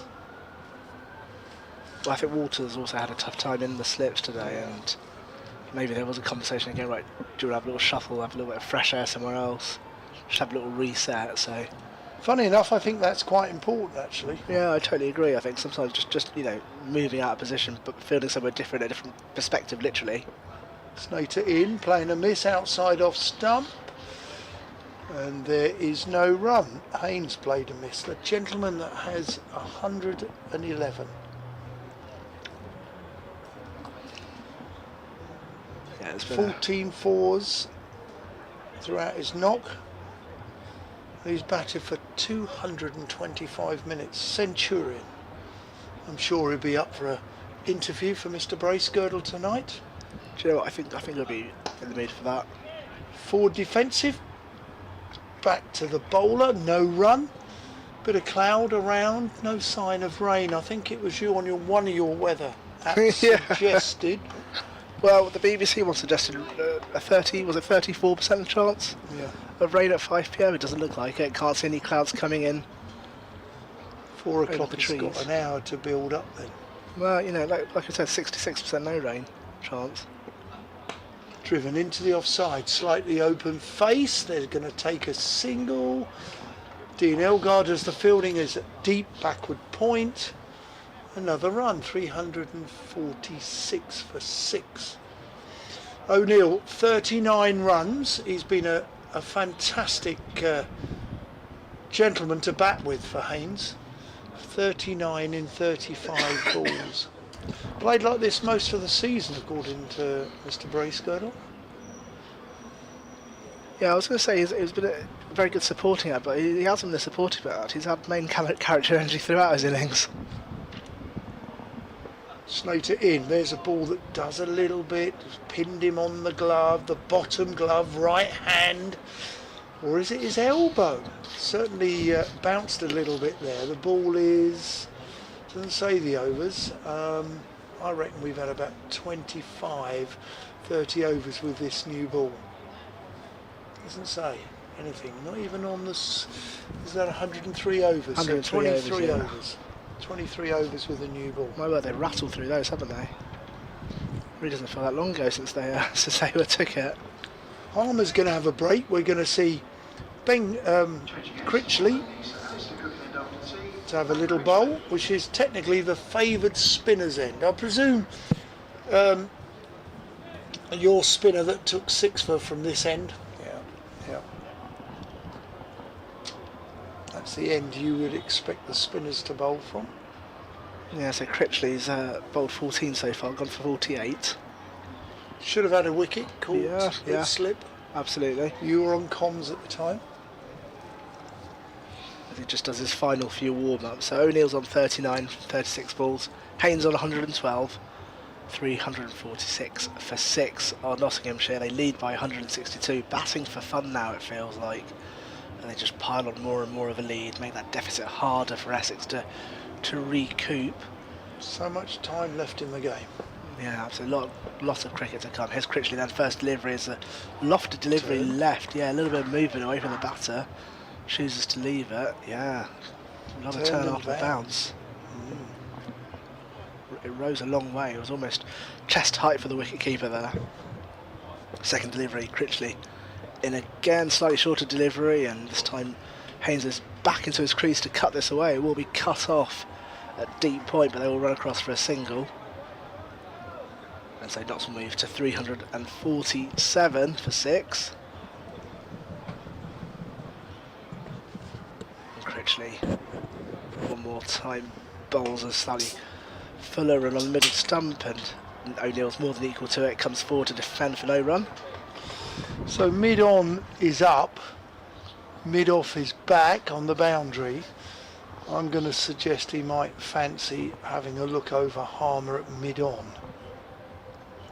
Let's find out as Critchley comes in, and he's gone on the offside. It's going to race away to the boundary for 4.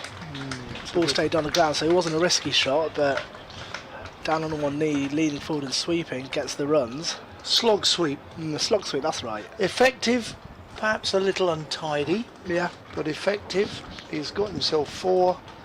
Probably he will view that as a safe shot. In comes Critchley, bowls and defended. 351 for 6. So while we've been speaking, that last delivery notched up Nottinghamshire's 6th bonus point of the match. So they're in good business in the bonus point region as Critchley's in again and O'Neill gets back into his crease and pushes us into the offside, no run. So that completes the over, 5 from it, 351 for 6. So not only do they have 167 lead, they've already taken 6 points from the match. So Nottinghamshire are looking in very good shape. Yeah, you know, that they've planned that. Yeah. We were looking, if we look back at about 80 runs ago, maybe 70 runs ago, Brace was looking at it saying, well, they could get the next bonus point and then one more. Well, they've went and got it, and they batted sensibly for it. You know, Fergus O'Neill has contributed that with his effective 43 off 40 balls. So great credit. The captain and the coach will be absolutely chuffed with the way they've batted today. Snater on the way in from the Graham Gooch end, he bowls, and Haynes playing slightly second fiddle in many respects, plays into the offside. There is no run. The Pride March celebration next door is still going on. Yeah, I was having a look at the lineup of who's performing earlier. They've got, Well, yeah, right, okay. let me get it up, I think one of the Atomic Kittens on. Really? Yeah. Well, I've heard of them. I'm tempted to pop by off to close the play. Snater in, and this is played up, ricocheted off the bowler, well fielded, no run. There's a lot of people, it's bouncing, it's noisy. Yeah, Natasha Hamilton from Atomic Kitten, there you go. And Booty Love, are you familiar with their music? No, No, fair enough. so sorry. Katrina from Katrina and the Waves? Oh, I remember them. As played into the offside, no run. Eurovision winners. Mr. Bracegirdle might be interested in this, but I don't know if you're aware, we as a family spend a bit of time in California. Dave is very aware of that. He's spent time talking to the family about American football, basketball, whatever. But we're going to see a group that you probably might not be aware of, but Brace will be and George will be. Okay. And this is played on the front foot, out to mid on no run. So we're going out to California to spend a bit of time after the cricket season, and we've got tickets to see America, Ventura Highway. I'm not familiar with their work. Aren't you? No. I bet you would if I played it. Would I? What's the other song, is it? What they Horse called? Without a Name. Been through the desert on a horse without a name. Yes, that's it. And this is played down the leg into the leg side. They're looking for one. They are going to call for a second. No. Good bit of fielding there, Charlie Bennett. It probably wasn't the most accurate throw, but it stopped a second being taken. So well fielded. Yeah, very famous. What they called again? Tell me again. America. California music. There's an area called Ventura Highway. Yeah. And it's quite cool to play that music by America when you're on Ventura Highway. Ventura is an area coming out of Los Angeles, Santa Monica, on the way out to Ventura Highway, as this is cut beautifully for just the one run. And I'm sure people of my age would know America because it was quite cool and trendy. Yeah. In the, if you ask Brace, he remembers the 60s and the 70s really well. 40s in the bit. Well, there are modern references sampled by Janet Jackson more recently, so I shall leave you in the capable hands. I've just done a deep dive down Ventura Highway. Oh, so good. Gosh, went silver in the UK, 2 times platinum in New Zealand. Who knew?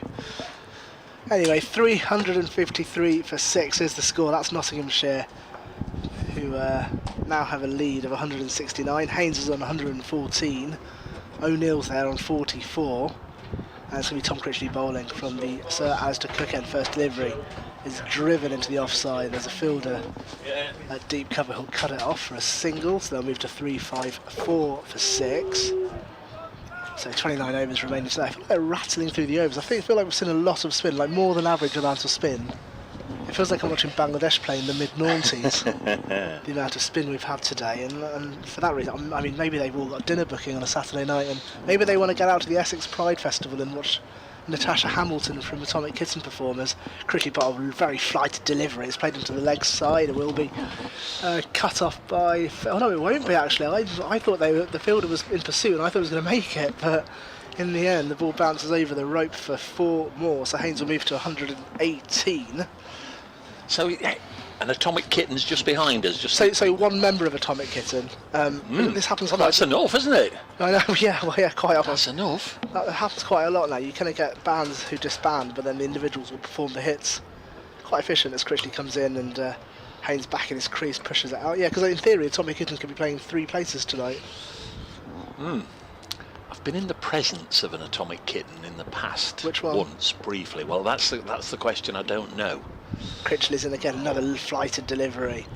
Really forward. It's played behind towards fine legs, stopped by the fielder. A million years ago, when a footballer called Lee Trundle was playing for Swansea City, I interviewed him, and his girlfriend at the time was an Atomic Kitten, and she was there just stood to the side waiting for him. I'm going to look into that as Critchley bowls and driven by O'Neill. That should make the boundary. No, it won't. There's an uneven bounce in the outfield which took the momentum out of it, and so fielder was able to collect. They have run a couple though, so 359 for 6 to score. So there was Liz McLarnon, Kerry Katona, and then was it Jenny Frost who came in when Kerry left? There you go. Yeah, and whoa! Big hit from O'Neill, and that's going to go for 4.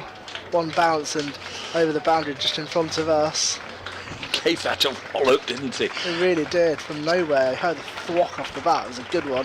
Not a clean hit. It was more the toe of the bat than the middle, but got a boundary. It's Fergus O'Neill's 50 as well. He's enjoying a really fine run of form here for Nottinghamshire this year. Went into this game actually.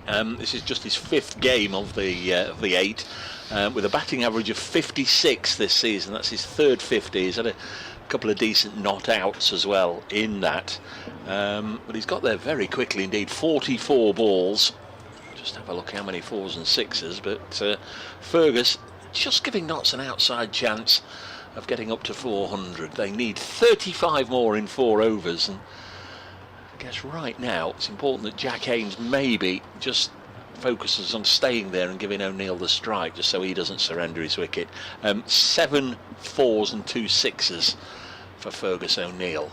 Haynes is on strike, and now he's coming to the party, pulling it out to deep mid-wicket for a single. I thought initially he was going to get a boundary himself, but the fielder, I think it might be Benkenstein, able to cut it off. 366 for 6. Yeah, so all happening behind us here in Chelmsford this sunny Saturday afternoon. Notts have got a run for every day of a leap year. 366 for 6. They lead by 182, so they've practically doubled the Essex first innings score of 184. Made, I was going to say made on the first day, which is correct, but it was only yesterday, wasn't it? I was thinking it was, crikey, beginning of the week. Bennett bowls, nicely played again by O'Neill. He's in really good touch. He's opened the face, run it down to 3rd, and he's going to push hard and come back for 2, and he's safely home. Good hard running by the Aussie, who moves on to 53. Just have a little look. I don't think his every time I do this he gets out. I don't think his best is not insurmountable. Yeah, 70 not out is his best. That's only his 7th 50 in first class cricket, and 4 of them have now come for Nottinghamshire. 3 this season and 1 in his 4-game stint last year. Really gone out there with a purpose. 368 for 6, and defends this ball, drops it on the leg side, and there's no run. So Notts about 89 from Asiba Mead, 120 not out and counting for Jack Haynes, 53 not out for Fergus O'Neill today, and they've managed to do something that a time or two they've been a little guilty of, having a good first day and then not backing it up, but they've found a way really to put that to one side since becoming county champions. Next ball on its way, and O'Neill pushes it back to the bowler. Last year they lost one match, that was match 6 of 14 against Durham, and really did produce a fine display a week after away at Headingley, where they beat Yorkshire.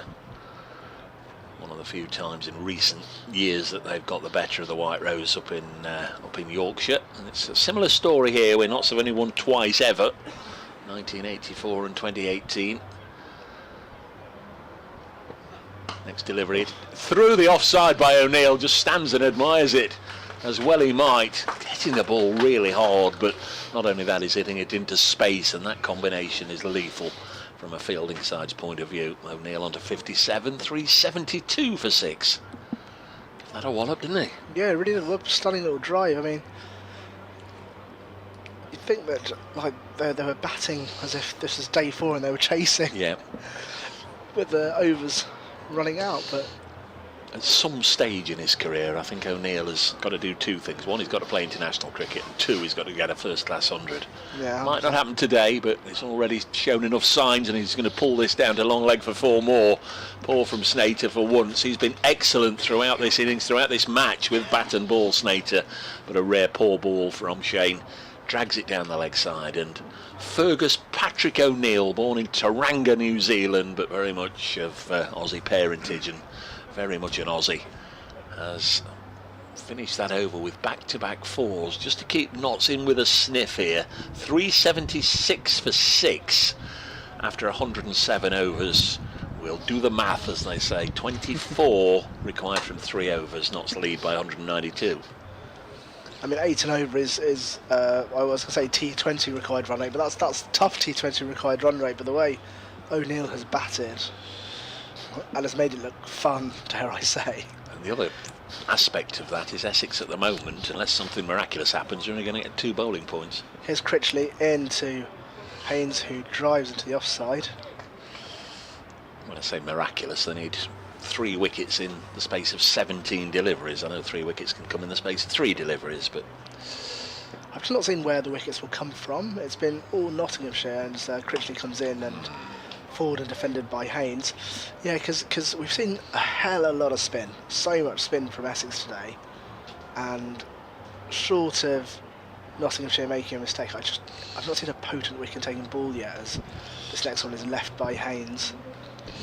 And also, what do they do differently? What do you adjust? Who do you bring on? What field settings do you adjust? A tough day in the field for Essex as Critchley bowls. It's ever so slightly shorter, and this is cut for a single.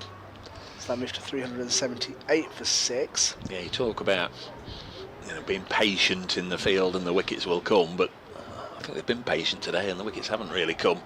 When he picked up 4 wickets in 2 and a bit sessions. It's Critchley bowl, and there's one. Playing a miss from O'Neill. So bowl completely miss. There's something, I think. God, it took me a little while to figure out what happened there, because it looked like a play and a miss the way O'Neill had gone for it. It was definitely a swish and a miss, but he was about 4 yards down the track. Down the track, and then into the hands of Michael Pepper, who whipped the bails off. So O'Neill's innings comes to an end. What an innings it's been! 61 runs from 49. Yeah, he's gone there in pursuit of that extra batting bonus point. Whether Notts get it or don't get it, they certainly got the 3rd batting point, down to the contribution of Fergus O'Neill there with 61. Another fabulous knock from the Australian, as I said, averaging 56 for the season. This is his last game. He won't care too much about the batting average. He'll be very pleased, though, that he's got Nottinghamshire into a position where they're nearing a 200 lead. They lead by 193, and here's a fellow with 2 first-class hundreds to his name, Liam Patterson-White, who was very much one of Nottinghamshire's heroes yesterday. And he comes to the crease now at number 9 in the order with Notts 377 for 7. It'll be interesting with this over only having gone for a single from 5 balls. do they go kamikaze, trying to get 23 from 13 and potentially getting bowled out for 385? I mean that's tough for the best of T20 national teams. I would suggest Nottinghamshire will be looking to put a score on the board. I think now. so. 220ish, a lead of 220ish or so would be ideal for them, wouldn't it? This situation. So. I mean, you get greedy, don't you? 193 they lead. They'd have snapped your hand off yesterday morning. I mean, losing the toss yesterday morning at 10:30, and if we said by whatever time it is, by 4:30 tomorrow, you're going to be leading in this match by 193. How on earth could that come about? But it has come about. Extraordinary stuff. Lengthy delay out there whilst Tom Wesley's down on one knee. Is he putting pads on, taking pads off? Is he just having a bit of a rest? I'm not sure, but they did this with O'Neill when he came out. They made him wait before his first ball, and they're doing the same with Liam Patterson-White. The trousers are rolled up, so maybe a little bit of the hot weather's made the old pad rash. But it's not that. He's not having treatment or anything. No. They're you know, the umpires should say, right, we're ready. Yeah. I imagine it's just discomfort from the heat. Well, do you think that's what it is? If that's what it is, the physio should be out there just administering something, or he should go off and have treatment. But I don't think it is. I think he's just having a word with Shane Snater and Michael Pepper about, what they're going to do from here on in. What sort of field? How are we going to stop Notts getting to 400? How are we going to stop them getting 23 from 13 balls? And I think he was just taking his time putting his pads back on. Don't really see it was anything other than that. No, I agree. Lots of little chats going on. But maybe that was the boost that Essex needed. They needed a wicket to break that partnership. Patterson-White will feel like he's batted for 10 minutes already. I wonder if that counts in his stats, or do they start the timer at the first ball? Imagine they started it. Well, they do, don't they? Yeah, they do. Yeah, they do. Well, one final delivery of this Critchley over to come. It is going to be to the new batter, Patterson-White, who you say has 2 first-class centuries. Oh yeah. Oh, he's no mug. We're talking about how Nottinghamshire bat deep, and we've seen that today. So the lead's 193, and I think now they won't worry so much about batting points. I imagine they'll just look at putting on a lead of 200 plus, 220, 230, just really put pressure on that Essex second innings. To look to take the game away from their opponents. Last over from Snater leaked a few runs. It'll be interesting to see what Essex do with the next over, which would be the 109th. If Notts could have another over with 14 or 15 runs, then it could still happen for them. 23 required from 13 balls, but as Roshan said, I don't think that's uppermost in their mind. Critchley, last ball of the over, Patterson-White drives to the field at mid-off for no run. There was a little bit of aggression in that first shot, wasn't there? But not enough to score runs. So that's the end of the over. 377 for 7. I mean, the run rate's gone from 2.6ish to 3.5. So it just shows the demonstration of that O'Neill-Haynes partnership. Yeah. Just hit accelerate, don't it? Just a great knock from Fergus O'Neill. So we're going to have the 109th over, and Simon Harmer, I think he's bowled all his overs in this match from this end, is making his way up there. I don't know if he's taking his cap off to scratch his head, or he's going to have a bowl from the far end, as it is the 109th over. I think they've sort of read it as I did there, that Notts might want to have a dart from this over. At tea, I saw the headlines on the BBC website. Actually, they've gone now because it's moved on. The score in the test is England 97 for 3, having been set to score 463. The headlines were Duckett falls to awful shot. So I don't really know how Ben Duckett's got out, but he was the third one to go for England just before tea. So it's going to be Simon Harmer. They've got Jack Haynes on strike, who's 121 not out, and they've got 2 short legs and a slip. Everybody else pushed out, but not right on the fence, sort of 3/4 of the way back. Haynes makes it into a low full toss and just nudges it onto the leg side for a single. 378 for 7. Surrey in trouble. They're 75 for 7 at Cardiff, where young master Tom Norton has figures of 5 for 34. That's terrific stuff. Got a hat-trick, didn't he, in the remarkable win against Somerset in the first block of matches. But the youngster making his way impressively. Surrey always a big prize for any of the other counties to roll over cheaply. Glamorgan have Surrey 75 for 7. Harmer bowls to Paterson White and goes through to Pepper, who whips off a bail, and poor old Paul Pollard has got to come, I was going to say got to come walking in. He came several steps and Michael Pepper will say, it's all right Polly, I'll do it. Been a good match so far for Leicestershire. Bowled Yorkshire out yesterday for 185. Leicestershire 383 for 5. Centuries for Rian Ahmed, who was out for 128. And next one again turns away from Paterson White to the keeper's gloves. Nick Kelly is 114 not out. Not too familiar with the works of Master Kelly. Is he Zimbabwean? Might have come into the side when Peter Hanscom had to go back, I'm not sure. So it's pushed into the offside. I will clarify that. Yorkshire in that match against Leicestershire then. Somerset Warwickshire at Taunton, they're at tea. Somerset 208, Warwickshire 241 for 5. Good partnership this morning between Mosley and Hayne. Now Webster, the Australian, 58 not out as Paterson White pushes this into the offside. So certainly aren't in pursuit of reckless runs against Harmer, and I think that's the right way to go. Hampshire 129 for 6 at Hove at tea, leading to Sussex by 161. Low scoring game there. Hampshire were in all sorts of trouble, but they might just get into a situation where they can put a bit of pressure on Sussex after all.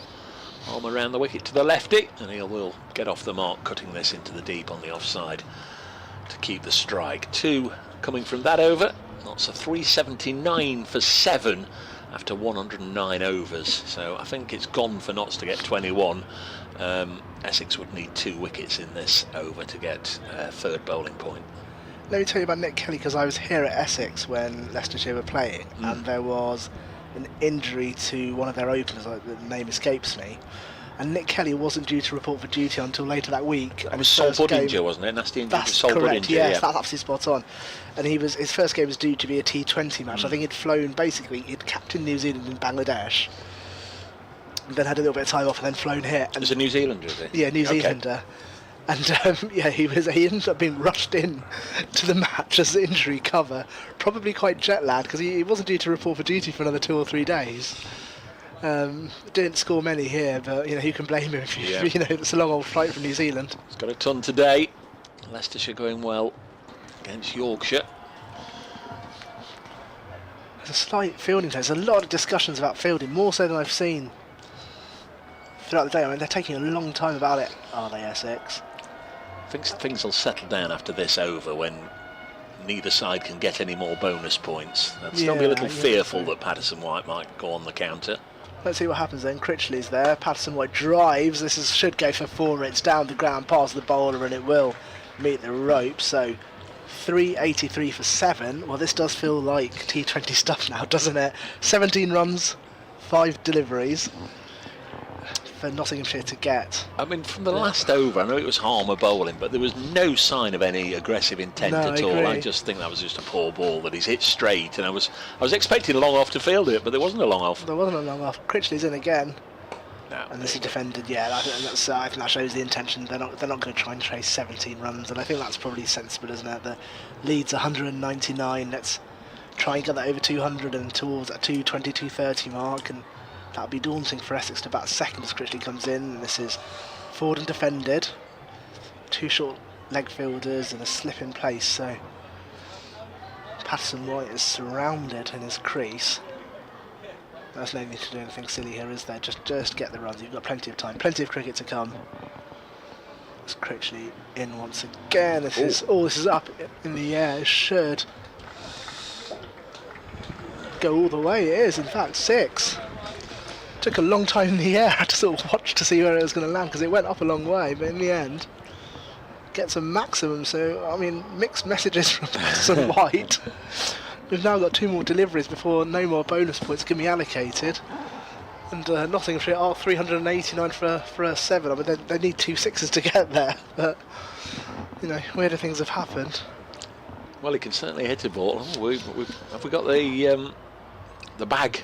The bag of spare balls, replacement balls being brought out. We saw it once yesterday. being brought out today. That one's gone, and I didn't see it be thrown back and be inspected. I think it's obviously gone out of the ground and might never be seen again. It's a big blow from LPW. LPW is a great nickname. That's a great abbreviation. Perfect for cricket. You often get LBW, LPW Yeah. as well on Nottinghamshire commentaries from some clown who keeps saying it. The sun looked like it's come back out a little bit. We've had sort of changing brightness levels. The temperature stayed the same. It's never been overcast, but there has been a little bit of cloud cover just stopping the sun from penetrating all the way through, and the clouds have sort of dispersed a little bit, so it feels sunnier. Lead is 205. Not in their wildest dreams. Wouldn't have been expecting this. The defending champions showing that they're still metal in their campaign as they go up against the team who sit in first place at the moment. Here's Critchley, ball in hand, and it's playing a miss from White, who maybe was thinking about those 2 sixes in a row, but as things stand, one more delivery before bonus points are no longer available, and they would need 11, so apart from some horrendous no balls from Critchley, I think. Well, Essex can't get any more than 2 bowling points as well, so that's a bit of a miss from them. It's Critchley then, and driven offside. That should go for 4. It does, and I think Nottinghamshire can be frustrated at how close they got. 393 for 7. 14 from that over. I think it was a very canny move from Essex to bowl Simon Harmer, the 109th over, because they only got 2 singles from that over. Otherwise, Nottinghamshire might well have been able to do it. We'll never know. It's immaterial. So the bonus point situation for the match is now done. Nottinghamshire 3 bowling points, 3 batting points. Don't need the Rachel Rileys to tell me that adds up to 6. Essex no batting points, 2 bowling points. 6-2 then in the bonus point column. Yeah, they'd be very satisfied with that, won't they? Harmer's going to continue from the far end. Still close to the wicket catchers. Jack Haynes, you'd imagine you've got 120 to your name. Sort of earned the right and the respect to have the field set deep and just be able to rotate the strike, but he's not. He's had to work for every single run. Harmer bowls, and he'll cut this into the offside for his 123rd run of the innings. Like I say, he's no stranger to reaching 3 figures. His 11th in first-class cricket, his 6th now for Nottinghamshire, 2nd of the season, but this one he's really had to work hard, knuckle down, which is particular strength of his. Played some very attractive shots. He's put the bad ball away, which is always a key to success. Patterson White batting at 9, nudges this back to the bowler, left-hander. First lefty we've seen today, isn't he? We had Slater and McCann yesterday at the start of the innings, both dismissed early on. Harmer in the sunglasses as always, bowls. Patterson White just nudges it to cover. Slater fields, no run. Pace of the game, pace of the run scoring might just dip a little bit. Wouldn't have thought a Seba Mead would be sending instructions as this is hit up into the air, took the aerial route over extra cover and away for 4 more. Patterson White, who hits the ball very hard indeed.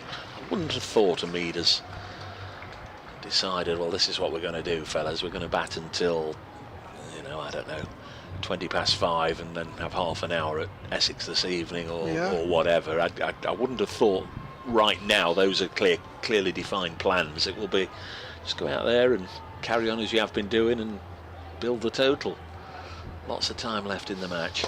Patterson White goes again, 4 more, back-to-back 4s against Simon Harmer. Said in his interviews last night that very much enjoying the challenge of coming here and facing, and obviously is referring to the spin element. The lead is, what's the applause?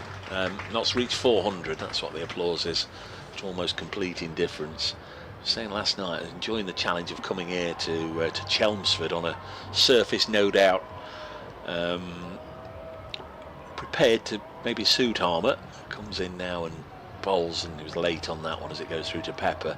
Very much enjoying the challenge to see who will come out on top in the battle of the spinners in this game, and of course he could sort of speak in those sort of terms after such a great day yesterday, a career best 6 for 43, but now he's facing Harmer with bat in hand and he's clubbed him away for a few runs. He'll be enjoying that aspect as well. Yeah, it just feels like Essex are waiting for them to make mistakes rather than having any sort of real strategy there. Sort of go, well, you know, Nottinghamshire are coming for us, so let's wait for them to miscue, mishit, edge. And it's you know, it's a strategy that might pay off eventually, but every time that ball gets dispatched for another boundary, it's another few runs that you start behind. You know, the lead is now 218 runs. That said, you know, I did mention it in that over. Certainly when Harmer's bowling, they are keeping very attacking fields. Been a number of you that have taken the trouble to get in touch, and I really should mention them. So we will. Anyway, from Critchley, it's a very flighty delivery again, as we've seen a lot from Critchley, driven for a single on the offside, picked up by fielder long off for 1, so 403 for 7. So this is how long ago. So when Ferguson Neal came to the crease, I mentioned that Essex were making him wait, and Nick Morrell. They didn't make Fergus wait as long as they did Derek Randall in that final back at Lords in the 80s. Good point, Nick. That really got tense, wasn't it? And was it Paul Pritchard who caught Randall at mid-wicket off Pringle, the last ball of the match, with whatever it was, 2 or 4 needed? Don't remember those that Notts lost as well as those that they won. Critchley is cut. Sorry. That's right, by Patton White, and run across for another single, and moved to 404 for 7. Steve Crawley, Jack Haynes kind of played a better knock than this, Dave. It's a very good bowling attack. He's just helped himself to a quality ton, and he enjoyed the Fergie fireworks as well.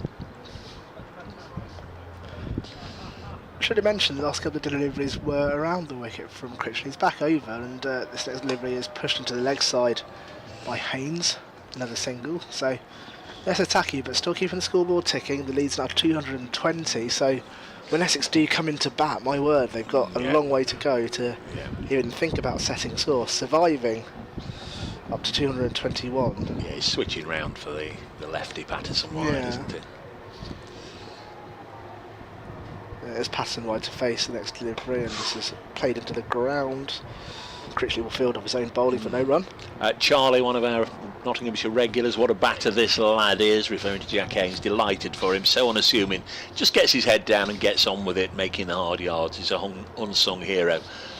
Lovely words there, Charlie. I like the way you've expressed that. Critchley in. Patterson White drives. There'll be a single for the taking as the fielders converge on the ball. Alan Surrey in the ground. Some nice photos of the Nottinghamshire players leaving the ground at tea. I retweeted that. Thank you, Alan. Nick sent a bit of a cartoon, read the group America that Don's going to see. Next delivery goes straight through to the keeper, no run. That will completely over. So it's 406 for 7. Been through the desert on a horse with no name. I can't read that on air, Nick, but he's basically sent a little bit of a made-up picture. I've been through the desert on a horse with no name. So there's the guitar player with the long hair, the typical 60s American look, and the horse saying in agricultural terms that his name is Frank. Nice little thing. Steve Crawley, recall you talking about the 1976 Windies batting at the Test at Trent Bridge. Fergie's batting takes me back there now. And then what? Well, that's my fault. It's Harmer from the far end, and Patterson White will hit it straight up in the air, and it should be caught by Snater and is on the offside. So Liam Patterson White had a little bit of fun there, briefly gave Notts hope of getting an extra batting point, but it was a swift 25 from 20 and from 21, and he's gone, caught by Shane Snater on the offside from the bowling of Simon Harmer. So he gets his man, gets his 4th wicket Harmer's gone for a lot of runs actually. This is his 40th over. 4 for 143, and Notts have 2 wickets left. Brett Hutton on his way out to the middle, so Ollie Stone will be at 11. Steve Crawley, Patterson White's hit that so far, it's landed where Bennett starts his run up from. Thank you, Steve. Yeah, I think that's all for now, folks. On the old Twittery thing, at Brace Cricket. And Notts a 406 for 7. Rushan, as a far more intelligent man than me, will work out the lead. Or you're going to, like me, wait until it pops back up. I was going to wait until it pops up. Well, I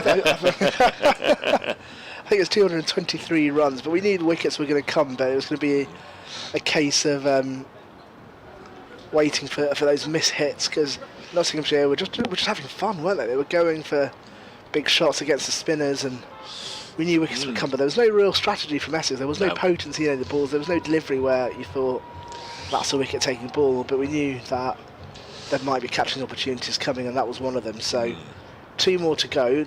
Now, Hutton's the next batter in, and they've obviously still got Haynes there, but 222 is still daunting. Yeah. And every additional run, which makes that job for Essex harder. In case you weren't with us this morning, Notts lost 2 wickets in the morning session. Joe Clark caught and bowled Shane Snater for 27. Sharp caught and bowl. Clark really leathered it. It was a little unlucky, or flip it round. A really good catch from Snater, who had the first 3 wickets to fall.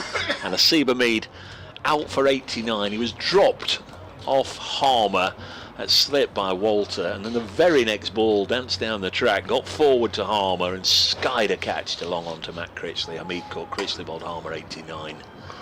They were the 2 wickets to go in the morning session.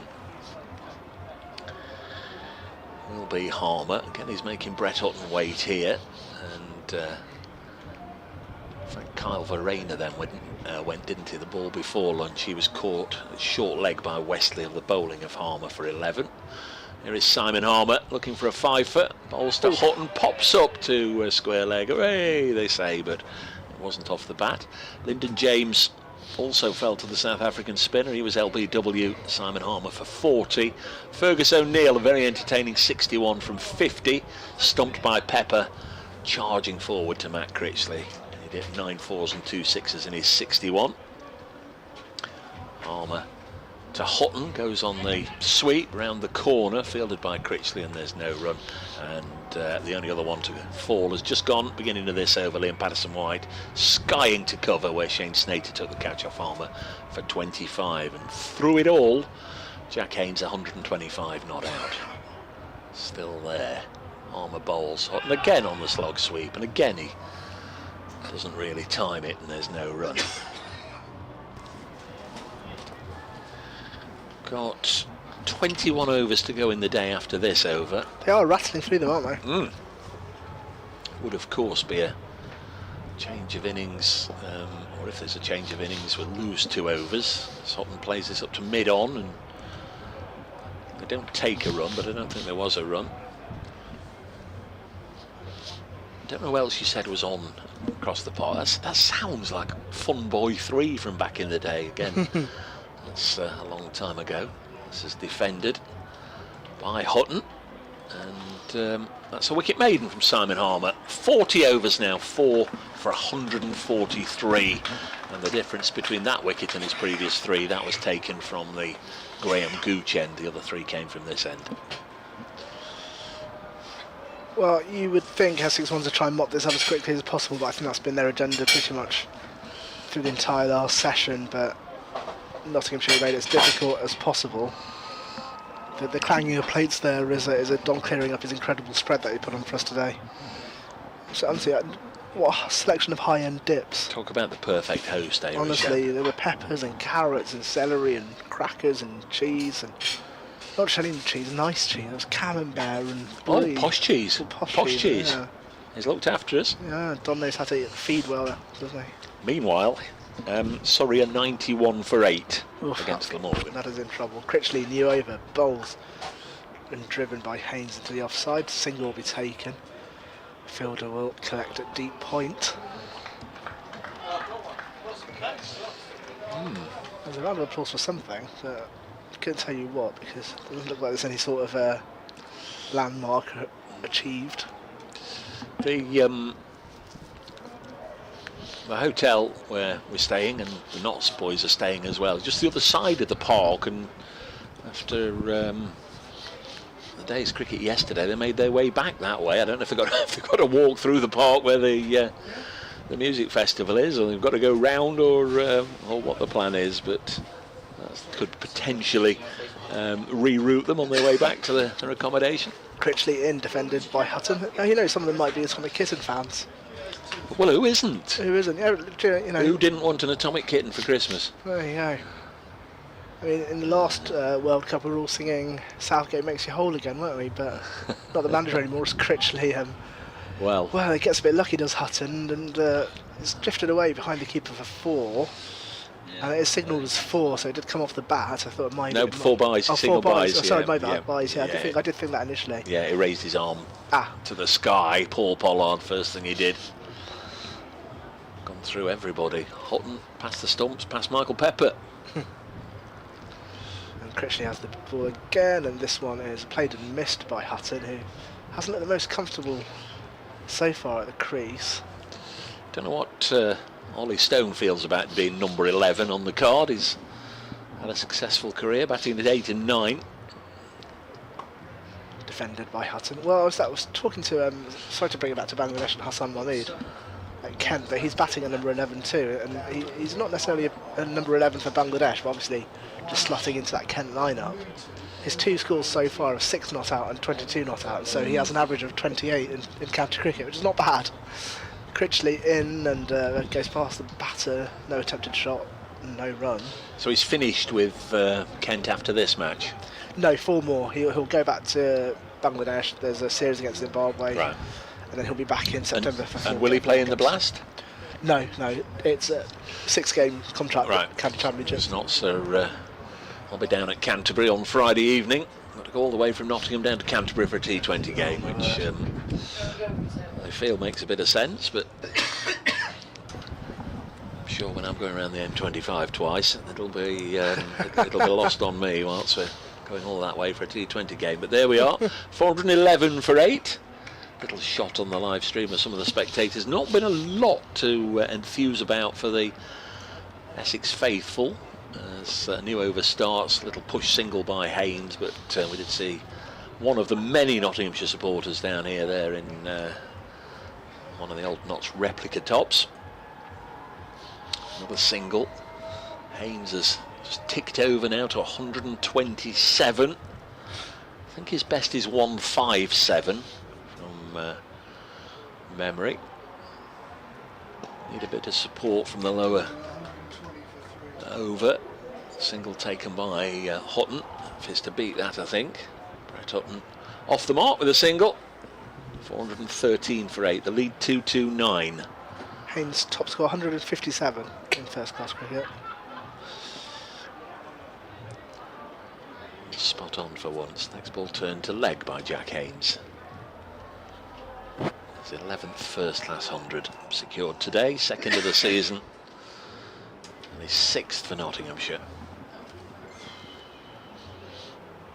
Made 5 for his first county, the Pairs, Worcestershire.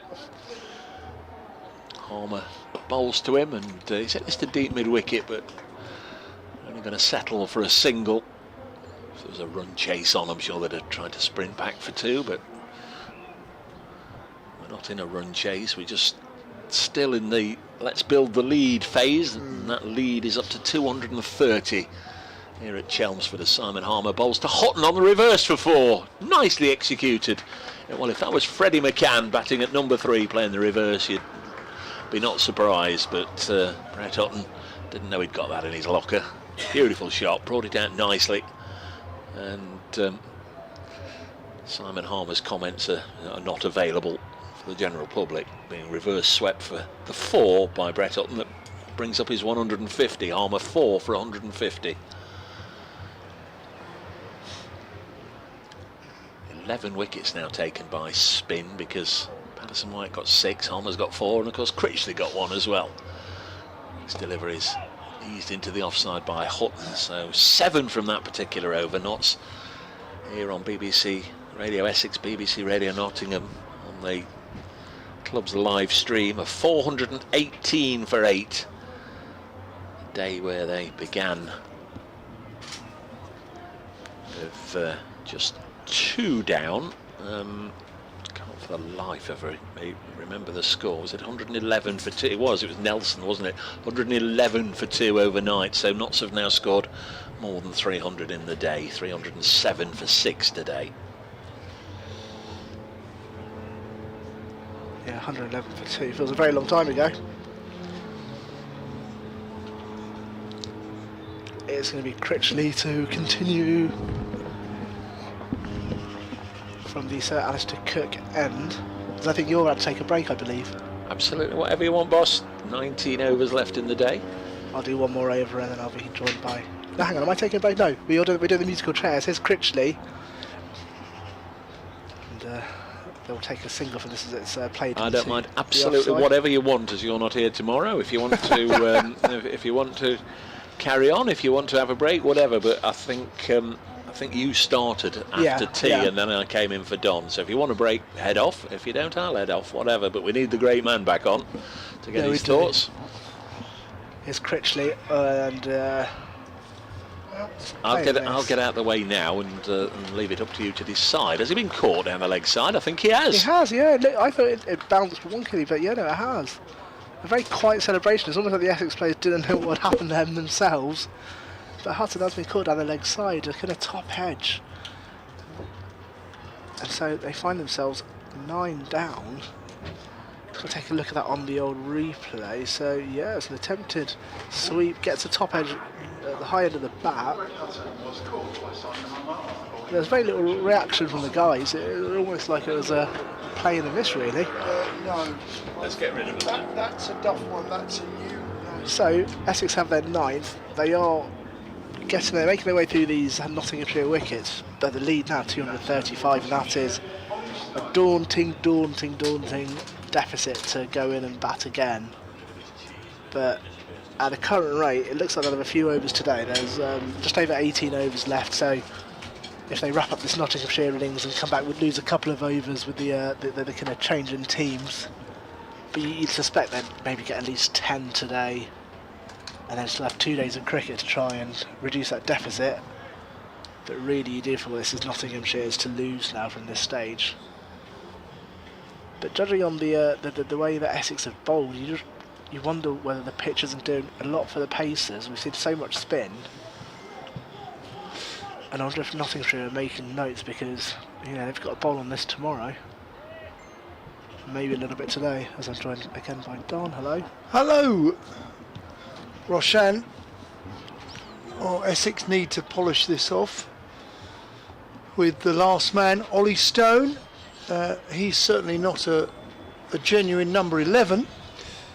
He's a slightly better batter than a number 11. Haynes still with him on 129.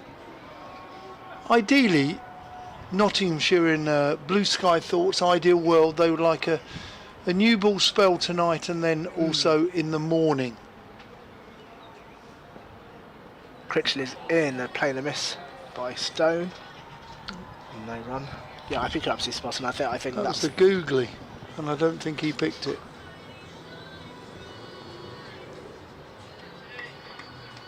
I'm just seeing that on the replay, just waiting for that to come up on our screens. I think it went on the inside of the bat from where we are. Critchley in, next delivery driven back to the bowler. So 419 for 9, the lead at 235. Schoolboy cricket, Ollie Stone used to bat 5, 6 in the county side. Did he now? And yeah, used to be a genuine all-rounder. Stone defends off the bowling of Critchley for again no run. The Overtons, Topleys, Stones, even Tom Helm, Liam Livingstone, all of a particular era. Stone will drive this, it will go too long off, and they'll draw across for a single. Keep the strike. He will keep the strike, yeah, and that completes the over. So 2 runs from it, but also the wicket. So 420 for 9.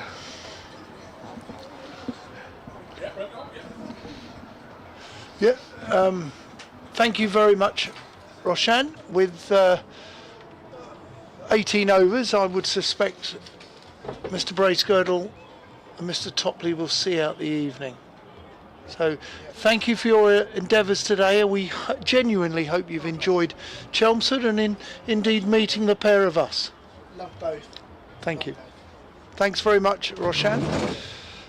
He'll be going back to Enfield tonight. It's going to be Simon Harmer from the Graham Gooch end who bowls, and big stride from Ollie Stone, who plays out with his pad as the ball balloons towards Harmer. No dangers. In fact, the forward short leg is going on the offside. Tom Wesley with a man with a lid. Welcome back, Dave. Thank you very much. Nottinghamshire have had another good day as Harmer is in. Looks to bowl a big turning delivery outside of off stump. It bounces and turns back, but it started off just a little wide. His big hands and purchase of the ball. Harmer bowls. Slog sweep into the offside, leg side. That's going to run away for 4. Charlie Bennett can only just go and get it and retrieve the ball as it bounces back. We think that's a 4. Yeah. This has been quite an emphatic first 2 days for Nottinghamshire. You could sort of make a claim that the first session of the match yesterday morning, 87 for 3, was split.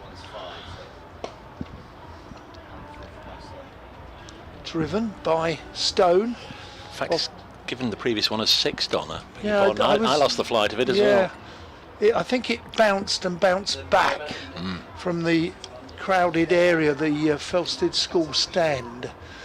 As Harmer, well, that's 6 to Ollie Stone. He's off strike now as he completed an easy single, which brings Haynes on 129 facing Harmer. Bowls, playing a miss from outside off stump, which the ball didn't turn, so it inconvenienced the outside edge, but alas, no wicket, no run. 427 for 9.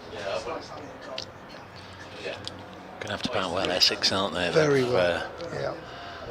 Against a lot of pressure with men round the bat. Yeah.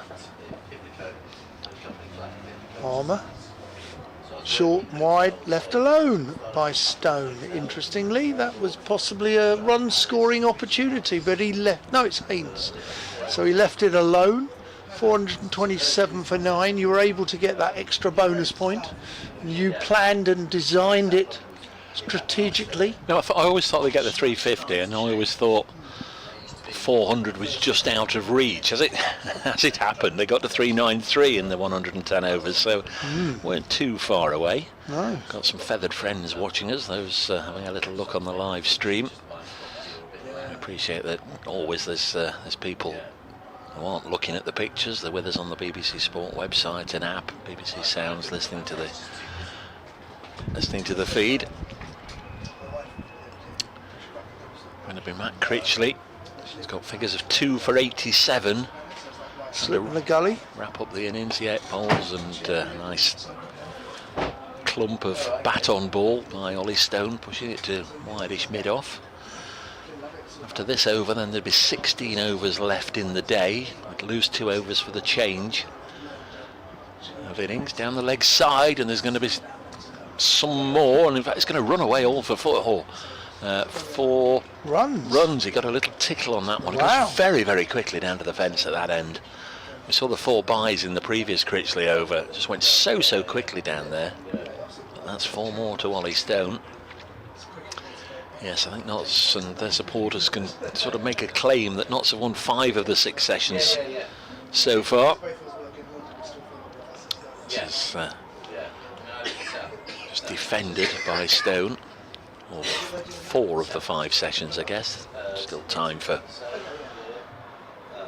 this one to be played out. 431 for 9. Critchley bowls, turn to leg by Stone, get a single because they're out deep. 432 for 9. Lead is 248.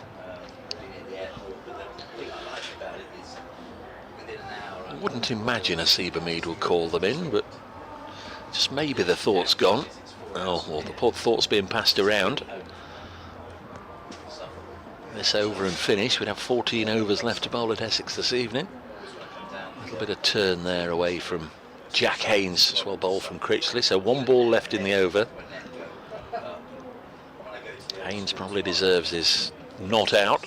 Yeah, very much so. 129 to his name. Came to the crease very early on this morning. Joe Clark just adding 2 to his overnight score. Haynes will drive this to Snater at extra cover, and that's the end of the over. No look towards the Notts dressing room. Certainly not expecting. Don't think I need to call them in. Likewise, I wouldn't imagine there'll be shout to get on with it. 1 more over.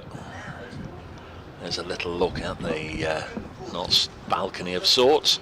They'll have had a very relaxed, very enjoyable day for the most part, most of them. Bowlers have put their feet up. That's important.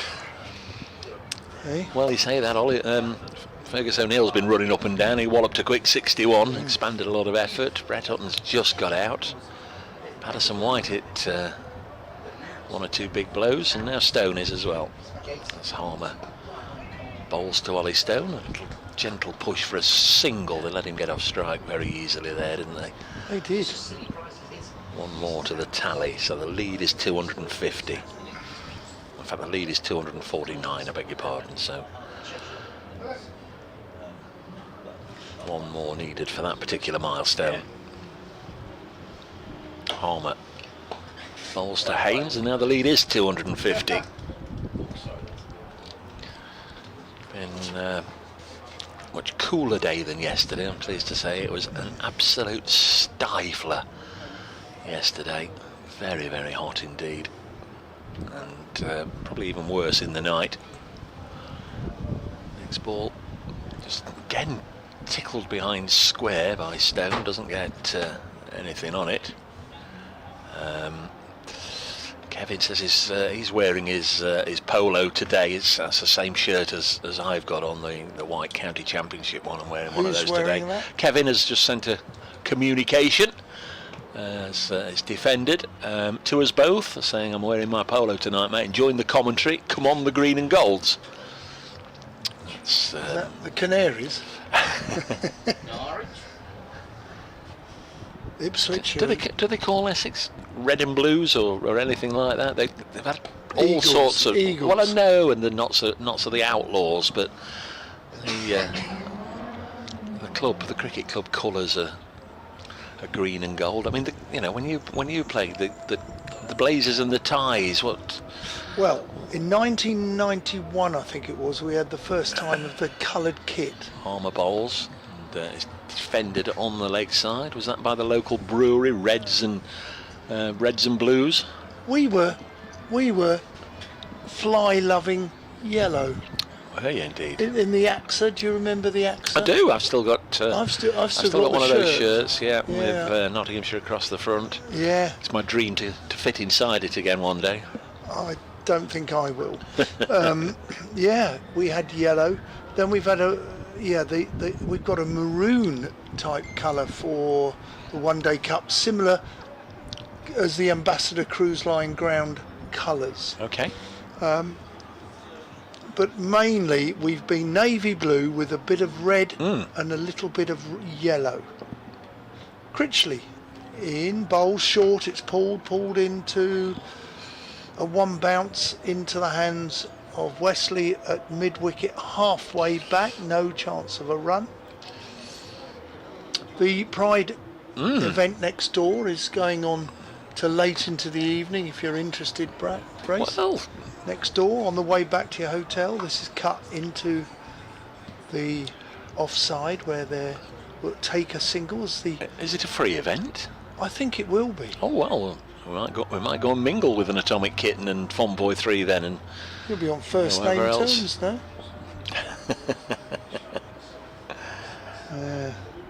People come in for the Ollie Stone at number 11. Nearly a full toss, driven powerfully up to mid-off, no run. think they're playing Take Me Home Country Roads at the moment. I don't know who's belting that out. Surrey 105 for 9 now against Glamorgan.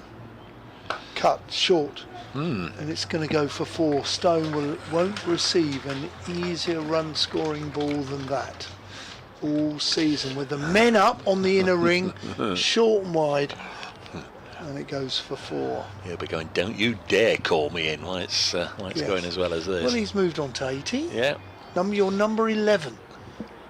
And he's probably to be fair, number 9. Yes, exactly. Exactly. Great having a decent batting lineup. Driven to extra cover. Snater does the fielding, no run. It's great having a decent batting lineup that delivers. A time or two they haven't, including last week. Both innings against Somerset. So end of the over with another dot ball. Nottinghamshire are 439 for 9. Stone has 18 to face Haynes on 131. You're listening to Dave Bracegirdle, Don Topley on BBC Essex, and along with BBC Radio Nottingham, as we bring you live ball by ball action. And we're getting towards the end of day 2, which has been dominated again by Nottinghamshire, fair and square. Essex will know they've got to bat well if they bat tonight, and more importantly bat well tomorrow, otherwise they're facing an uphill task. All will be revealed again tomorrow morning with Dave, myself and our third voice tomorrow. Beth Harvey's coming to join us. Have you commentated with Beth before? Yes, Beth was at the Oval. Good luck charm, the Oval for Notts win over Surrey last year, with us as Haynes pushes this away on the offside. And a single taken. Well, we'll be back here then 11 o'clock tomorrow. In the meantime, there is still 13 overs remaining in this sunny evening at Chelmsford. Armour bowls to Ollie Stone, works it behind square on the leg side, no run. What's your close of play score then? Go on, Nostradamus. What's close of play score 25 tonight? 25 for naught. That's not a bad shout. Yours?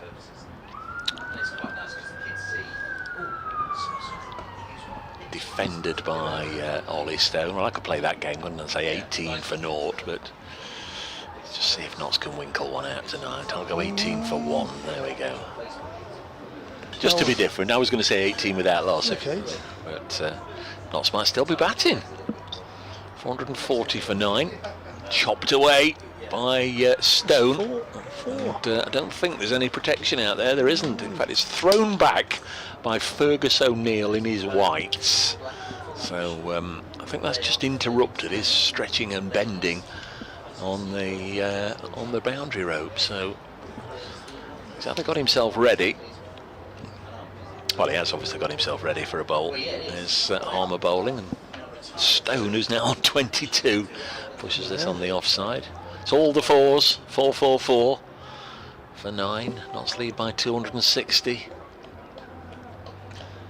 against Essex, who say it in a second. This is defended.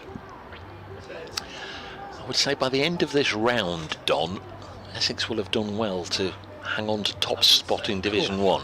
Yeah, will they? Is that a fair assessment of where they are at the moment? Well, It's how I was feeling this time last week. Yeah, no, absolutely. We know that the championship stops again. I'm just looking.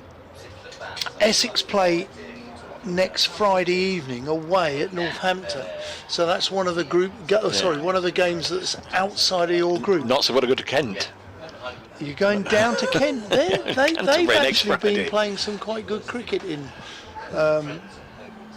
in white ball. They've done all right, actually. They've won a couple. Yeah, that still doesn't make the prospect of driving to the Garden of England from the East Midlands on a Friday evening an attractive proposition. I'd go early, very early. Yeah. I'd get down there. I'd try and beat the tunnel. Yes. Yeah. No, it's all taken care of. Is it? Or train it? No, I shall drive. It's going to be Critchley bowling his leggies, played on the back foot by Haynes, who gives the strike to Ollie Stone, made 22 in 26, an easy single out to the boundary on the offside. A little bit more of a breeze than we had earlier in the day. Change of field for Stone. Slip in a gully for the leggy. There's a deep backward square and a man at deep third for the misfield by Snater, who's fielded beautifully all day. Best fielder in the team on today's performance. And he costs 2 runs actually from that misfield. And it's really significant for Matt Critchley because he's just gone from 2 for 98 to 2 for 100. We call that in the trade the gallon. He's gone for a gallon.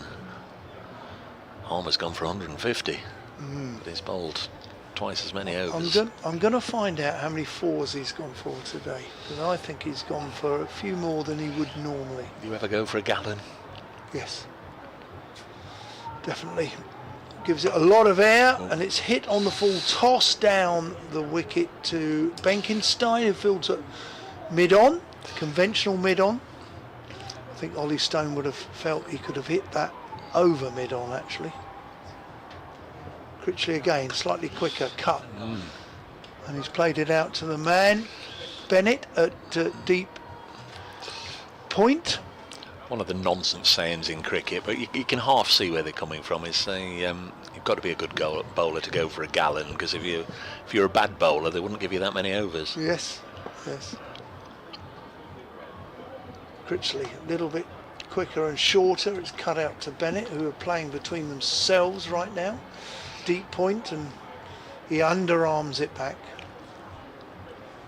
All very quiet and easy just at the moment. I'm just wondering whether we need a seamer on. There's Critchley bowls, that bounces, but it's played out to deep point where they take a single, and I think Bennett might be on, just with his. What's that applause for? What's happened? Is that the 50 partnership? I'm not sure. Oh, the 450 up. We're at that stage where you sort of have to look for the lead, you have to look for the total, you have to look for partnerships, you have to look for individual scores. Yeah, 450 up, 450 for 9. That's a very healthy day's batting for Nottinghamshire after the home side were bowled out for 184 yesterday. What have we seen runs wise? It was 111. 111 for 2, so what, 339 for 7. It's a good day's cricket. Yeah, it is. It is. You've got your wish. Yeah. Captaincy, see? Yeah. Bit of experience there. Yeah. I just sensed he was not the way he was loosening up or anything like that. It was simply he was showing a bit of interest in ball 5 and 6 when he kept fielding the ball on the deep point boundary. Give him a little boost, a little spring in his step if he can get a wicket here late on in the day, because if he gets whacked for 20. This is Suffolk versus Norfolk. Is it indeed? It is, yeah. It bowls to the Canary. Ollie Stone pushes this back to the bowler, and just suddenly the ground is enveloped in sunshine. It's been pleasantly warm today, but there's been a lot of cloud cover, but that's just been parted. He does watch Norwich City. Ollie Stone, yeah. Yeah, he does. Yeah, oh, yeah. Often seen at Carrow Road, not far up the road from here. And of course, they're staying in the Championship, aren't they? Meanwhile, Ipswich Town. Who? Ipswich Town are going to be going to the county ground, Nottingham. Next ball on its way and driven to mid-on. Now get your sporting arenas sorted out. What are they? City ground. Nottingham Forest play at the City Ground. Yes. Notts County play at Meadow Lane. Yes, where you kindly hosted me. We went, didn't we? Was it a couple of years ago? Yeah. And you were revered. You hosted me for the evening, and everyone wanted to talk to you. I don't think that's quite the word, but revered. See, I've moved on since. I've been with Mansfield Town since then. Next ball is driven up to mid-off, commentating on their fortunes, and I think it was probably something to do with the fact that I turned up at Meadow Lane with you, and I think they thought, Get rid of him. No, if he's bringing that sort of person in here, then we'll get rid. We watched Salford. That was it. It's in your book. It's in the book. Yeah, It's in the book. it was. It was a day you had two meals, and they were both pies, meat pies. You had a meat pie for your lunch at Trent Bridge, and Is that in the book? probably. Next ball on its way. Hits him on the pad and asking. But he only asked. He asked politely. The young man, a polite request, and Tom Lungley says not out. Yes, I remember. It's funny the things you remember. You had two. I've had two meals today, Dave, and they're both meat pies. I had a meat pie in the restaurant at Trent Bridge for his lunch, and we went to the football. And what does a man have that's had meat pie for lunch? I'm gonna have a meat pie, Dave. I want to compare the football and the cricket meat pies. Yeah, that's so true. 450 for 9. Charlie Bennett bowls to Ollie Stone, guides us down to third, and Stone, without any difficulty at all, has reached 27. Jack Haynes still there on 134, and Notts taking this right into the latter stages of day 2, leading by 267 now at 451 for 9. Well, Dean Elgar, the former South African opener, the overseas batsman, he's stretching his quads, but he probably, with the form he's in, he won't be fancying going out to see out the last few overs. Bennett bowls nice and full. Haynes drives to mid-on, no run, end of the over. 451 for 9. Elgar, what's 39 now? Dean Elgar. Yeah. It's been a fabulous player for a long time, and if his powers are just starting to wane, well, it's a sad old thing, but he's got a great career to look back on. Maybe he'll have a few twilight years. I hope so. It's been, Nuggety. Great servant to the game. He's struggling. He's batted 8 in 8 games, 14 knocks, and at the moment he's averaging 26, 100 and I think 150. The major cricket leaguers, or major league cricketers, of course, started this week. And Grand Prairie, where's all Grand Prairie? Do we know this? Is that Dallas? I don't know. You're our American correspondent. I saw that Peter Siddle was down to play in one of those. Well, most of the South Africans are playing it. Faf du Plessis. God, you wouldn't believe how many South Africans are playing. Critchley in, bowls. This is a genuine play and miss from a delivery that turns and bounces from the leg spinner. Well bowled, well taken. No run. Yeah, amazing amount of South Africans playing in the MLC, Major League Cricket. Do you follow it, Dave? No. This is played into the offside, looking for a single, and Stone plays it out to deep point for 1 run, 452 for 9. You know me better than that. LA are building... LA Knight Riders. Yeah, they're building a ground at just around Long Beach, south of LA. This is played into the offside. Snater Fields, no run. They used to have Formula 1 racing there back in the day, around the streets at Long Beach. Yeah. Really? Well, that's about an hour and a quarter out of LA. But they say it's going to be good. This is driven by Haynes, who picks up a single. He moves to 135. Who's this singing? Do we know? Do we know who this is? Don't know. We need Rushan to give us that list again of who the entertainers are in the park behind us. As Critchley bowls, played off the back foot out into the offside, into the gap where they both take a single. They walk through for the single, 454 for 9. Your beloved Surrey are following on 0 for 0, having been bowled out by Glamorgan for 105. Not good. And this is cut, but he finds the fielder at backward point. There is no run. End of the over, 454 for 9. Stone on 29 important runs at number 11, Haynes on 135. Crikey, that's a shocker from Surrey, isn't it? 105 all out. So Glamorgan 358, Surrey 105, just been asked to follow on.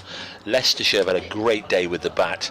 They're 436 for 6, Yorkshire having made 185. So all very similar to here, actually. Leicestershire with centuries from Kelly and from Rehan Ahmed. Test match England are 4 down, 137 for 4. Brook out for 58. So Joe Root, who's got a half century, he's still there. Do you know what? You just mentioned Joe Root. I'm pleased he's captain in England at the moment, and I've got so much respect for that man. Brilliant player. And I just think he's a brilliant bloke. 10 overs remain here in the day. Bennett from the far end bowls into the left thigh pad, into the thigh pad of Ollie Stone. I doubt he's wearing 2 thigh pads, and there's no run. You're not impressed with my comments? Well, saying Joe Root is a, what did you say? What did you describe him? Fantastic player. Yeah, well, that's like saying a brilliant bloke. Yeah, it's like saying Elvis used to be able to sing a few tunes, isn't it? Really, I mean, every you're not going to get an argument from me or from anybody by saying that Joe Root is. Do you admire him? Yeah, I do. Yeah. More so as the years have gone on. Yep.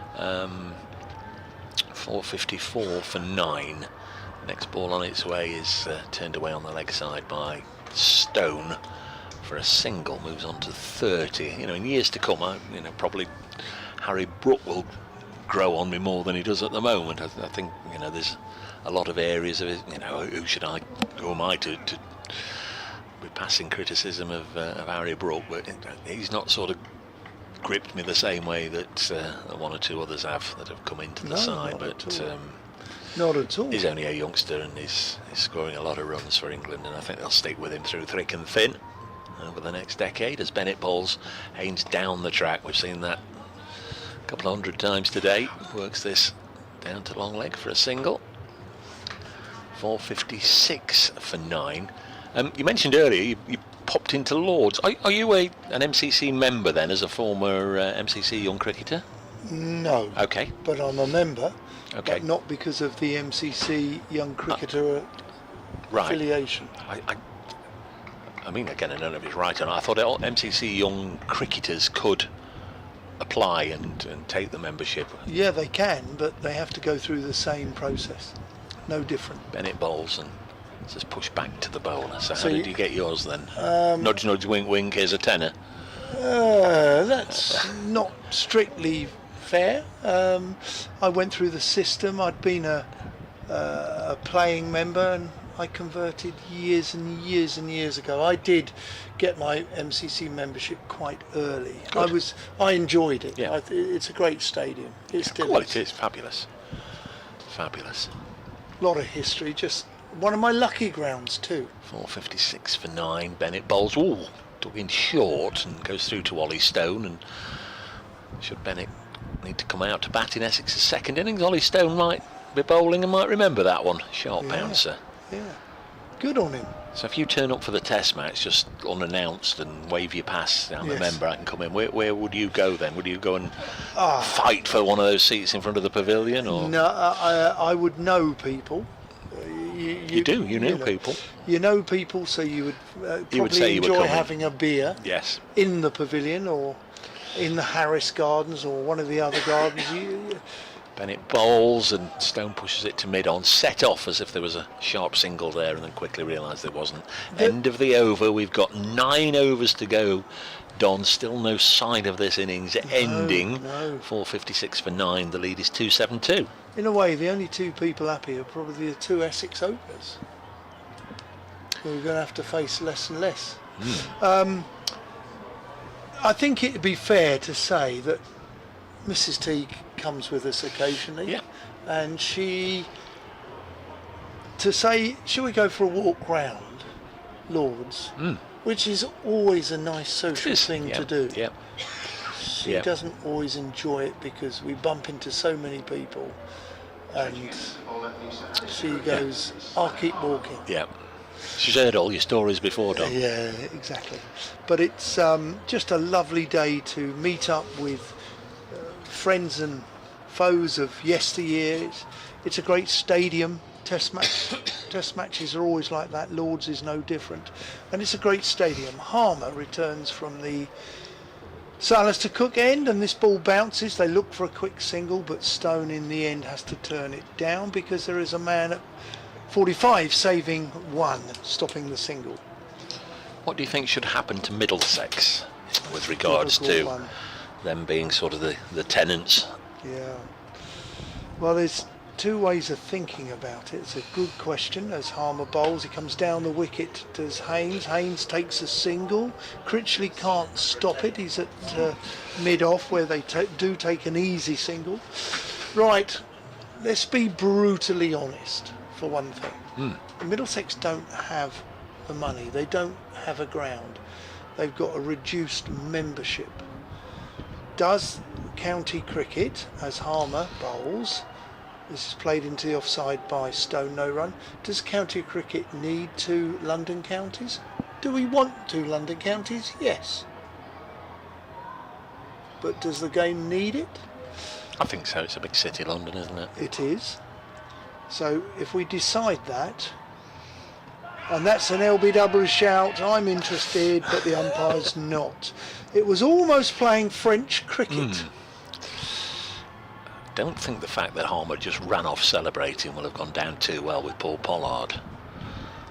Might just seen a replay of it, might just have turned just a little bit too much. Yes, far too much in the end. But Harmer he just ran off celebrating. Always wait for the finger. He did play it on the back foot.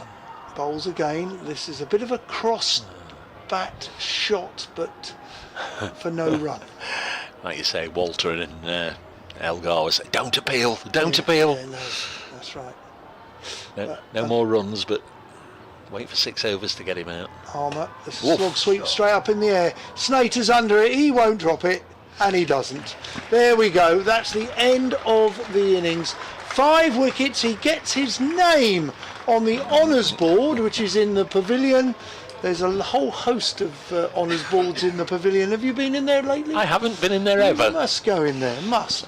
And not invited, they don't want the likes of me in there. Simon Harmer, 5 for 165. He'll be chuffed with that, really. A lot of endeavour for those 5 wickets, but Nottinghamshire are all out for 457. Which is a great effort, which means Essex have got to go out. There is 8 overs remaining on the scoreboard. Now, does that mean I think that'll be 6. No, I think that'll be 6. That'll be 6. We think 6 overs remain for Essex to survive the evening, and the lead is the best part of what, 273? Yeah, exactly, spot on. Wow, 273 runs ahead, and they can go out for another 6 overs, try and claim a wicket. Who will open the bowling for you guys? I would imagine they would go with the same 2 as in the first O'Neill? innings, Fergus O'Neill and Brett Hutton. What you want to do in this situation is make Essex play. So you need a bowler who's prepared to bowl straight and make the batsman play. But listen, just for the moment, with Nottinghamshire just bowled out for 457, with Simon Harmer taking a fifer, I was just going to say Jack Haynes then finished 137 not out. I think in all the things that need mentioning, I think we should say that he's been absolutely terrific. 206 balls, 15 fours for Jack Haynes. He had a little bit of support down the lower end, but he's battled beautifully through the day. Congratulations to him. Hamid made 89, Fergus O'Neill 61, Lyndon James 40. So solid contributions today from Notts, and they've got themselves into what should be a match-winning position. They need to pick up 10 Essex wickets over the next. Well, we've got 6 sessions left after this one. We have indeed. We're going to just relax for a few moments, powder our noses, before we come back for the final 6 important overs of the Essex second innings.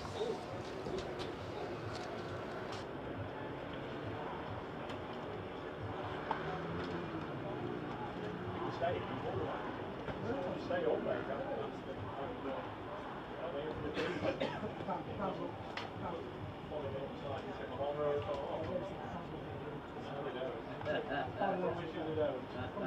I'll get feedback, I promise you they don't.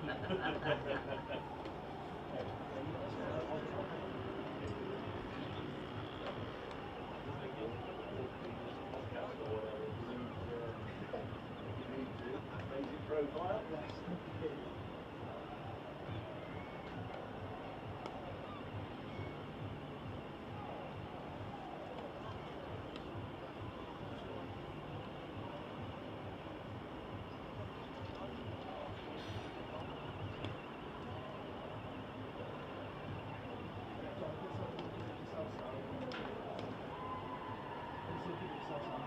Yeah, of course you can.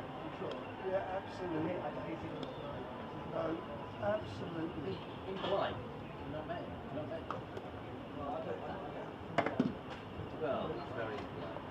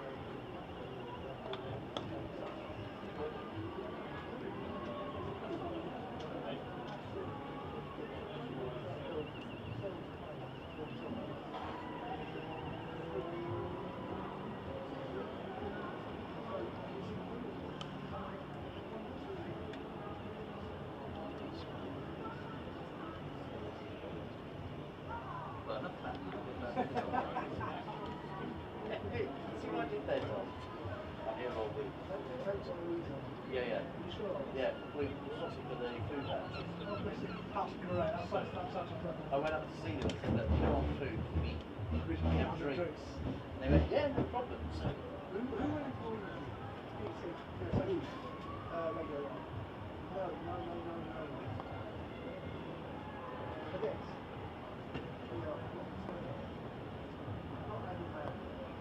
So I got a really interesting weird one to get us some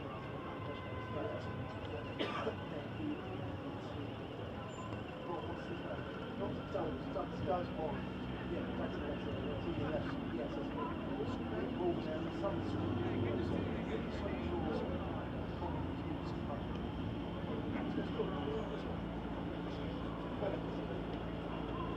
shooting down the list.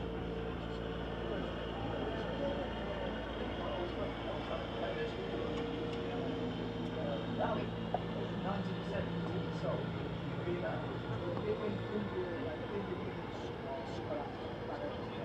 Are they not? Yeah, they're not like, yeah, how like, I'll tell you what, give those cars.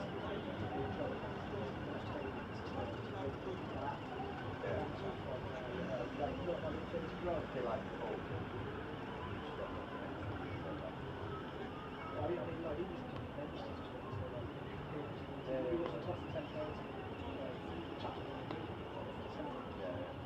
Where's your brother?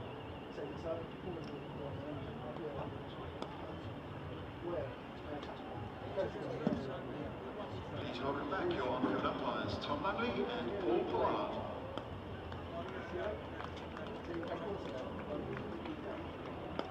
He played for a short period.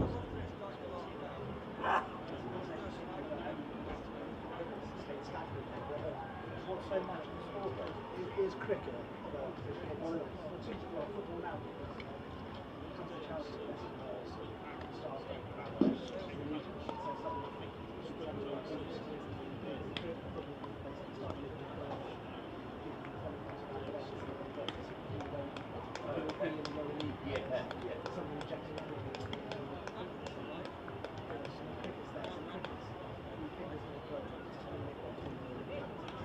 Taking to the field are visitors from Nottinghamshire, led by captain Hasib Hamid.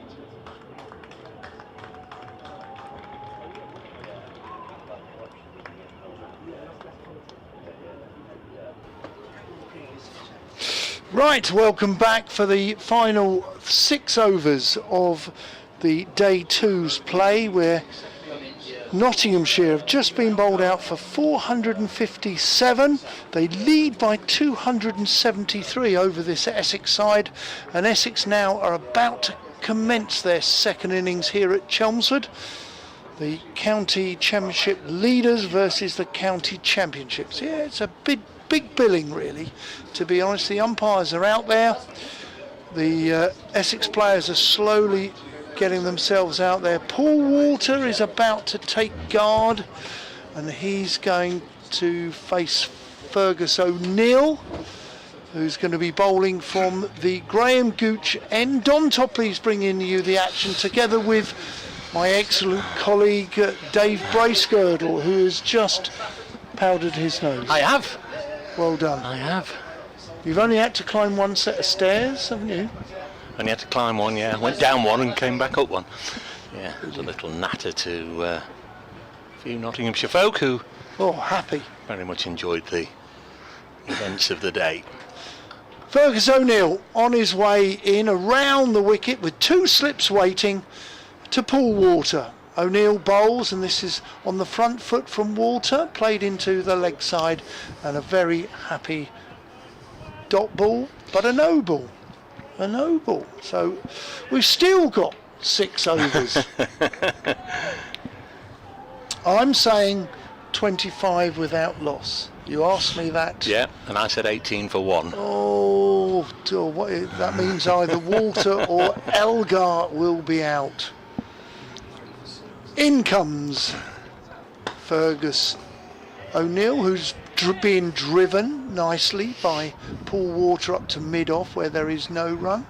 Not overly attacking, is it? Just the 2 slips.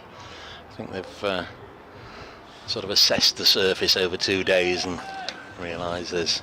I've got to be honest, I thought they might have an extra fielder in, maybe a bat pad. People play differently when there's a bat pad. Sort of a low skiddy sort of bowler, Fergus O'Neill.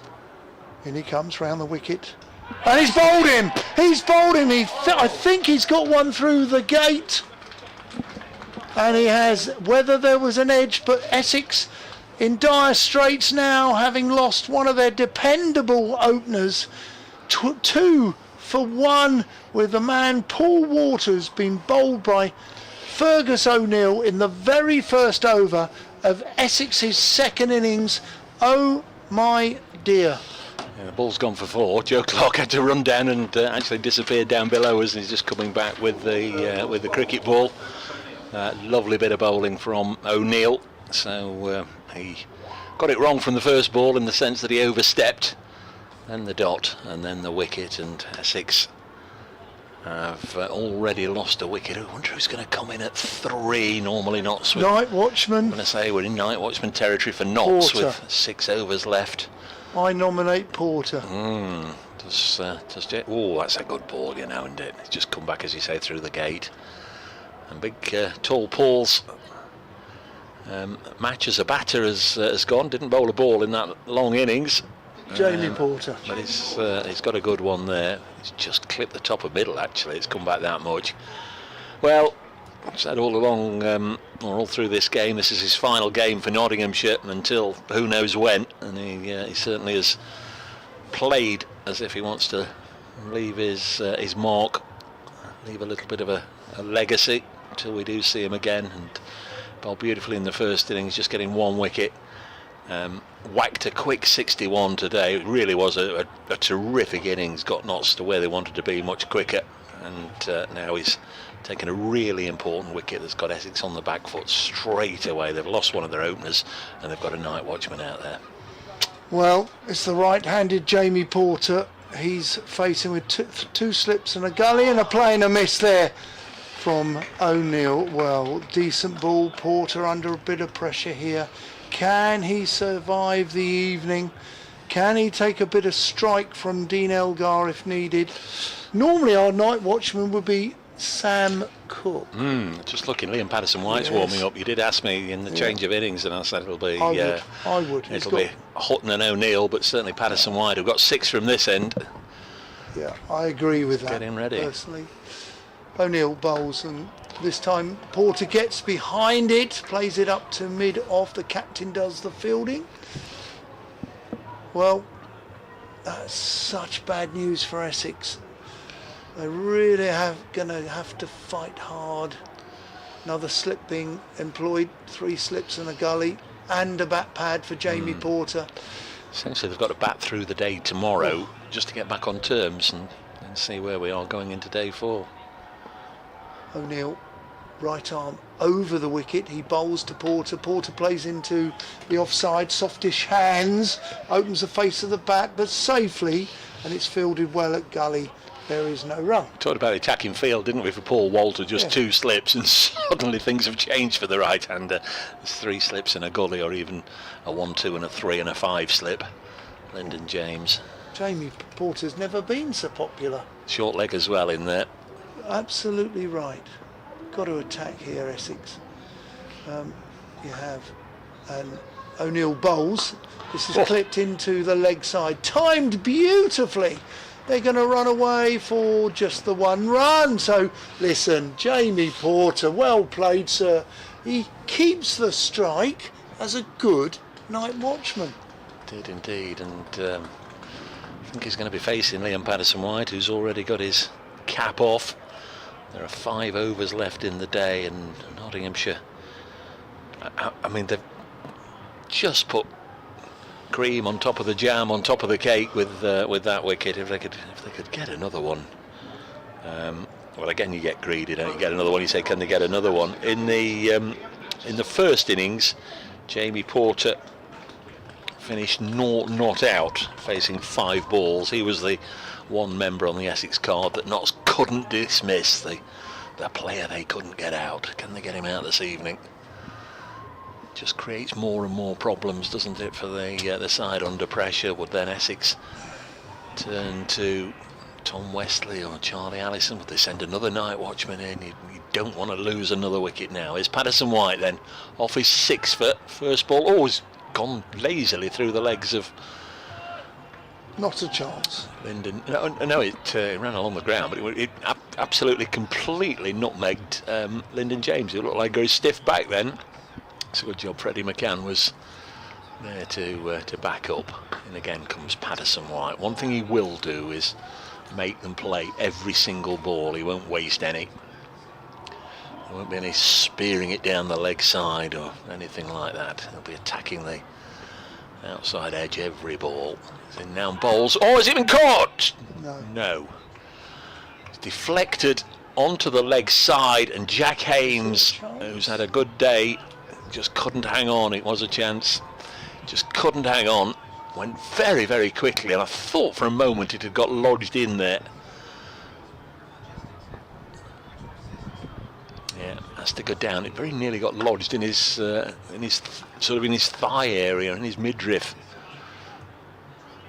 So that could have been a 2nd wicket for Notts. Porter is 1 not out. 2 balls left in this over. 4 round the bat. Jamie Porter defends. Yeah, he'll just vary it on throughout. He'll push one through. He'll flight one a little more.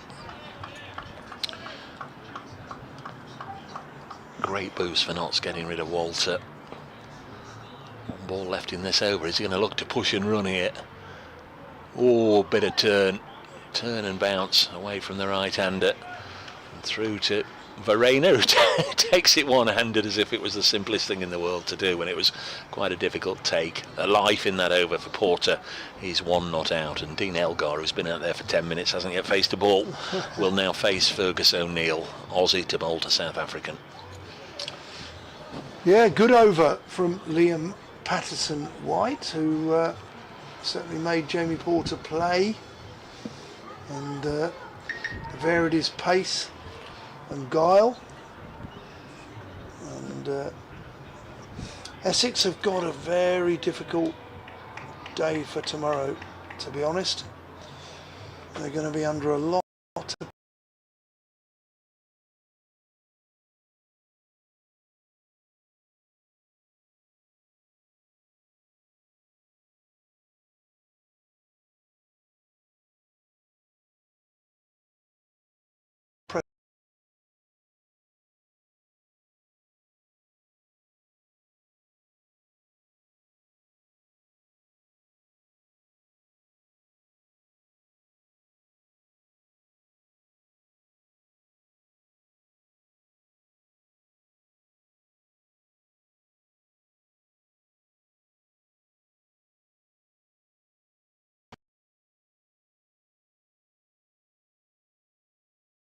O'Neill comes in down the slope. This is played down to third man. It's going to run away for 4, I believe. Yes, thick outside edge, played with soft hands, went along the floor, but Essex can gain their first boundary of their second innings. 7 for 1, the loss of Paul Walter. Somerset are going to get maximum bowling points. Warwickshire 321 for 9 in the 99th over at Taunton. So Warwickshire got a good lead of 113. Can they get any more batting points? But Somerset full bowling points. O'Neill bowls. This squares up Elgar, but they get safely come through for a single. Porter just rearranged. 3 slips and a gully in place for O'Neill. Porter facing, bat aloft. This is a good model forward defensive on the front foot, no run. Did he always stick your hand up as a night watchman volunteer to go out and face Sylvester Clarke and Wayne Daniel and Andy Roberts and Richard Hadley and all the other quicks of the day? Yes, my debut at Southend under Keith Fletcher. He wasn't always great with your names. Fletch looked at me and said, "You're night watchman." A nick and a catch at third slip. That's snaffled nicely. Is that Ollie Stone? No, that's Jack Haynes. Jack Haynes. That's a good snaffle. The ball carried well, and Fergus O'Neill gets rid of the night watchman, and it's been caught at third slip. Porter goes for just the 1 run. Essex, well, the nightmare continues. They're 8 for 2, and they're the best part of 265 runs adrift. Can we ask for the extra half an hour when they're 2? Oh. I'm only joking. It was a good sharp catch. I was a little surprised you didn't recognise Jack Haynes. You'd been watching him bat for 7 hours out there today. Yeah. It was a good sharp catch, wasn't it, at third slip? It was a very good catch. O'Neill right on the money is 2 for 8, and 2 of those, of course, were a no ball. Jamie Porter just pushing at it and catches the outside edge. Good catch from Haynes in the floppy sun hat at third slip. Just seeing the replay again, and wasn't a lot of foot movement. Second night watcher. My neighbour. They're reversing the batting order. Essex. Charlie Bennett. What did Bennett do in the? He got a few runs. He got a couple, 20 odd. He blocked and blocked and blocked and blocked and blocked and blocked and blocked, and then whacked something like 20 off and on his down over. He just decided, somebody sort of released the switch or took the shackles off. You can have a go now, and he just went 4-6, 4-4-2 or whatever it was. Had some great fun. If it wasn't for him and Snater, I'm afraid this game could have already been over. They contributed a little bit down the tail. He hit 4 fours actually in 21, caught Lyndon James boldly and Patterson White. O'Neill bowls to the second night watchman. There's a shout, an LBW shout, probably angled down a long way, but he survives it as he replicates with a good shot off his legs in shadow batting, and Bennett survives. He's on 0, Elgar's on 5. He's seen 2 wickets, Essex wickets fall, as they've mustered 8 for 2. All the cricket we've watched, and between us we were nowhere near the close of play score, were we? No, not at all. 2 down Essex, 8 for 2. So you're going to be interviewing Jack Haynes, where toppers, I'll be scratching around for somebody. Yes, I'll be getting Jack at the end of the match for in the game on BBC Radio Nottingham in the week. That's for sure, and also Liam Patterson White for his performance up to date. Gosh, there's still time for him to contribute massively here. So extra man, 4 men round the bat, 2 in front, a conventional slip and a leg slip. Patterson White to bowl then to Elgar, turns it to leg and well stopped by Haynes. Of course, Haynes has 1 for 2 in this innings already. He'll be happy because he put Porter down at short leg off the last over from Patterson White. The spinner really the only one to miss out there. Yeah. Comes in again, Liam Patterson White to Elgar, and a little push and run here that brings Bennett down onto strike.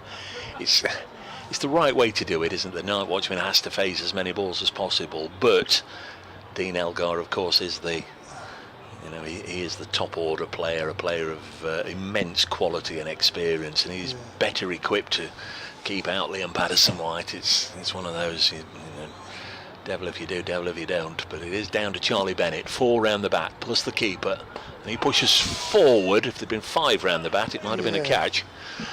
Pushed it just to the right of Silly Point, but it was upish. I would have another fielder. I'd take mid-off out and put another one catching. He's gone straighter, has the man on the offside. Patterson White in and bowls nicely defended. Yes, if Charlie Bennett wants to come playing big shots, then let him. Yeah, I think that he's done the right thing coming straighter to Charlie Bennett, because Charlie Bennett is so tall with such long legs, so he gets further. But I still think they'd have an extra man on the offside. Patterson White bowls and it's blocked back to him. 9 for 2, Essex. They've lost Paul Walter and Jamie Porter, both to Fergus O'Neill, having set off 273 behind knots on first innings. Patterson White bowls again, and nicely played from deep in his crease by Bennett. No drama there for the big tall fella. Blocked it, and we have 2 overs left, or a maximum of 12 legal deliveries.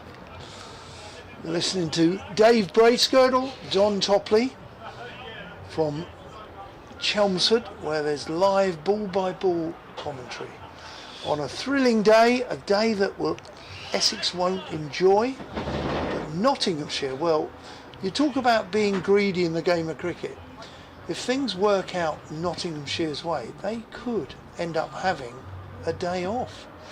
O'Neill comes in. This is to Dean Elgar, who goes back and across into line to ensure that there is no dismissal. Dot ball. 12 wickets go down yesterday. We've had 10 go down today. Notts beginning the day on 111 for 2. So allow your bowlers to have a day off on day 4, possibly win tomorrow. Essex have enjoyed some 3-day wins this season. This is played by Elgar off the back foot. He was looking for a single, not so sure Bennett was interested, and rightly so. That wasn't on. I suspect, well, I don't suspect, I know it's the end of this little block of championship games, and I wouldn't be at all surprised if not had the spare day just celebrating and thanking Fergus O'Neill for his contributions before he gets on a plane, and that could be messy. Down the leg side, no edge, just down the leg side. Yeah, he's been a good, competitive, wholehearted cricketer. Fair? Yes. Yeah. Good to interview. Oh, he's a brilliant fella. He really is. Where's he from? Melbourne. Great city.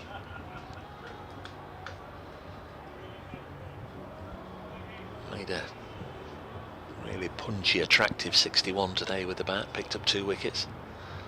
He's in, down the leg side. He clips it. It's going to run away 4-4. Dean Elgar, he moves to 6. The score 10 rather. Score now 13. That's his second boundary, having got an outside edge, which was safely played down to third man. His second boundary, 13 for 2. Yeah, made 12 in the first innings, Elgar. They'll be looking to book in for a big one tomorrow. They need him. Weather set fair again.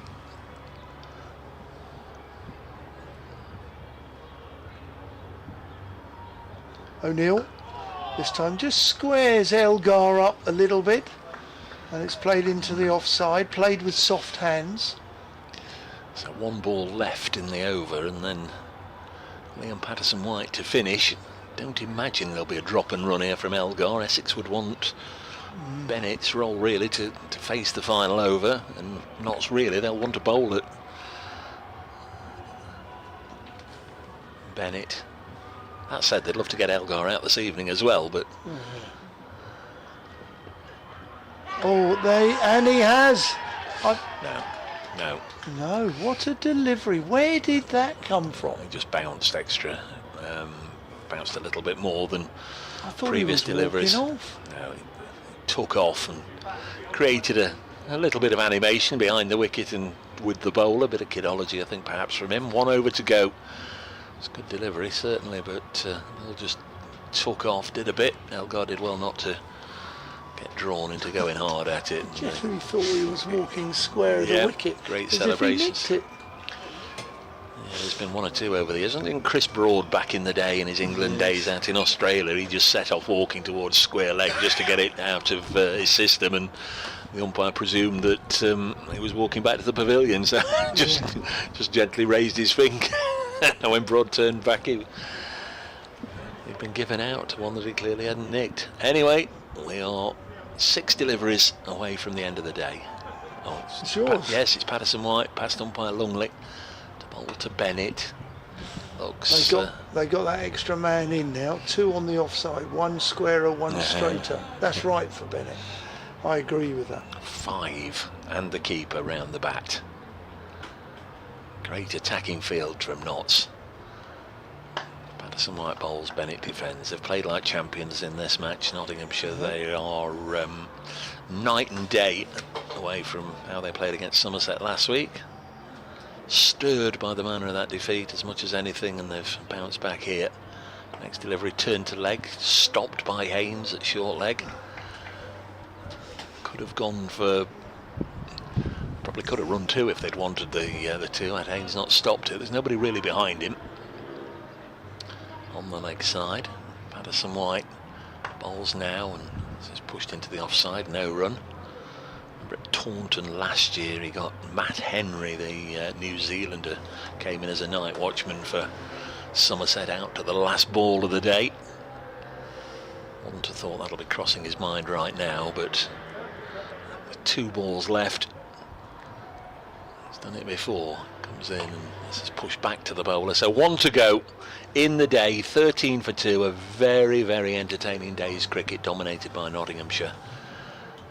Not been a great day for Essex followers, but we all know, Don, don't we, that these things are cyclical. They go round. Notts have had many heavy defeats on this ground over the years, and they may have a couple of days of frustration to come, but they've dominated this day as Bennett blocks and Essex troop off 13 for 2, still 260 behind, with only 8 wickets left to try and get into a situation where they can either save the game or make Notts bat again. But there's still 2 full days left and good weather forecast. Nottinghamshire's day, very much enjoyed it with Rushian Alam and Don, and of course thanks to all the listeners and the viewers to the live stream.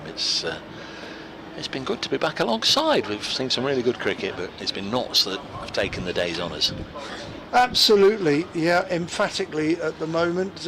Dave, thank you for your contribution today, to Roshan, to everybody, and also to gorgeous George for the teas. But from Dave and myself, we will welcome you all back tomorrow, 5 to 11, in the hope that, Essex can make a fist and a fight of this. But from here at Chelmsford, the Ambassador Cruise Line ground, may we wish you all a very good night.